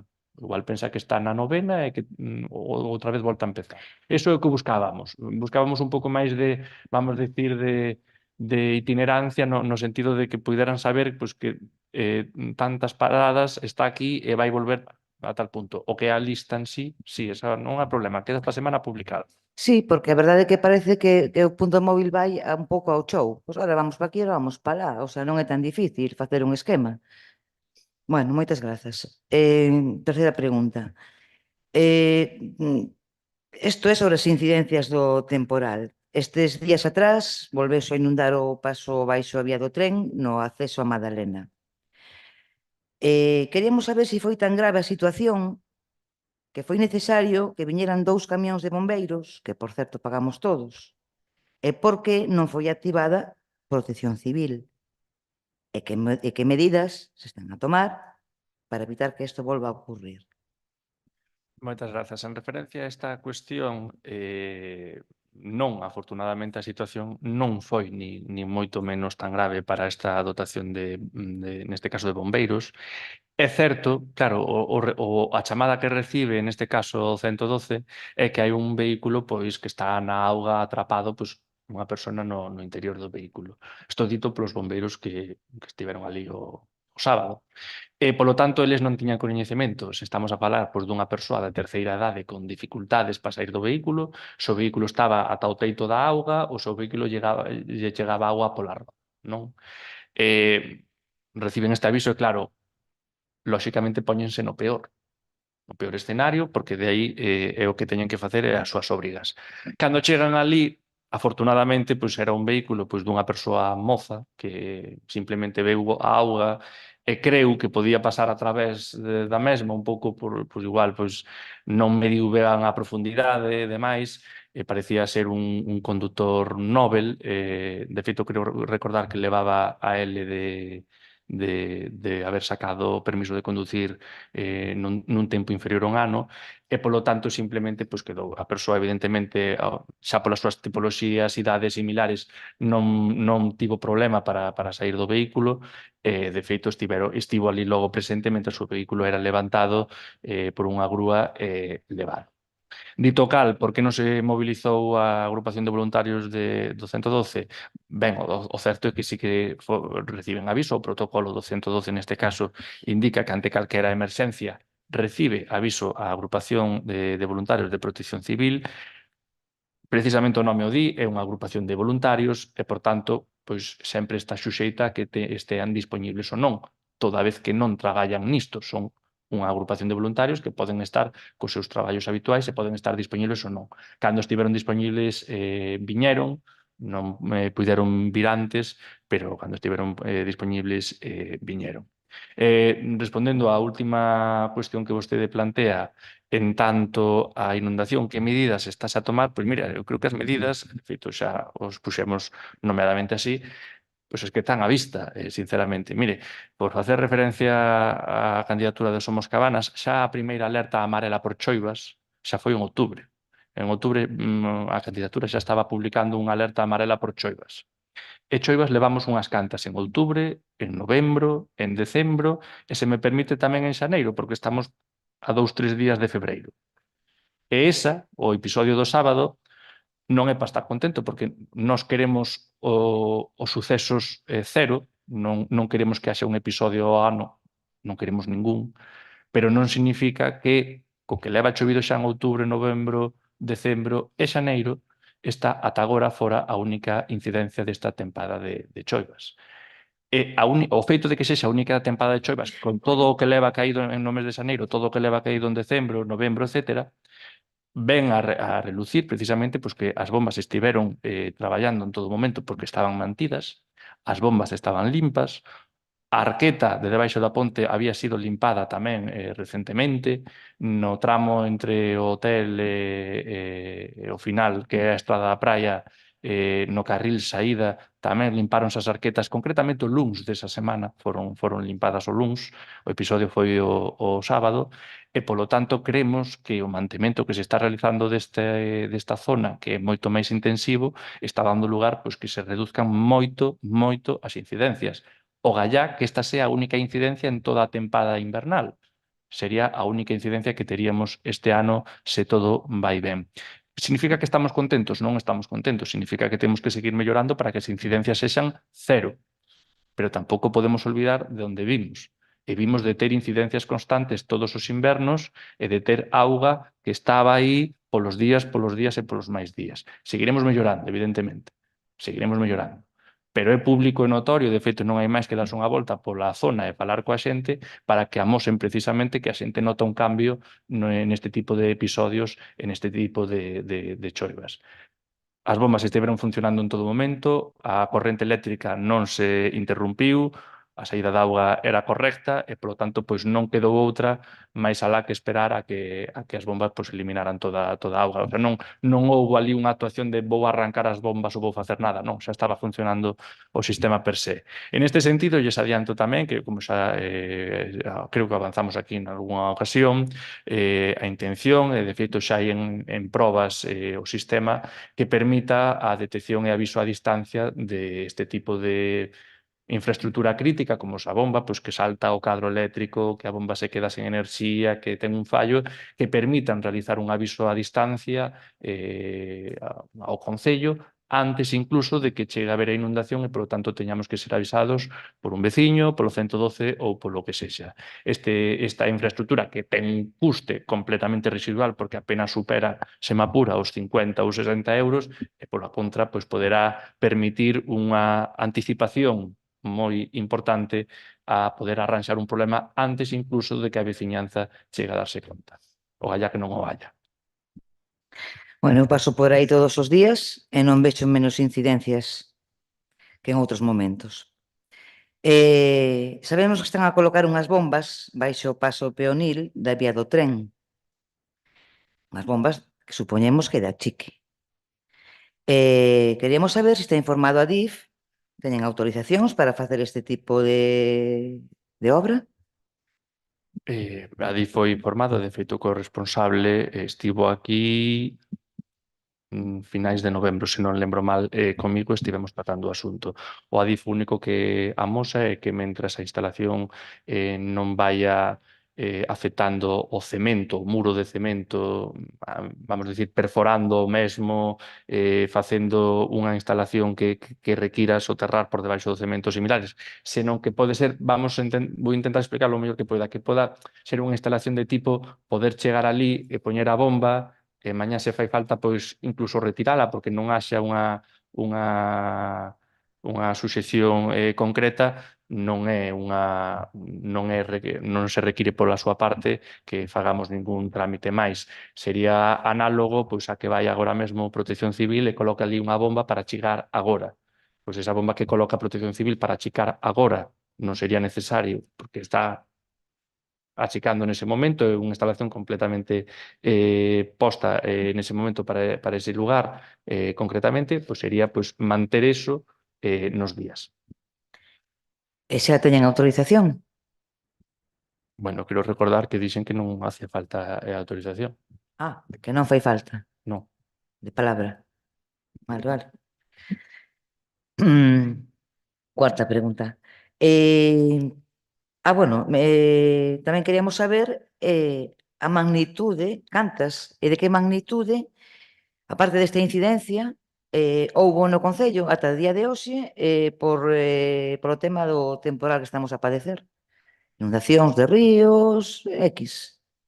De que magnitude? Afortunadamente, eu penso que apenas houve incidencias máis alá de algunha pola, de algunha árbore, ou incluso algunha árbore que poido ser desprendida, 3 concretamente.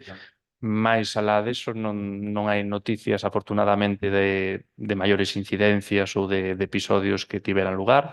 Polo tanto, xa aproveito e lle fago unha lectura positiva de que, a pesar das incidencias que estamos vendo nos medios de comunicación, das incidencias que teñen lugar noutros concellos, aquí a cuestión estivo, afortunadamente, bastante tranquila e bastante ben.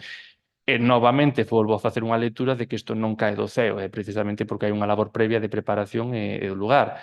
Falaba e mencionaba vostede agora os ríos, quero lle lembrar que o ano pasado o Concello de Cabanas pois, xa executou algunha limpeza de ríos, que xa enviou por rexistro de saída a Augas de Galicia tamén a necesidade de facer a limpeza dos ríos noutros tramos e que foi feita incluso e vamos seguir requeríndolle para que siga facendo novas limpezas nese sentido.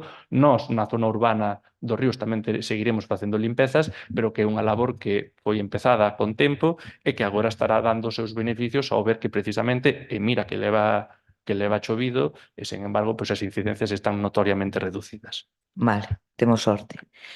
A aula de estudo da Escola Laica. Informaron que nesta aula vai haber 2 ordenadores a disposición da veciñanza e sabemos que para o uso da aula hai que facer unha inscripción previa. Queremos saber como se vai a levar a cabo o seu uso. Quen primeiro chega, primeiro embarca, por orden de inscripción, por uso cronometrado, quen supervisa o uso da aula, temos algunha especie de conserxe, algo así. Sabe vostede perfectamente que non temos ningún conserxe no Concello. O galla puidéramos ter.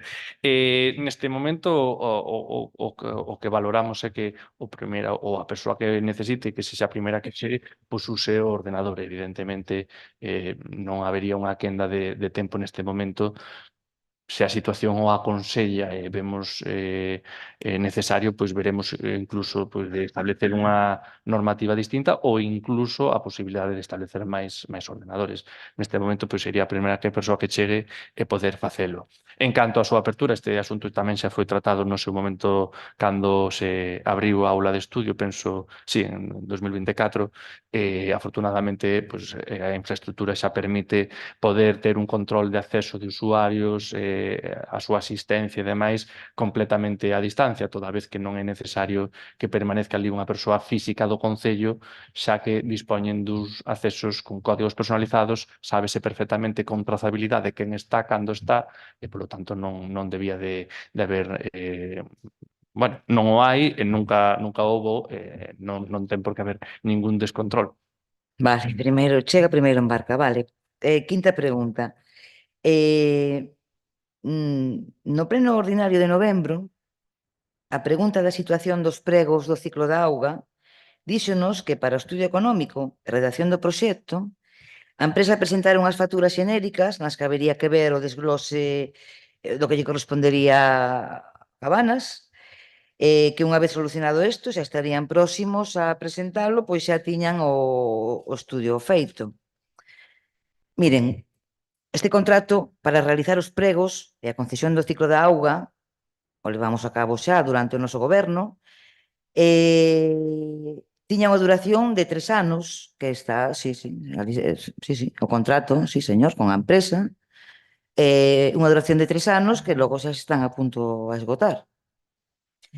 Queremos saber se temos os pregos listos para sacar a licitación, por un lado, e por outro, unha vez licitado e adxudicado o mantemento, que repercusión vai a ter nos recibos de auga e saneamento dos veciños?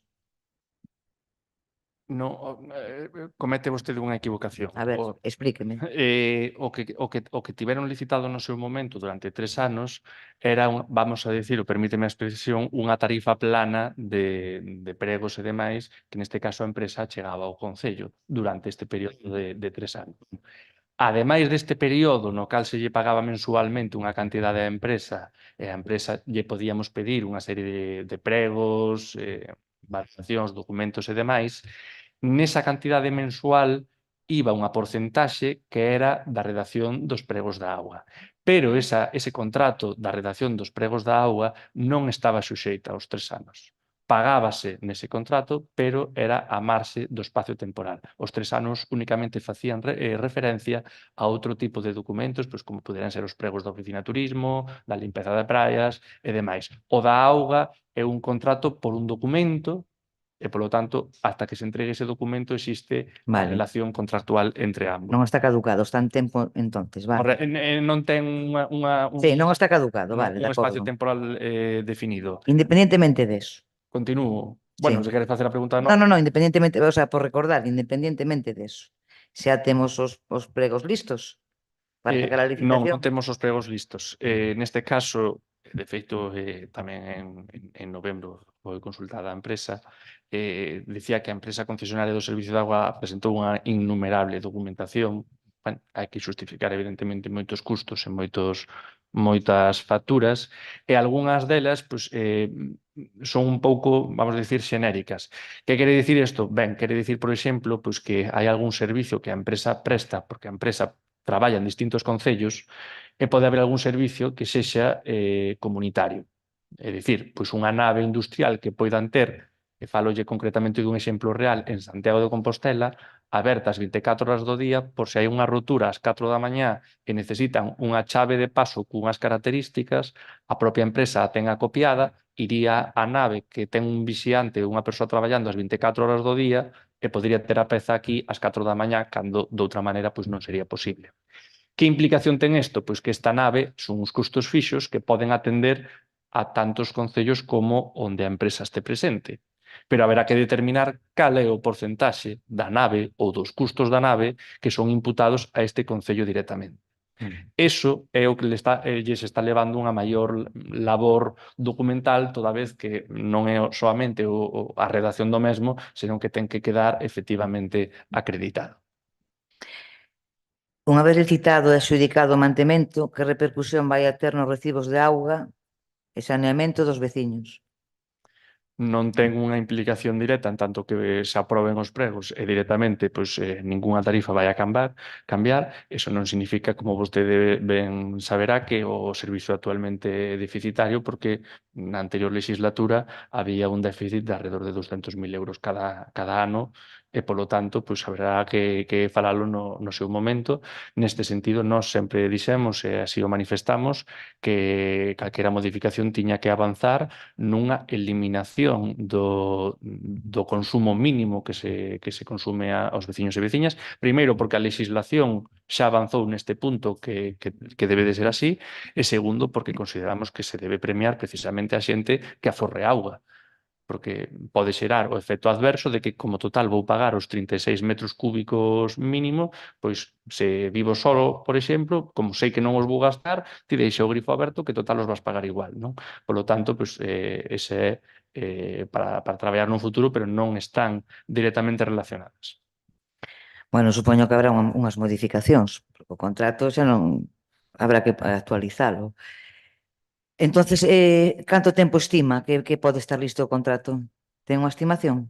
Eu, O sea, para sacar a licitación? eu cuidaba que estivera listo nos 6 primeiros meses deste ano. 6 meses, vale.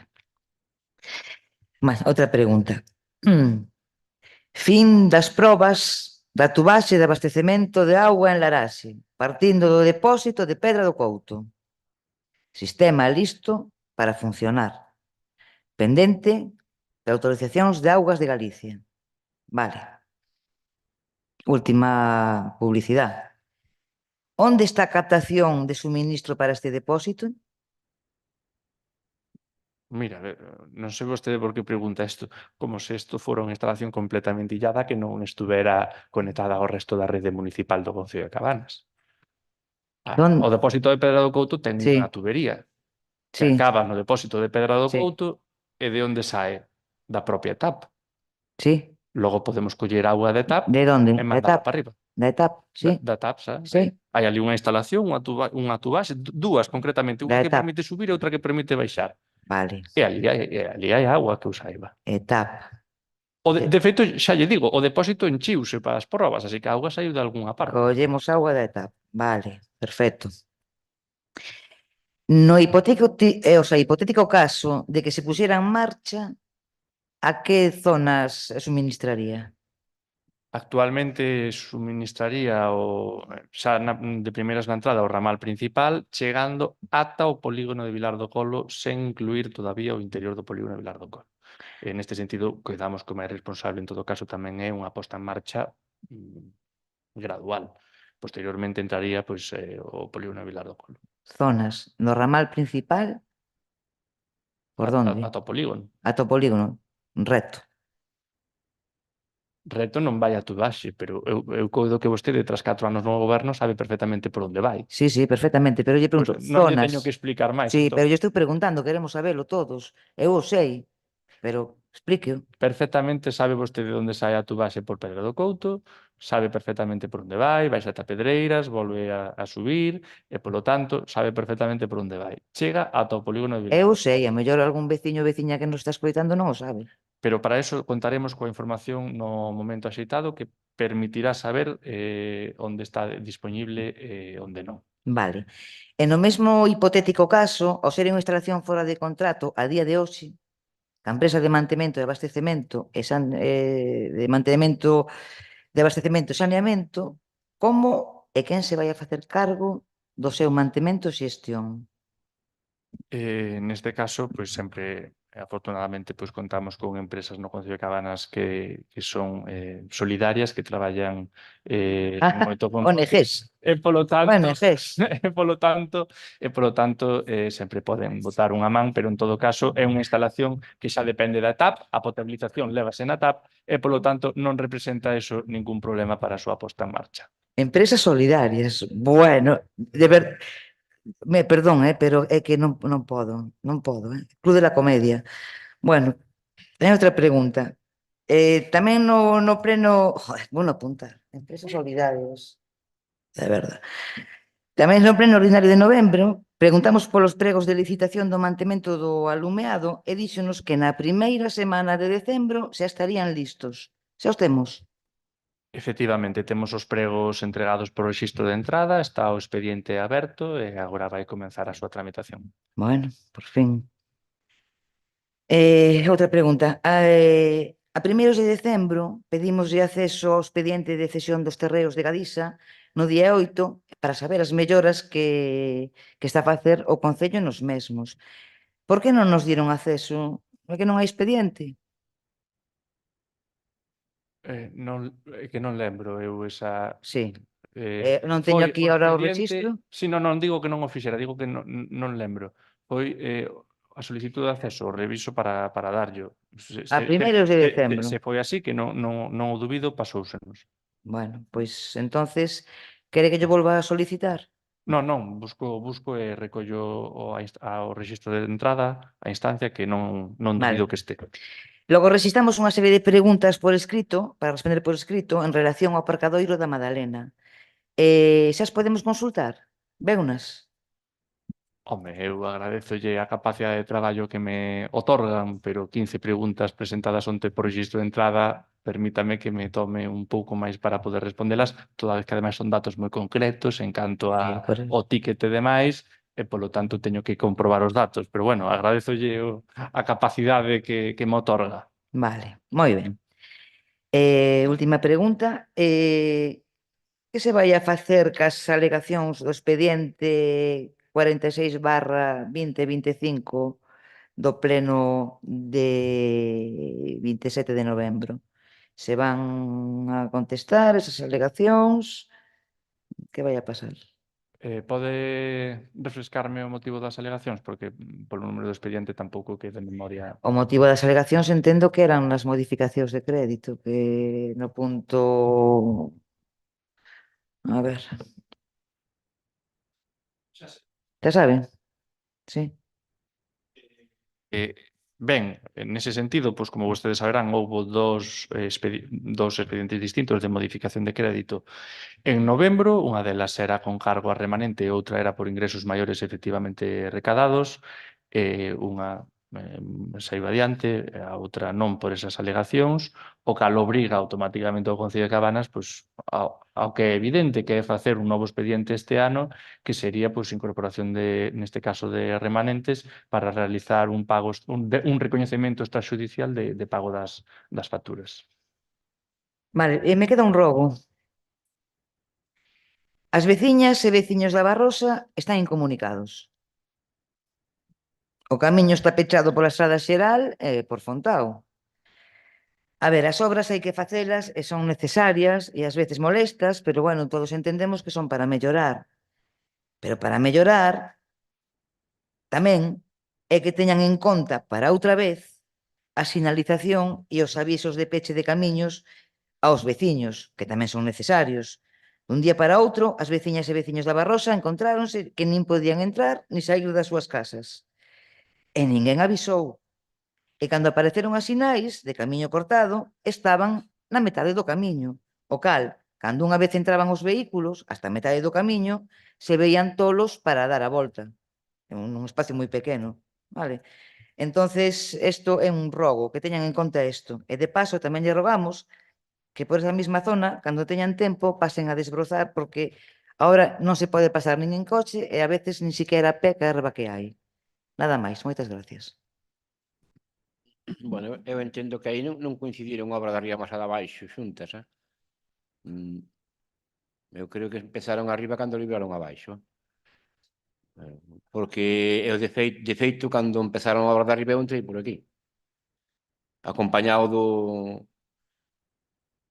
encargado de obra, mas da aparelladora. Eu entrei por aquí, Sí, sí. O revisamos por se houbera un corte puntual que igual pues non coincidiu no tempo. Vénega, señor Varela, adiante, por favor. Moitas grazas.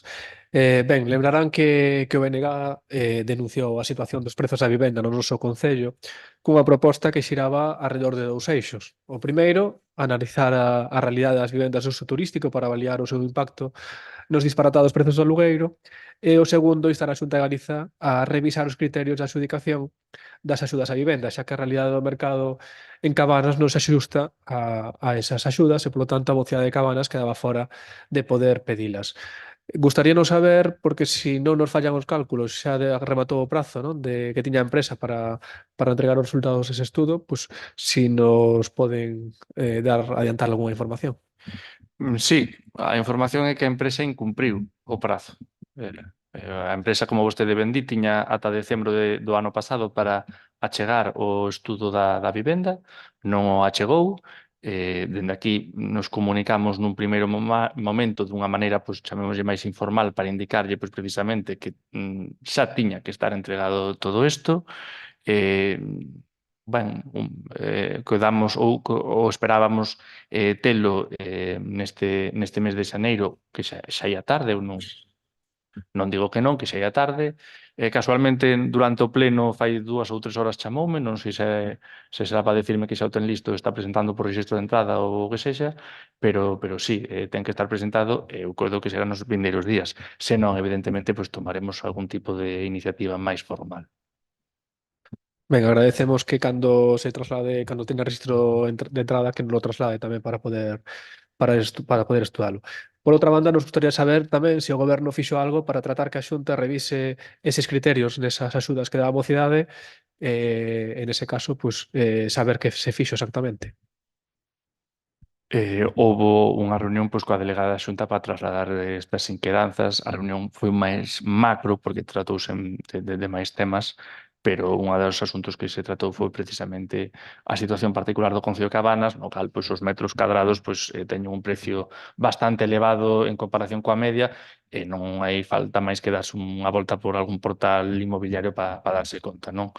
Temos pois a sorte de vivir nun lugar moi bonito, moi fermoso, moi especial, claro, eso é unha sorte, pero tamén está tendo este tipo de problemas coa xente que quere estar aquí. Non sei se me poden comentar que concelleira no Goberno se encarga destes temas, dos temas de vivenda. Vostede sabe perfectamente, neste caso, o asunto de vivenda é o único no área de urbanismo. E o urbanismo levo eu. Ben, non sei se entón daquela dirixome a vostede coñece a existencia dunha lista de solicitantes de vivenda?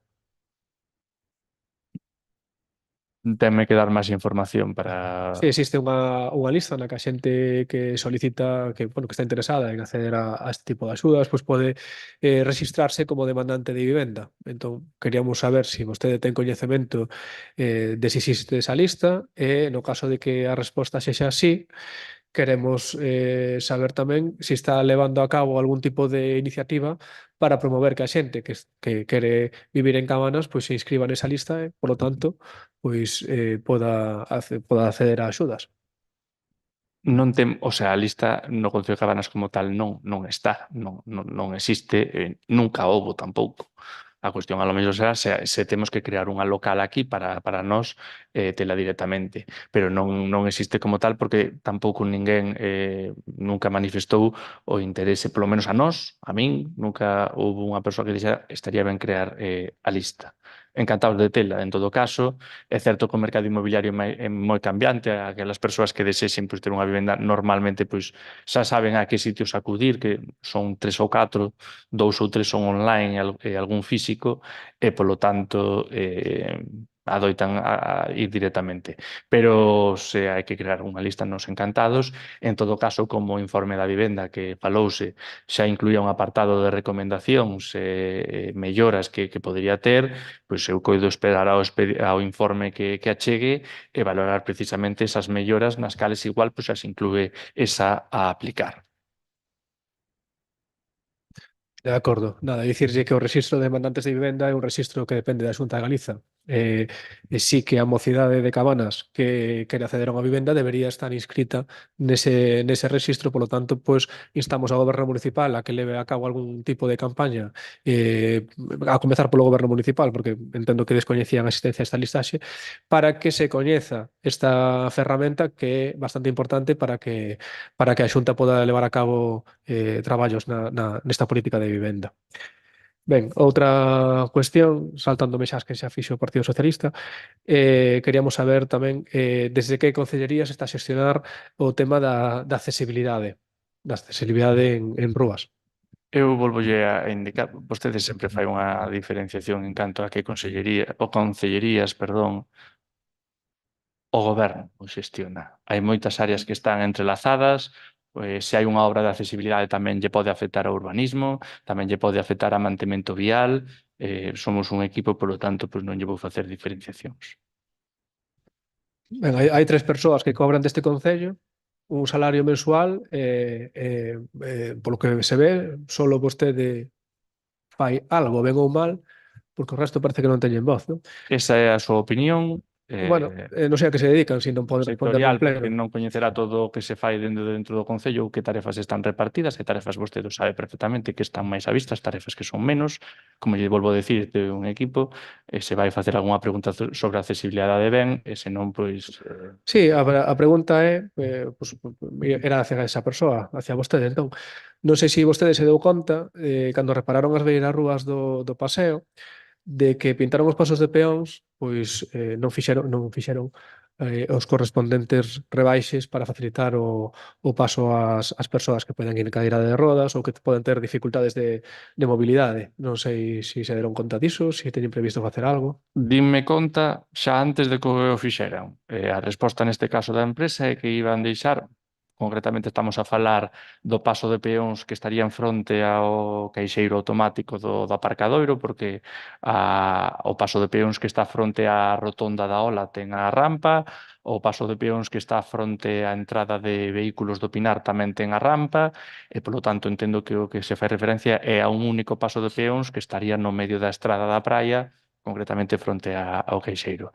E a empresa, neste caso, se limitou a indicar que eles estaban repoñendo unha beirarrúa danada nunha obra e que a repoñían tal cal estaba antes, non ian facer ningunha modificación porque iso xa implicaría outras actuacións que non era o seu cometido. O seu cometido era deixar a beirarrúa como estaba arranxada antes da obra.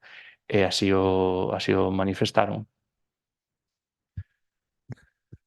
E vaise facer ou non? Sí, de feito, no novo obradoiro Artabro Emprende que realizamos conxuntamente cos concellos de Pontedeume e de Miño, este ano incorpórase unha modalidade no propio obradoiro que inclúe xa pois pequeña albanilería.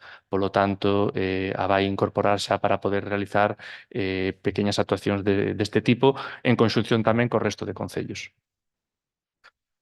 Ben, sacaba peito antes vostede dos traballos dos asolagamentos debaixo da vía do tren. Bueno, como parece que a memoria é bastante selectiva e a xente tende a esquecerse, antes tampouco botaba moito tempo aquelo solagado. Asolagábase tamén, pero tamén se solucionaba pronto. Vostede igual non o lembra, igual os veciños cos que vostede fala tamén teñen memoria selectiva e tendemos a esquecernos pronto. Pero vou falar de outro paso debaixo da vía do tren, porque a solución que deu o goberno municipal ao solagamento debaixo do paso peonil pois foi colocar unha serie de palés salteados. A mí lembrábame as hamburguesas do humor amarillo, o sea, a saltos. Bueno, tería gracia, pero a verdade é que a nós nos parece que é unha ocurrencia, non? Quen deste goberno é o responsable ou quen se vai facer responsable se unha persoa pasa por aí e cae? Porque é bastante fácil caer se andas dando saltos entre palés. Unha, porque están mollados e esvaran, e outra, porque podes meter o pé no medio. Quen é o concelleiro ou concelleira que se fai responsable diso? Moitas grazas pola súa pregunta. Eu iría un paso máis atrás, porque vostede xa está dando por suposto que foi o Concello que puxo ali os palés, e non foi así. Non houbo ningunha actuación desta corporación, deste Concello, de ningún empregado municipal na colocación ali dos palés para que a xente pasara por riba deles. E, polo tanto, pois, non é achacable ao Concello de Cabanas a súa colocación, toda vez que entendemos que a veciñanza pois, tentou buscar neste caso o paso como puido. En relación ao que mencionaba inicialmente de que ali ibase a auga, mire, ali en 2023, concretamente na Estrada da Praia, cerca do aparcadoiro de emerxencias, que antiguamente era o antigo aparcadoiro de autobuses, ali inundábase e aquelo pasaba 2 días inundado, sen chover. E agora, en cuestión dun rato, efectivamente, pois non hai auga. Significa que non hai que seguir mellorando? Non, non, significa que hai que seguir mellorando.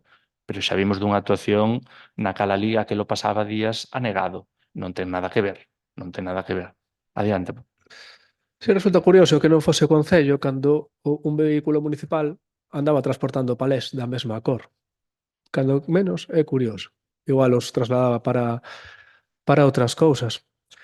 Ben, outra pregunta. As escaleiras de acceso desde a Praia da Madalena ao Sendeiro da Costa continúan, bueno, pois unha situación que roza a precariedade e tamén a propia ruta da costa que, polo que se ve, non pasan por ela, nin tampouco deben de recibir ningunha queixa, porque, bueno, hai bastantes puntos onde hai árbores tiradas, por non falar dos desprendementos.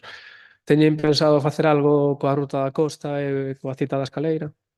Comenzando coa escaleira, xa temos un orzamento das actuacións necesarias. De feito, temos 2 orzamentos, un que incorpora máis pois, as labores un pouco máis urxentes, en tanto pois, algún peldaño, zona de agarre, que si consideramos que é un pouco máis urxente, xa temos orzamento, agora estamos valorando a financiación do mesmo.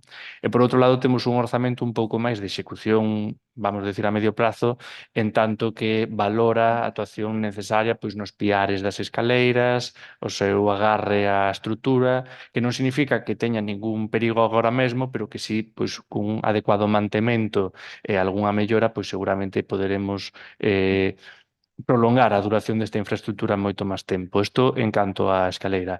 En canto á ruta da praia que vostede mencionaba, pois curiosamente onte houve unha reunión na sede da Xunta de Galicia en Ferrol, da cal participaron pois diversos concellos da Bisbarra, na cal estivose a poñer en común precisamente pois a nova senda do litoral pois que a Xunta de Galicia pois está a desenvolver, que, bueno, como ben di o nome, evidentemente, é por todo o litoral.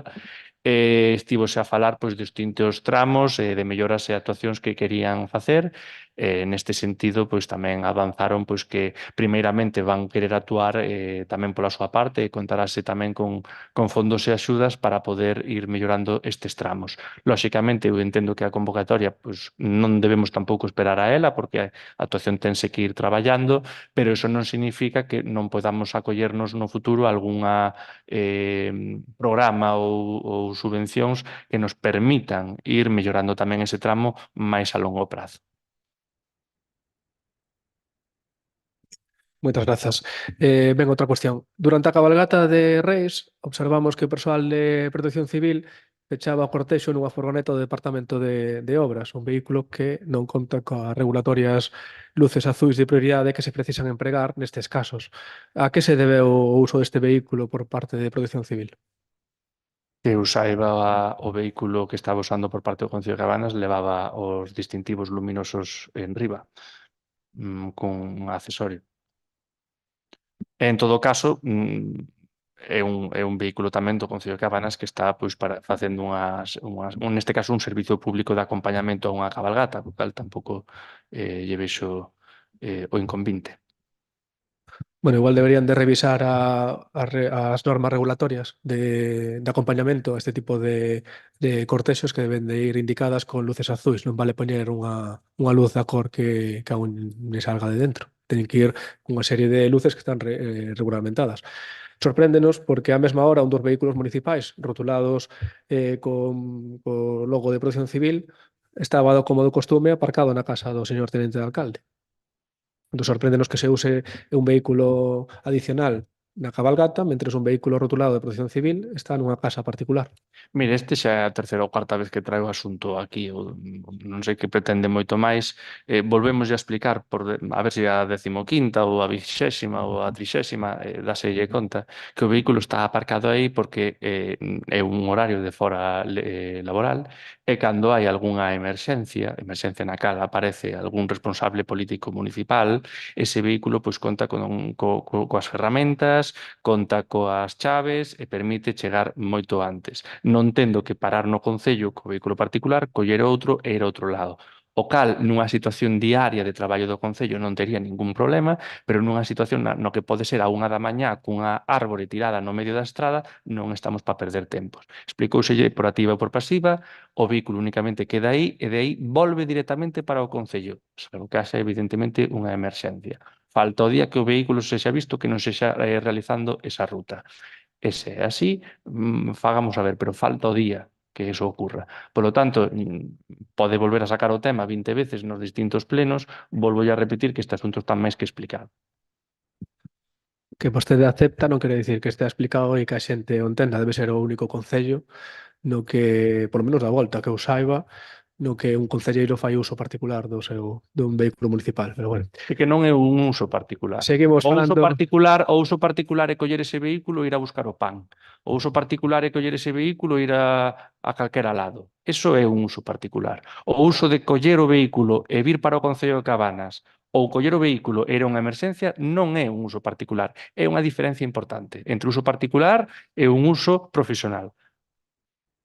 Seguinte pregunta, por favor. Pois mira que se dan emerxencias neste concello nos locais de hostelería, porque está moitas veces ali o vehículo municipal.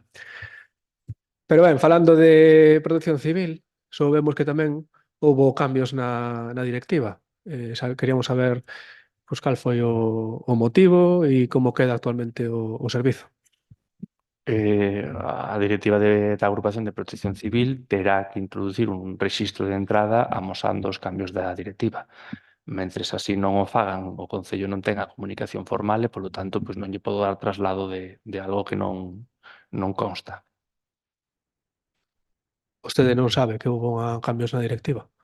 Sí, estou informado de que houve cambios na directiva, pero vostede me está preguntando por unha serie de datos que eu, para darlle traslado dos mesmos, pois solicito que teña eu o traslado primeiramente. Está ben, curioso. Pois nos gustaría tamén que nos trasladase tamén un listado dos operativos nos que foi activada a Protección Civil no 2025, porque tivemos pois constancia de que hubo varias ocasións nas que o 112 intentou contactar co teléfono que está asociado a Protección Civil, no que non foi posible contactar con eles. Entón, gustaríanos pois que nos trasladasen ese listado de operativos para poder cotexar co que manexa o 112. Eu lle dou traslado sin ningún problema. Volvemos a falar do que estábamos falando antes nun primeiro momento no pleno. É dicir, non debe de vostede perder de vista de que a Agrupación Civil, o seu nome é a Agrupación de Voluntarios de Protección Civil do Concello de Cabanas, onde a palabra clave para vostede hoxe é voluntarios. Como son voluntarios, teñen a súa vida, e como teñen a súa vida, se poden van e se poden non van. Non son profesionais e non están esperando a chamada se lles cadra e poden ir ou van facer, polo tanto, é que non ten moito obxecto casar, pois poderán ir a máis, estupendo. Puideron ir a menos, pois haberá que lamentalo, evidentemente, pero non se lle pode achacar nada porque efectivamente son voluntarios e atenden no seu tempo libre. Pero bueno, nós traslado damos, a partir de aí, pois faga vostede as consideracións que considere. Non se confunda, eu non digo que non poño nin poño nin quito valor, non? Non estou falando, non estou me poño en cuestión a Protección Civil, poño en cuestión o seguimento que fai vostede como máximo responsable de Protección Civil neste concello, a parte política. Entón, pues, simplemente, se a vostede lle molesta, eu simplemente estou pedindo un listado dos operativos. Quero saber en que operativos foi activada a Protección Civil e en que términos. Non debería de causar máis problema esa solicitude. Ben, por último, volvendo coa cuestión da auga, que xa comentou a concelleira do Partido Socialista, na publicación que vostedes fixeron no Concello, o último parágrafo, literalmente, di: tras estes traballos, o sistema atópase xa listo para comezar a funcionar, quedando pendente recibir a autorización de Augas de Galicia para o cal o Concello remite nestes días a documentación necesaria na tramitación da mesma. Bueno, pois, visto isto, pois nós o que fixemos foi pedir ao Concello que nos trasladase esa documentación que o Concello remite, segundo a publicación do Concello nas redes sociais. Na resposta que vostede me fai chegar, di que a documentación é xestionada e enviada directamente pola concesionaria do Servizo de Abastecemento, Viacua, polo que non existe neste momento ningún expediente ao que darlle acceso.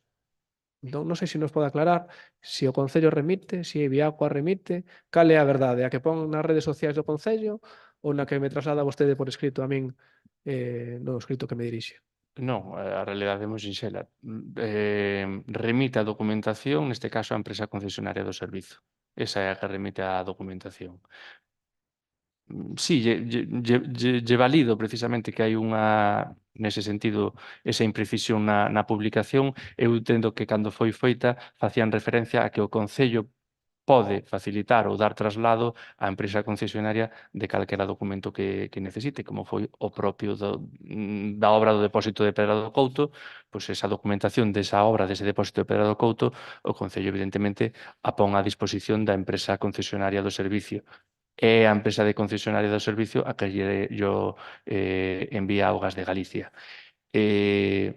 Sí, o Concello ya remitiu a empresa concesionaria, a empresa concesionaria ya remitiu ou ya remite a Augas de Galicia. Vale. Podría estar aí únicamente a imprecisión.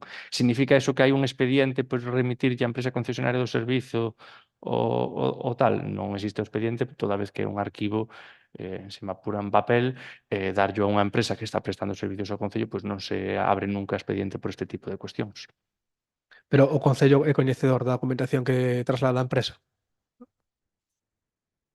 É coñecedor, evidentemente o Concello non é o experto na materia nin é técnico, polo tanto non entra a valorar a documentación, toda vez que a documentación persegue un objetivo claro, ten uns A pregunta datos a pregunta é se o Concello pero- ten esa documentación tamén. Ou a empresa remite a Augas de Galiza e non ya remite ao Concello, non a ten o Concello.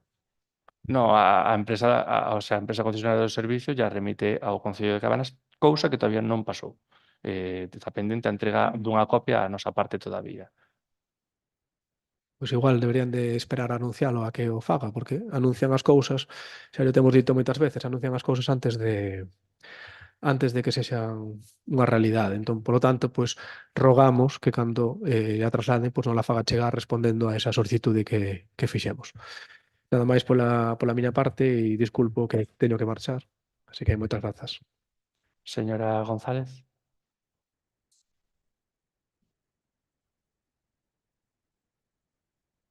Se nos quedou aí unha cousiña pendente cando o tema dos parques.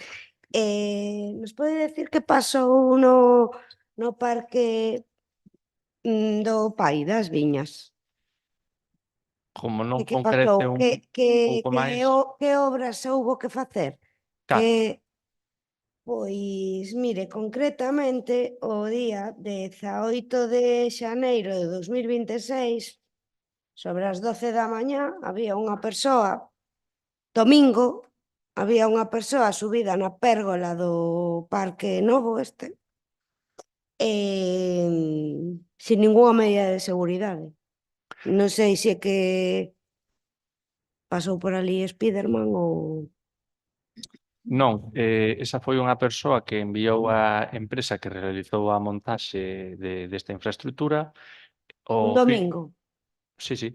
O fixo por iniciativa propia para, bueno, estaba no período de garantía a obra, e xa eles por propia iniciativa, bueno, quixeron vir a ver como estaba a infraestructura, aplicar algunha medida correctora se era necesario na infraestructura, e pola nosa parte, evidentemente encantados de que a empresa teña a proactividade xa de vir a garantizar o benestar da obra no período de garantía, e o único que lle trasladamos é que non podía afectar o normal funcionamento do parque, do local social das viñas, do PAI, etc. Polo tanto, indicaron que valía e que o realizarían fora dese horario, motivo polo cal pois, veu o domingo. Non lle podo achegar moito máis porque, evidentemente, pois, sei que evidentemente estivo ali, pero non coñezo moito máis. Estou pendente, isto foi todavía o domingo pasado, de que a empresa pois, remita pois, algún tipo de papel que indique pois, que pasaron a inspección ou que fixeron e liste as accións que levaron a cabo. Pois xa lle digo eu, porque o veron estos 4 ollos, que o pode instar a que a próxima vez se coloque un arnés. Porque si lle pasa algo, a responsabilidade tamén é do Concello. Non cabe duda de que si se ve a unha persoa así, pois hai que evidentemente pois indicarlle unhas cuestións. Lóxicamente non había en domingo nadie do Concello, pero non significa que non. Señor Pérez Sardiña, adiante, por favor.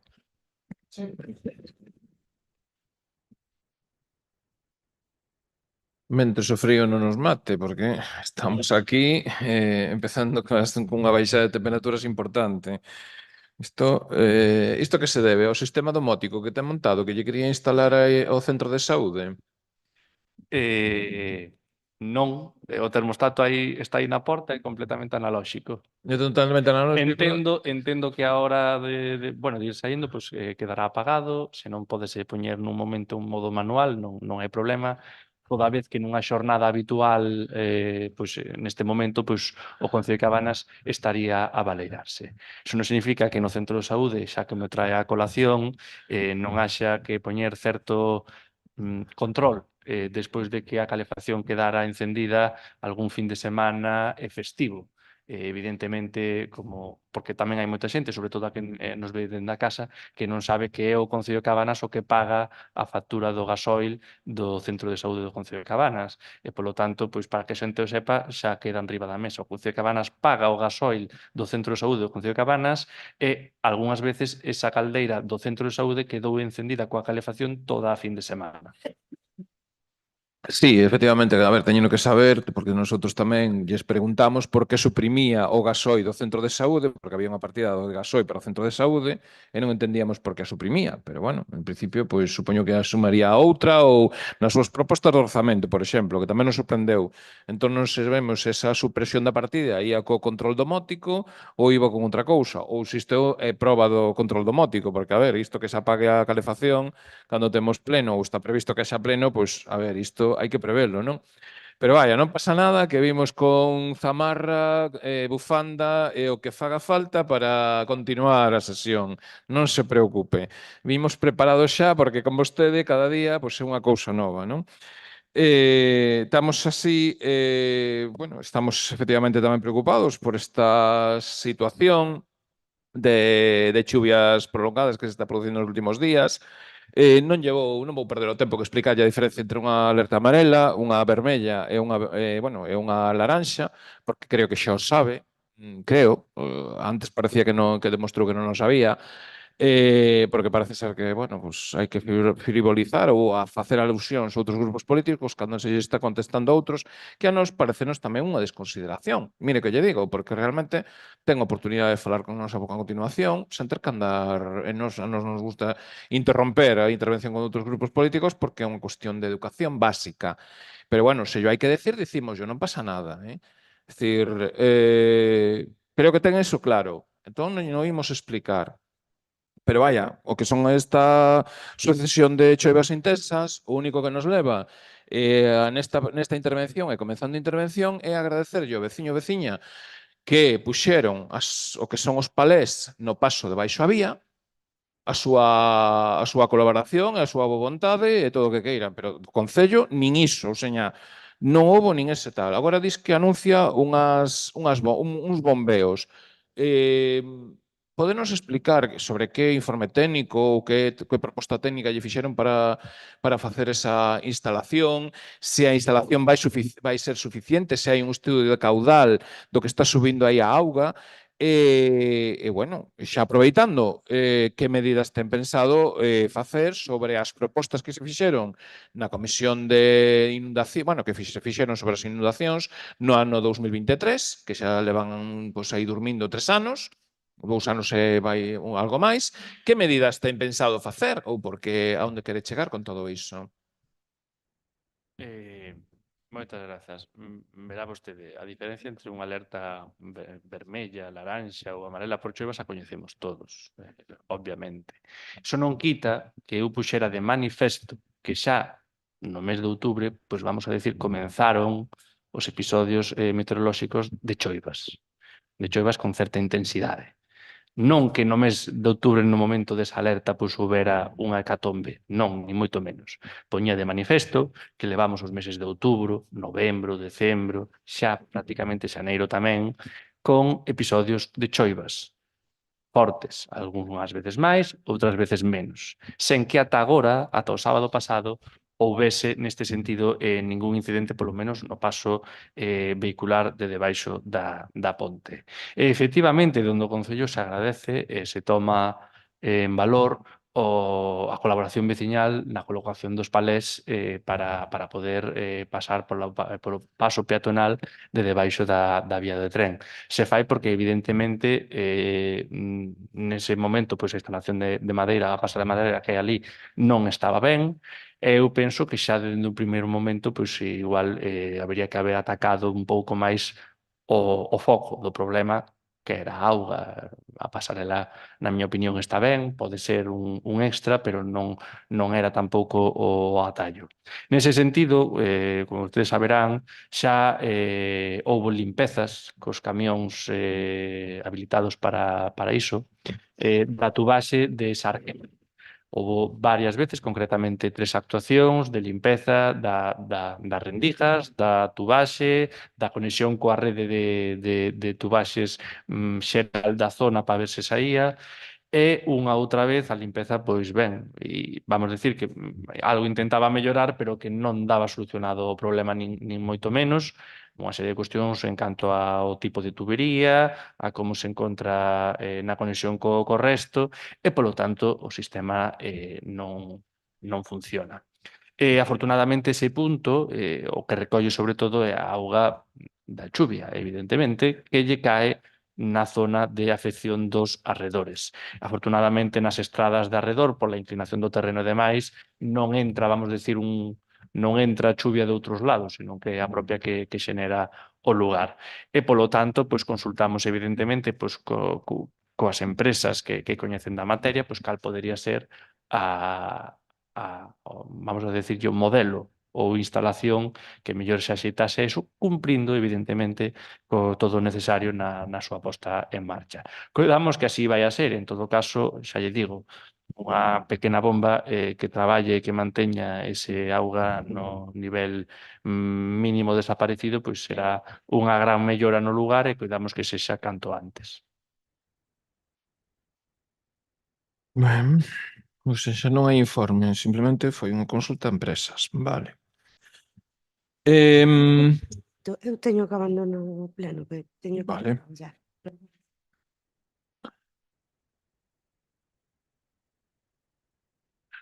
Sobre a situación do cadro das bombas do paso debaixo da vía, bueno,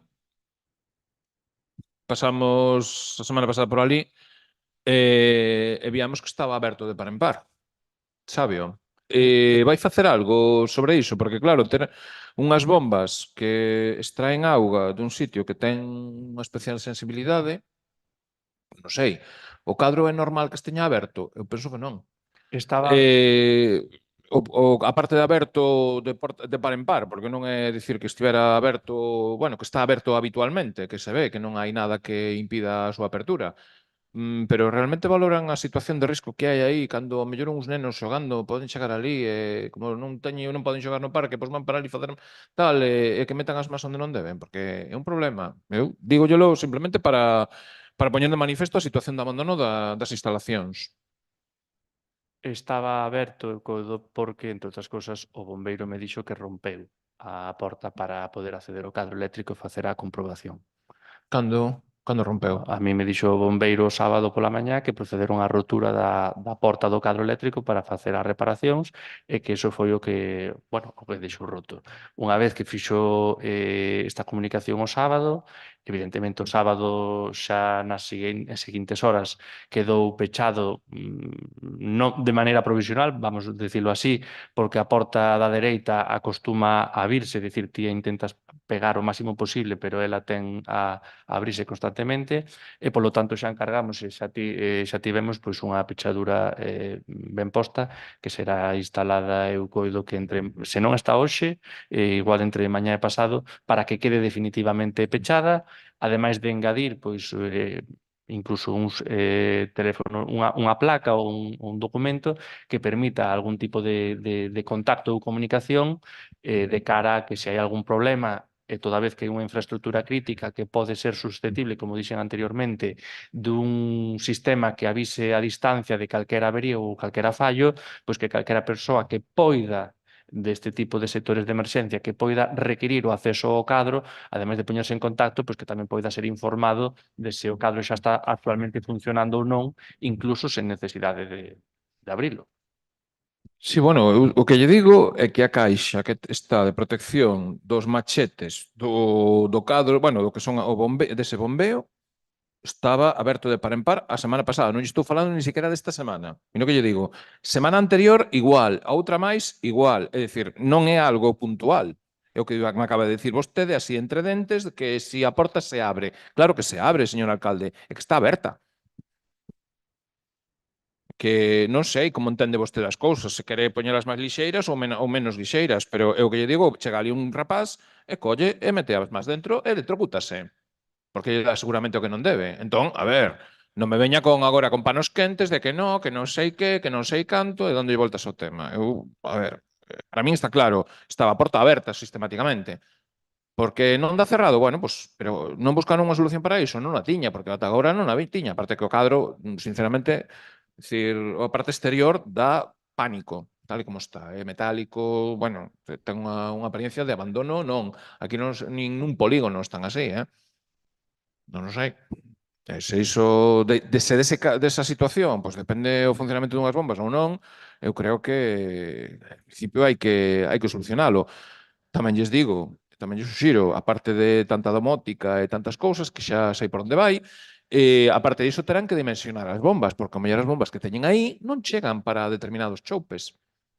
Entón, é outra cousa que lle deixo enriba da mesa, porque xa falamos na comisión, pero claro, isto hai que falalo públicamente, porque senón despois din, non, é que nunca dixo nada, non, claro, efectivamente.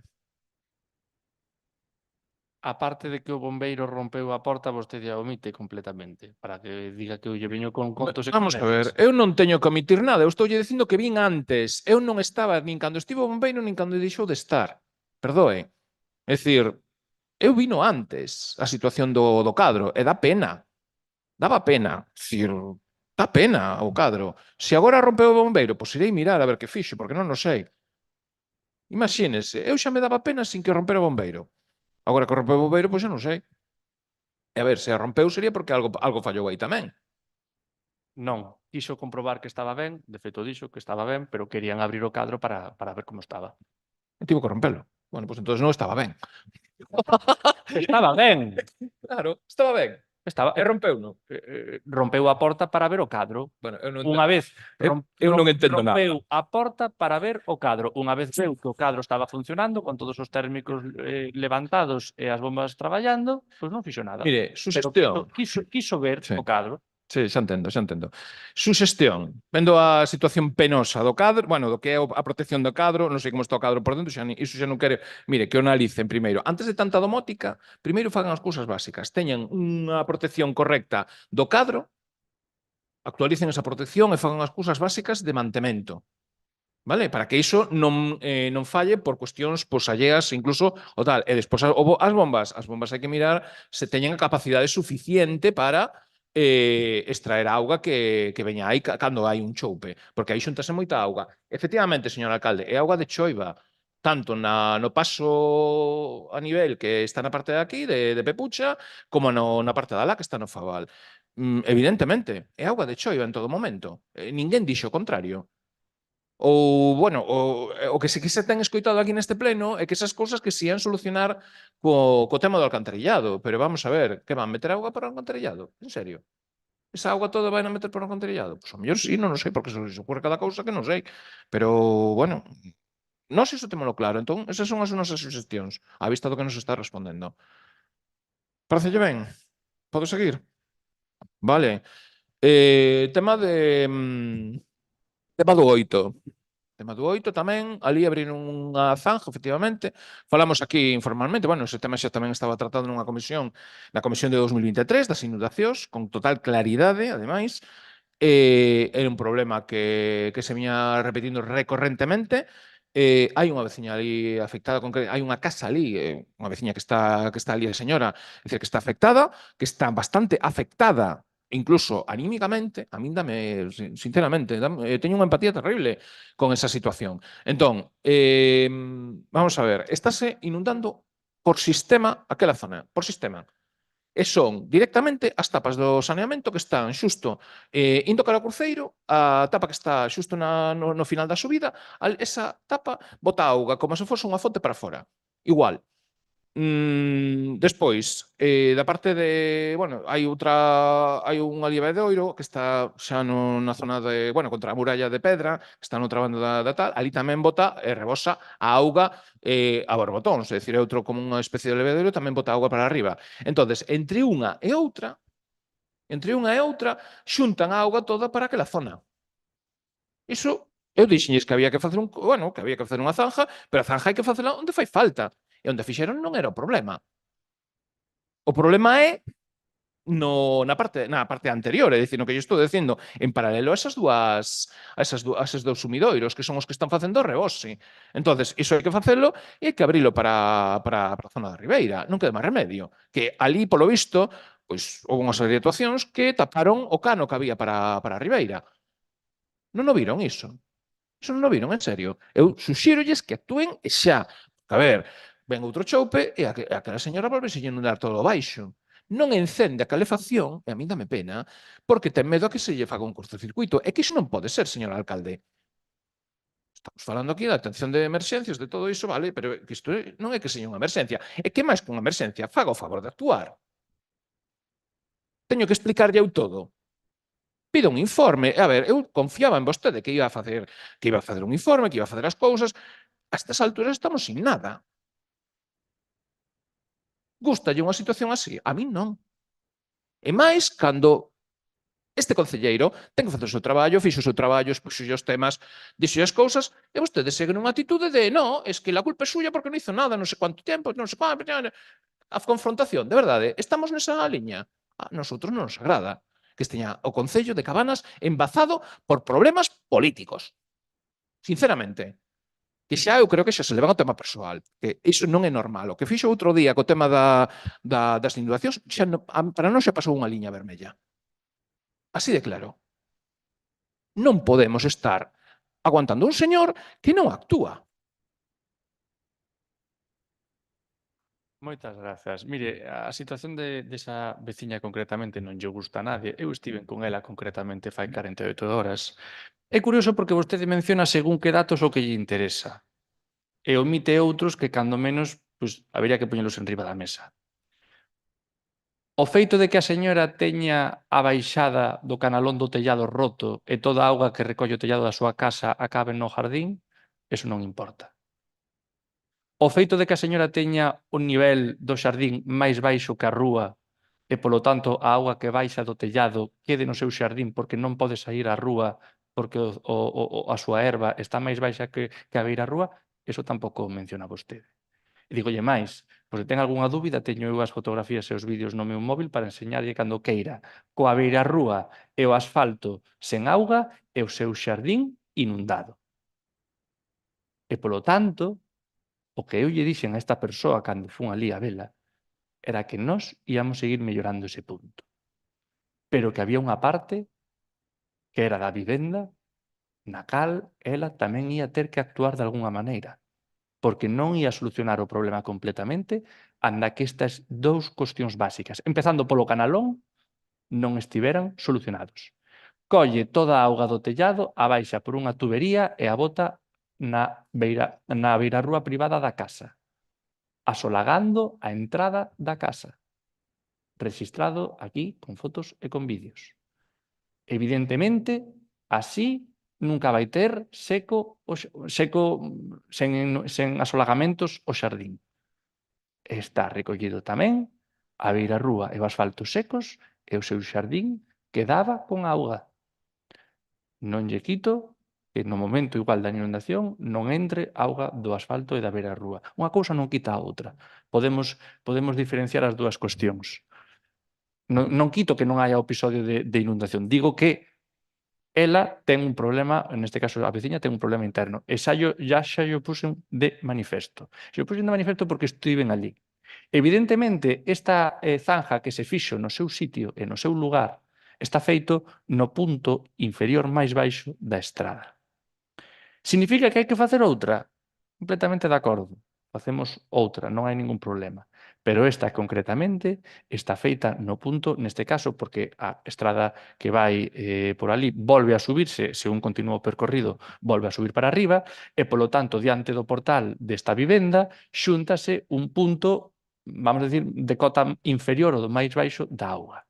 Con esa actuación, a auga cruza a estrada e xúntase co que vostede nomeadamente mencionou agora do muro de pedra da cuneta que ten aí. Unha cuneta que tamén estaba esta semana limpa, despexada, sen vexetación. O digo por se vostede se lle olvidou mencionar eso, xa yo lembro eu, incluso tamén hai fotos de cal era o estado da cuneta e, polo tanto, estaba ben.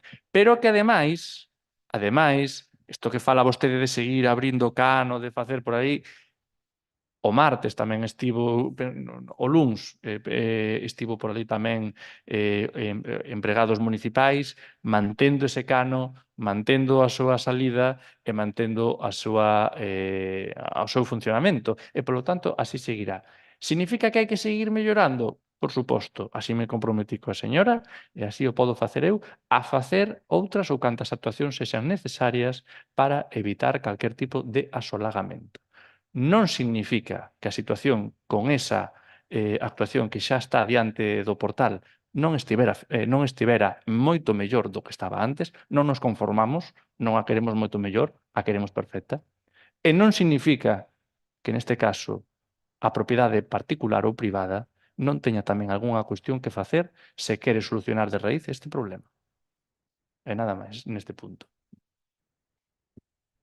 Sí, como non lle gusta decir o que hai, porque vostede o que lle gusta é, no, la culpa é de los vecinos. Mire, sinceramente, é dicir, a baixante dunha casa, dun tellado, non pode xustificar a cantidad de agua que se xuntou ali. Iso non se xustifica con esa baixante. Iso para empezar. Simplemente por un cálculo sinxelo. Vale? Un cálculo sinxelo de metros cadrados do tellado e todo iso non xustifica o que pasou ali. E o que lle estou dicindo é que a cantidade de auga que saiu, que eu estaba ali presente, de pé, sobre o camiño, sobre a beira da rúa, e mirando os dous sumidoiros, como saían para arriba, e iso saben, non? Porque o saben, A mí non me enreden. É dicir, saía auga como se fora máis que unha fonte. Aquilo parecía un geyser. Sabe o geyser que se forma ali en Porto? Sabe ese geyser? Veuno algunha vez? Bueno, pois este é moi parecido. Porque recolle non o dun tellado, recolle o saneamento que ven todo desde a banda de arriba de Cabanas ata chegar ata Formarís. Pode ser. Iso é a totalidade. Entonces, a cantidade de auga que se xuntou ali, efectivamente, a que está a tapa de saneamento que está no camiño, esa verteu directamente cara a parte máis baixa, onde abriu a zanja o Concello, efectivamente, e metíaselle para dentro a señora, evidentemente. Pero, ademais, o outro rebosadeiro, que está xa fora do camiño, para fora contra o que é o muro de pedra, ese rebosadeiro estaba botando precisamente onde vostedes limparon. Estupendamente, que hai que dicilo. Claro que limparon, pero con máis forza chegaba a auga á mesma zona baixa e apozaba moito máis e metíase máis na casa da señora. Polo tanto, a actuación que fixeron xa non chegou con que houvese un problema dun saneamento, dunha arqueta, senón que foi o problema de dúas. Entendo que lle digo agora? O mellor ainda non nos razoou, pero eu sí. Por qué? Porque colle dous ramales diferentes. O ramal que ven da Pena e da parte alta de Irís, que pasa por Cabanas, polas Viñas, e o ramal que ven da zona da Nacional 651, que se xuntan aí, un pouco antes. Imagínense vostedes o problema que crearon aí. Que non é pequeno. Eu non estou falando dun telladico, de 4 tellas e non sei que. Estou falando da superficie total da parroquia de Cabanas e algo máis. Que vai aos sumidoiros e dos sumidoiros vai a ese punto que é xusto no cruceiro. Todo iso. A vostede que lle parece como é a corrente de auga de todo iso? Cun os sumidoiros limpos. Non cree que empeorou a situación? Eu o que lle suxiro é que actúen con urxencia. E que se deixe de enredar de si a culpa é de fulano ou de mengano. Actúe. É o que lle suxerimos. Acabamos de explicar cal é o problema. Con pelos e sinais, e non con enredos. Sí, gracias á explicación, porque vese que nós non debíamos de ter moita idea ata agora. As actuacións non foron Está dicindo. suficientes. Non, o que lle estou dicindo é que aí xa levamos varias actuacións que xa melloraron a situación, melloraron moito a situación ali, e que o compromiso con esta veciña e tamén aquí notoriamente e públicamente é que se farán cantas actuacións sexan necesarias ata solventar completamente o problema. É que todos temos deberes. E lle poño o foco no mantemento que había na parte contra o muro de pedra, no mantemento que había nesa zanxa, que evita e axuda moito a que a auga circule cunha maior axilidade. Temos que traballar, evidentemente, na arqueta un pouco máis adiante para que a auga non baixe por aí abaixo e, afortunadamente, con eso contaremos xa cunha gran parte do problema solventado. En eso estamos, en eso faremos. Pero non se trata de botar aquí as culpas a ninguén, se trata, neste caso, como ben decía, de que todos temos unha parte que facer, sen máis. Seguinte pregunta. Sen máis non, a maior parte é a do Concello. Seguinte pregunta. Despois temos que preguntar porque, habería que convocar a mesa da Sanidade do Concello de Cabanas. Vai aí a documentación para convocala? Son partícipes vostedes das preguntas que lles temos traslado, son tamén partícipes de que non responderon todavía. Nese sentido, faise un segundo requerimento que non é problema, pódese convocar, non teño ningún inconveniente. Claro, o ideal sería evidentemente convocala coa documentación que é a que nos permitirá seguir avanzando. Eu suxerille que reitere a solicitud de información. Anotado. Vale, pois suxírolle que reitere esa solicitud de información que xa ven dentro do mes de novembro. Abriu o expediente para a modificación da ordenanza da contribución en relación á modificación que solicitamos no mes de novembro. Non, todavía non está. Ten vostede Non que está, saber que vale. en decembro hai varios festivos, Nadal, datas de peches e aperturas de ano que dificultan a labor administrativa neste punto. A mesma pregunta tamén para o expediente da ordenanza de ocupación de Beirarrúas para mesas e cadeiras. Está aberto o expediente, cando ten previsto abrilo? Nesas tivemos xa reunidos coa empresa que adoita preparar os proxectos do Concello de Cabanas un pouco para coñecer vamos a decir, as liñas xerales de esta modificación, o que poderíamos incluir, o que se ve nos proxectos, o que poden estar facendo pois, noutros lados, un pouco sentar o marco que nos permita pois, facelo. Houve xa este primeiro contacto, houve xa unha reunión, coidábamos agora tamén pois, con incluir o Departamento de Urbanismo para poder facelo. Unha vez teñamos un pouco máis de información sobre as achegas, pois xa temos, vamos decir, unha base preliminar sobre a que abrir expediente, que será o momento que o fagamos, pero debería ser en breves porque evidentemente é unha modificación axeitada e adecuada. O único, pois, saber un pouquiño por como está a situación ou poñer todos os papéis enriba da mesa para a apertura do expediente. Ben, despois houve aquí, bueno, varias preguntas sobre o tema da auga, cando van poñer en funcionamento, pero a nós o que nos interesa, sí, é saber se, bueno, estaba pendente unha solicitude de legalización das captacións de auga municipais, que iso supoñemos que ten que facelo o Concello, non deixalo na máis dunha empresa, non o sei.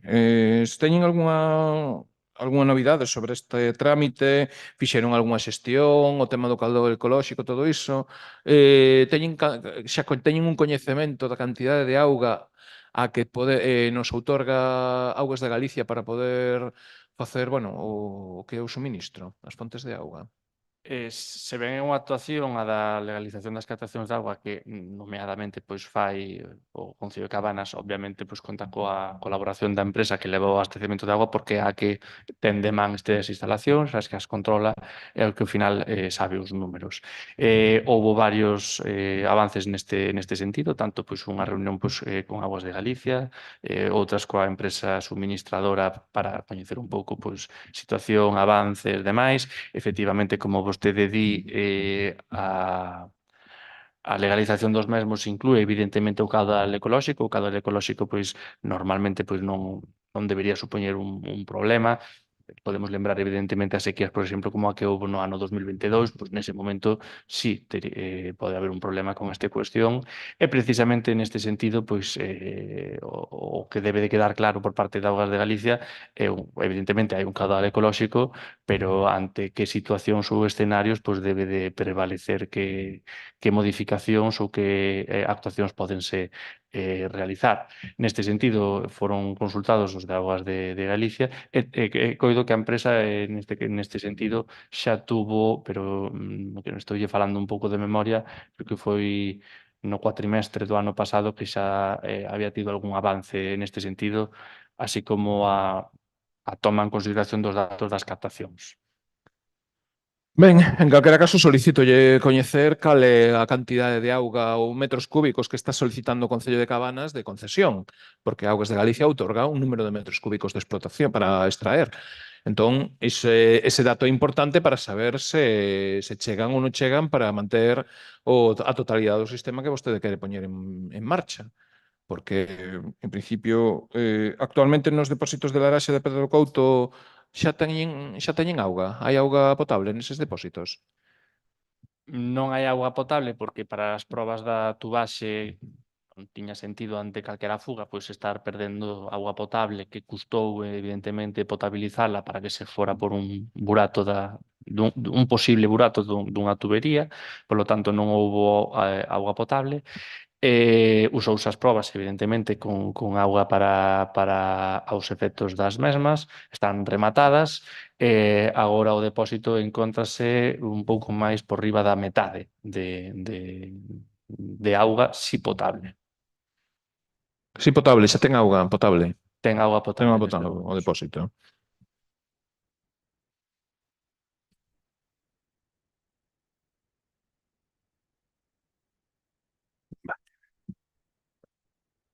Pois, claro, porque é que é irrelevante saber cantos metros cúbicos está pedindo de concesión, porque sen isto non se pode saber se o sistema pode soster ou ten o sistema suficiente auga para dotar de auga o que dixo vostede, non? Todos eses lugares, a toda esa liña. Ben, Tiñamos unha pregunta relativa ao remolque do Anduriño, porque vimos algo que non nos chamou a atención na matriculación que fixo o Concello de Cabanas na DXT. Queríamoslle preguntar que aparece unha marca dun remolque, o modelo do remolque é o número 7, segundo o que inscribiron na DXT. O remolque número 7 está inscrito, bueno, un remolque número 7, segundo a marca, bueno, o modelo e todo iso que compraron, segundo a casa que os fabrica, ten un valor de 2.000 euros. Entón, nós temos ese dato oficial. Pódese tratar dun erro? Sí? Que modelo é? Que marca é? Non lle teño aquí o modelo exactamente, pero basta ver o modelo, ademais tiña un custo maior. A matriculación Maior? a matriculación o fai a empresa que achega o remolque, é dicir, a empresa cando achega o remolque, pois fai a matriculación, é un trámite que se encargan eles, o custo que ten que asumir, o contrato menor está aí, era, eu quero lembrar, 15.000, 16.000 euros, pode ser unha... Non sei, 17.000 euros. Era un contrato Sí. de suministro por un remolque, sei que era un contrato menor, superaban os 10.000, pero era evidentemente inferior aos 18.000 euros. Presentáronse 3 empresas con 3 orzamentos, esta resultou a máis baixa, e as condicións evidentemente consideraban a entrega do remolque pois matriculado para poder circular. É a información que lle teño aquí agora mesmo, coido que pode ser un erro, posiblemente.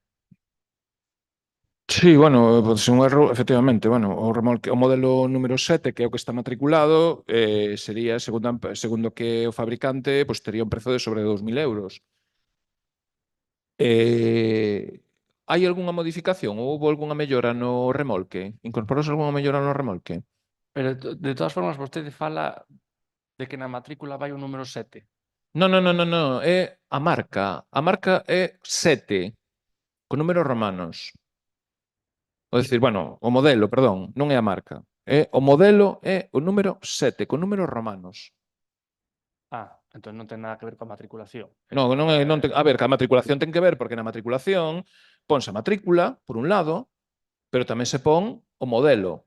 Entón, o modelo hai que poñelo. A ver, se vostede pois, ten é como nos coches, é dicir, pois é modelo coche, pois, eu que sei, Renault Clio, pois Campus, por exemplo. É dicir, iso vai no poñer na matriculación que fai na DXT, é obrigatorio. Entón, eu estou me referindo á marca, bueno, que é o modelo do que é o carrito, non? Entón, claro, con ese modelo, a nós fixemos a consulta, evidentemente, con ese modelo, e saenos 2.000 euros. É dicir, fixemos a consulta e sí, efectivamente, sorprendeunos, non nos coincidía. Pero claro, pode ser froito dun erro, pero vostedes compraron un remolque modificado ou con algunha mellora especial ou con algo? Na oferta explicábase que tiña que ser un remolque que evidentemente pudera levar o barco Anduriño, levaba o freno especial, o servofreno do remolque, levaba 2 rodas por cada lado, roda de reposto, os trámites de matriculación. Entendo que a empresa tivo que facer custes ao custo de traer o remolque dende... Eu creo lembrar que esta marca ou este modelo era dende o sur de España, entón o remolque tivo que vir dende o sur de España ata aquí, co cal haberá un custo por transporte, pero máis alá deso. Agora mesmo non lle podo decir moito máis. Non sei se o número 7 fai referencia a un modelo e dentro dese modelo hai distintos tamaños en función do que se requira. Non, porque o que hai o modelo número 8, e o número 8 ten un valor tamén diferente, non cadra que tampouco co valor, únicamente que se xustifique polo transporte. Únicamente que se xustifique polo transporte. Pero tampouco o número 8, que sería modelo superior, tería un valor aproximadamente de 10.000 euros. Por iso nos sorprende. Simplemente deixamos esa cuestión aí. En calquera caso, que corrixan o erro na matriculación, porque aparece un modelo número 7, iso sí que o vimos, non se corresponde, en principio. En principio non se corresponde, que non nos casa por ningún lado. É o que lle podo decir agora mesmo cos datos que vostede me aporta da situación. Eu que lle digo que evidentemente esta subvención, o que lle podo decir é falar de memoria, que esta subvención dependía neste caso da Xunta de Galicia, da Consellería do Mar, que achegáronse os 3 orzamentos, evidentemente, para orzamentar o remolque, que o remolque sabemos da fábrica que viña do sur de España, sabémolo porque nos comentaron precisamente na empresa suministradora que tiña que vir nuns días en transporte, sabemos que además do transporte vai o IVA, non sei se ese precio vai con IVA ou sin IVA engadido, a partir de aí que non lle podo decir moito máis, era o contrato menor, non Bueno, sei se andaba alrededor de 15.000 pedirei o acceso ao euros. expediente, sí, pedirei o acceso ao expediente.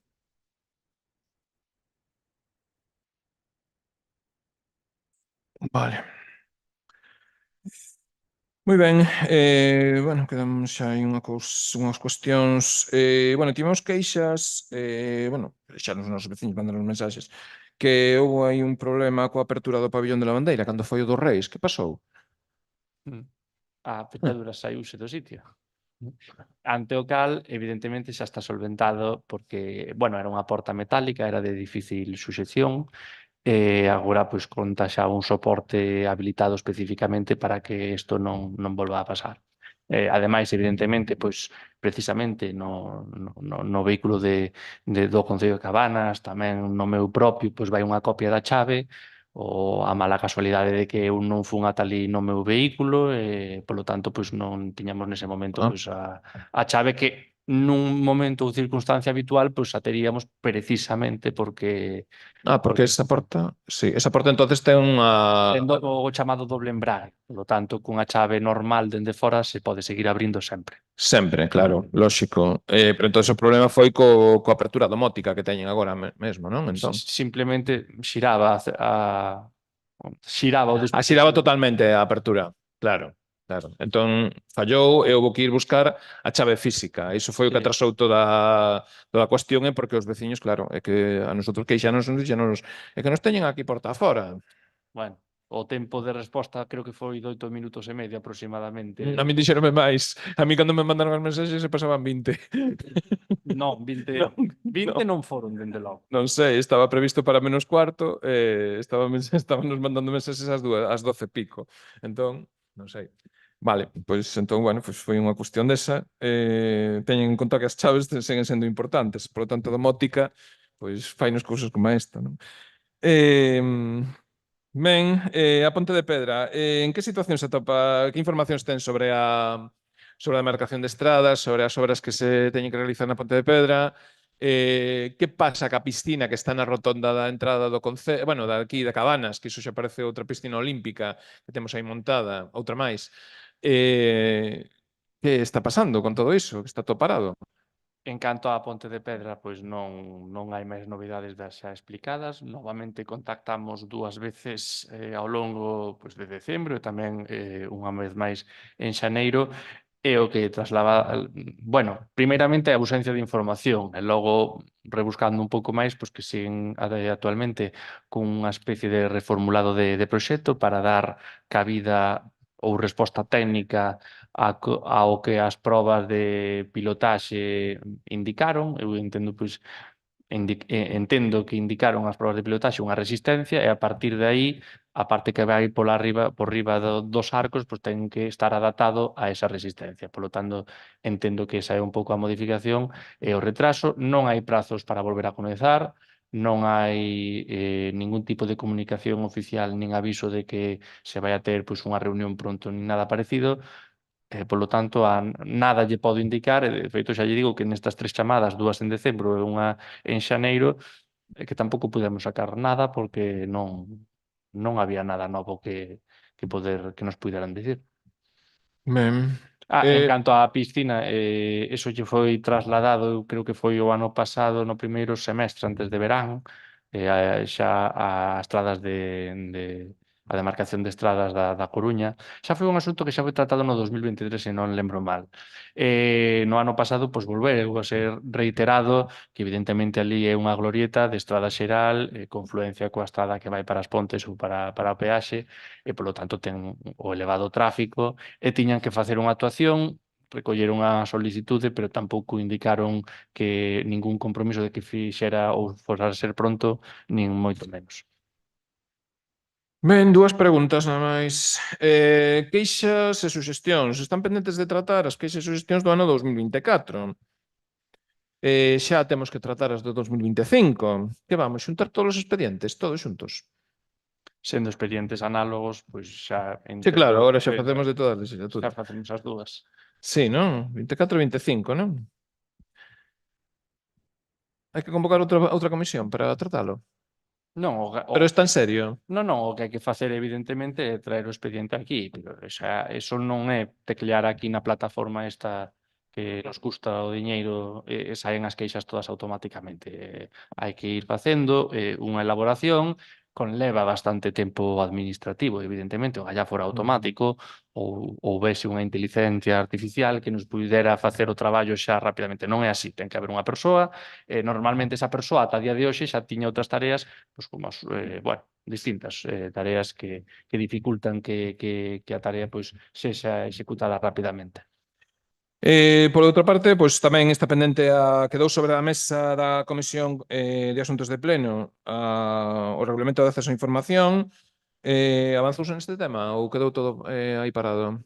Non, neste tema está pendente de, faise as consultas necesarias, evidentemente, pero está pendente que volva a outra comisión cos arranxos debidos na ordenanza que non, serían varios, non sería un ou dous. Hai bastantes cambios, hai que axustarse á normativa, hai algunha cuestión que hai que ser moi en conta. Neste sentido, lle preguntamos ao delegado de protección de datos do Concello, que é unha empresa contratada a través da Mancomunidade de Concellos de Ferrolterra, e neste sentido, pois sí que puxo de manifesto diversas consideracións que hai que darlle traslado á ordenanza.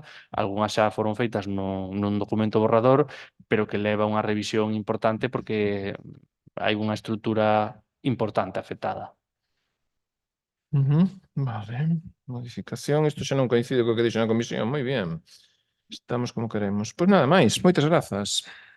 Se non hai nada máis, pois levantamos a sesión. Moitas grazas a todos por asistir.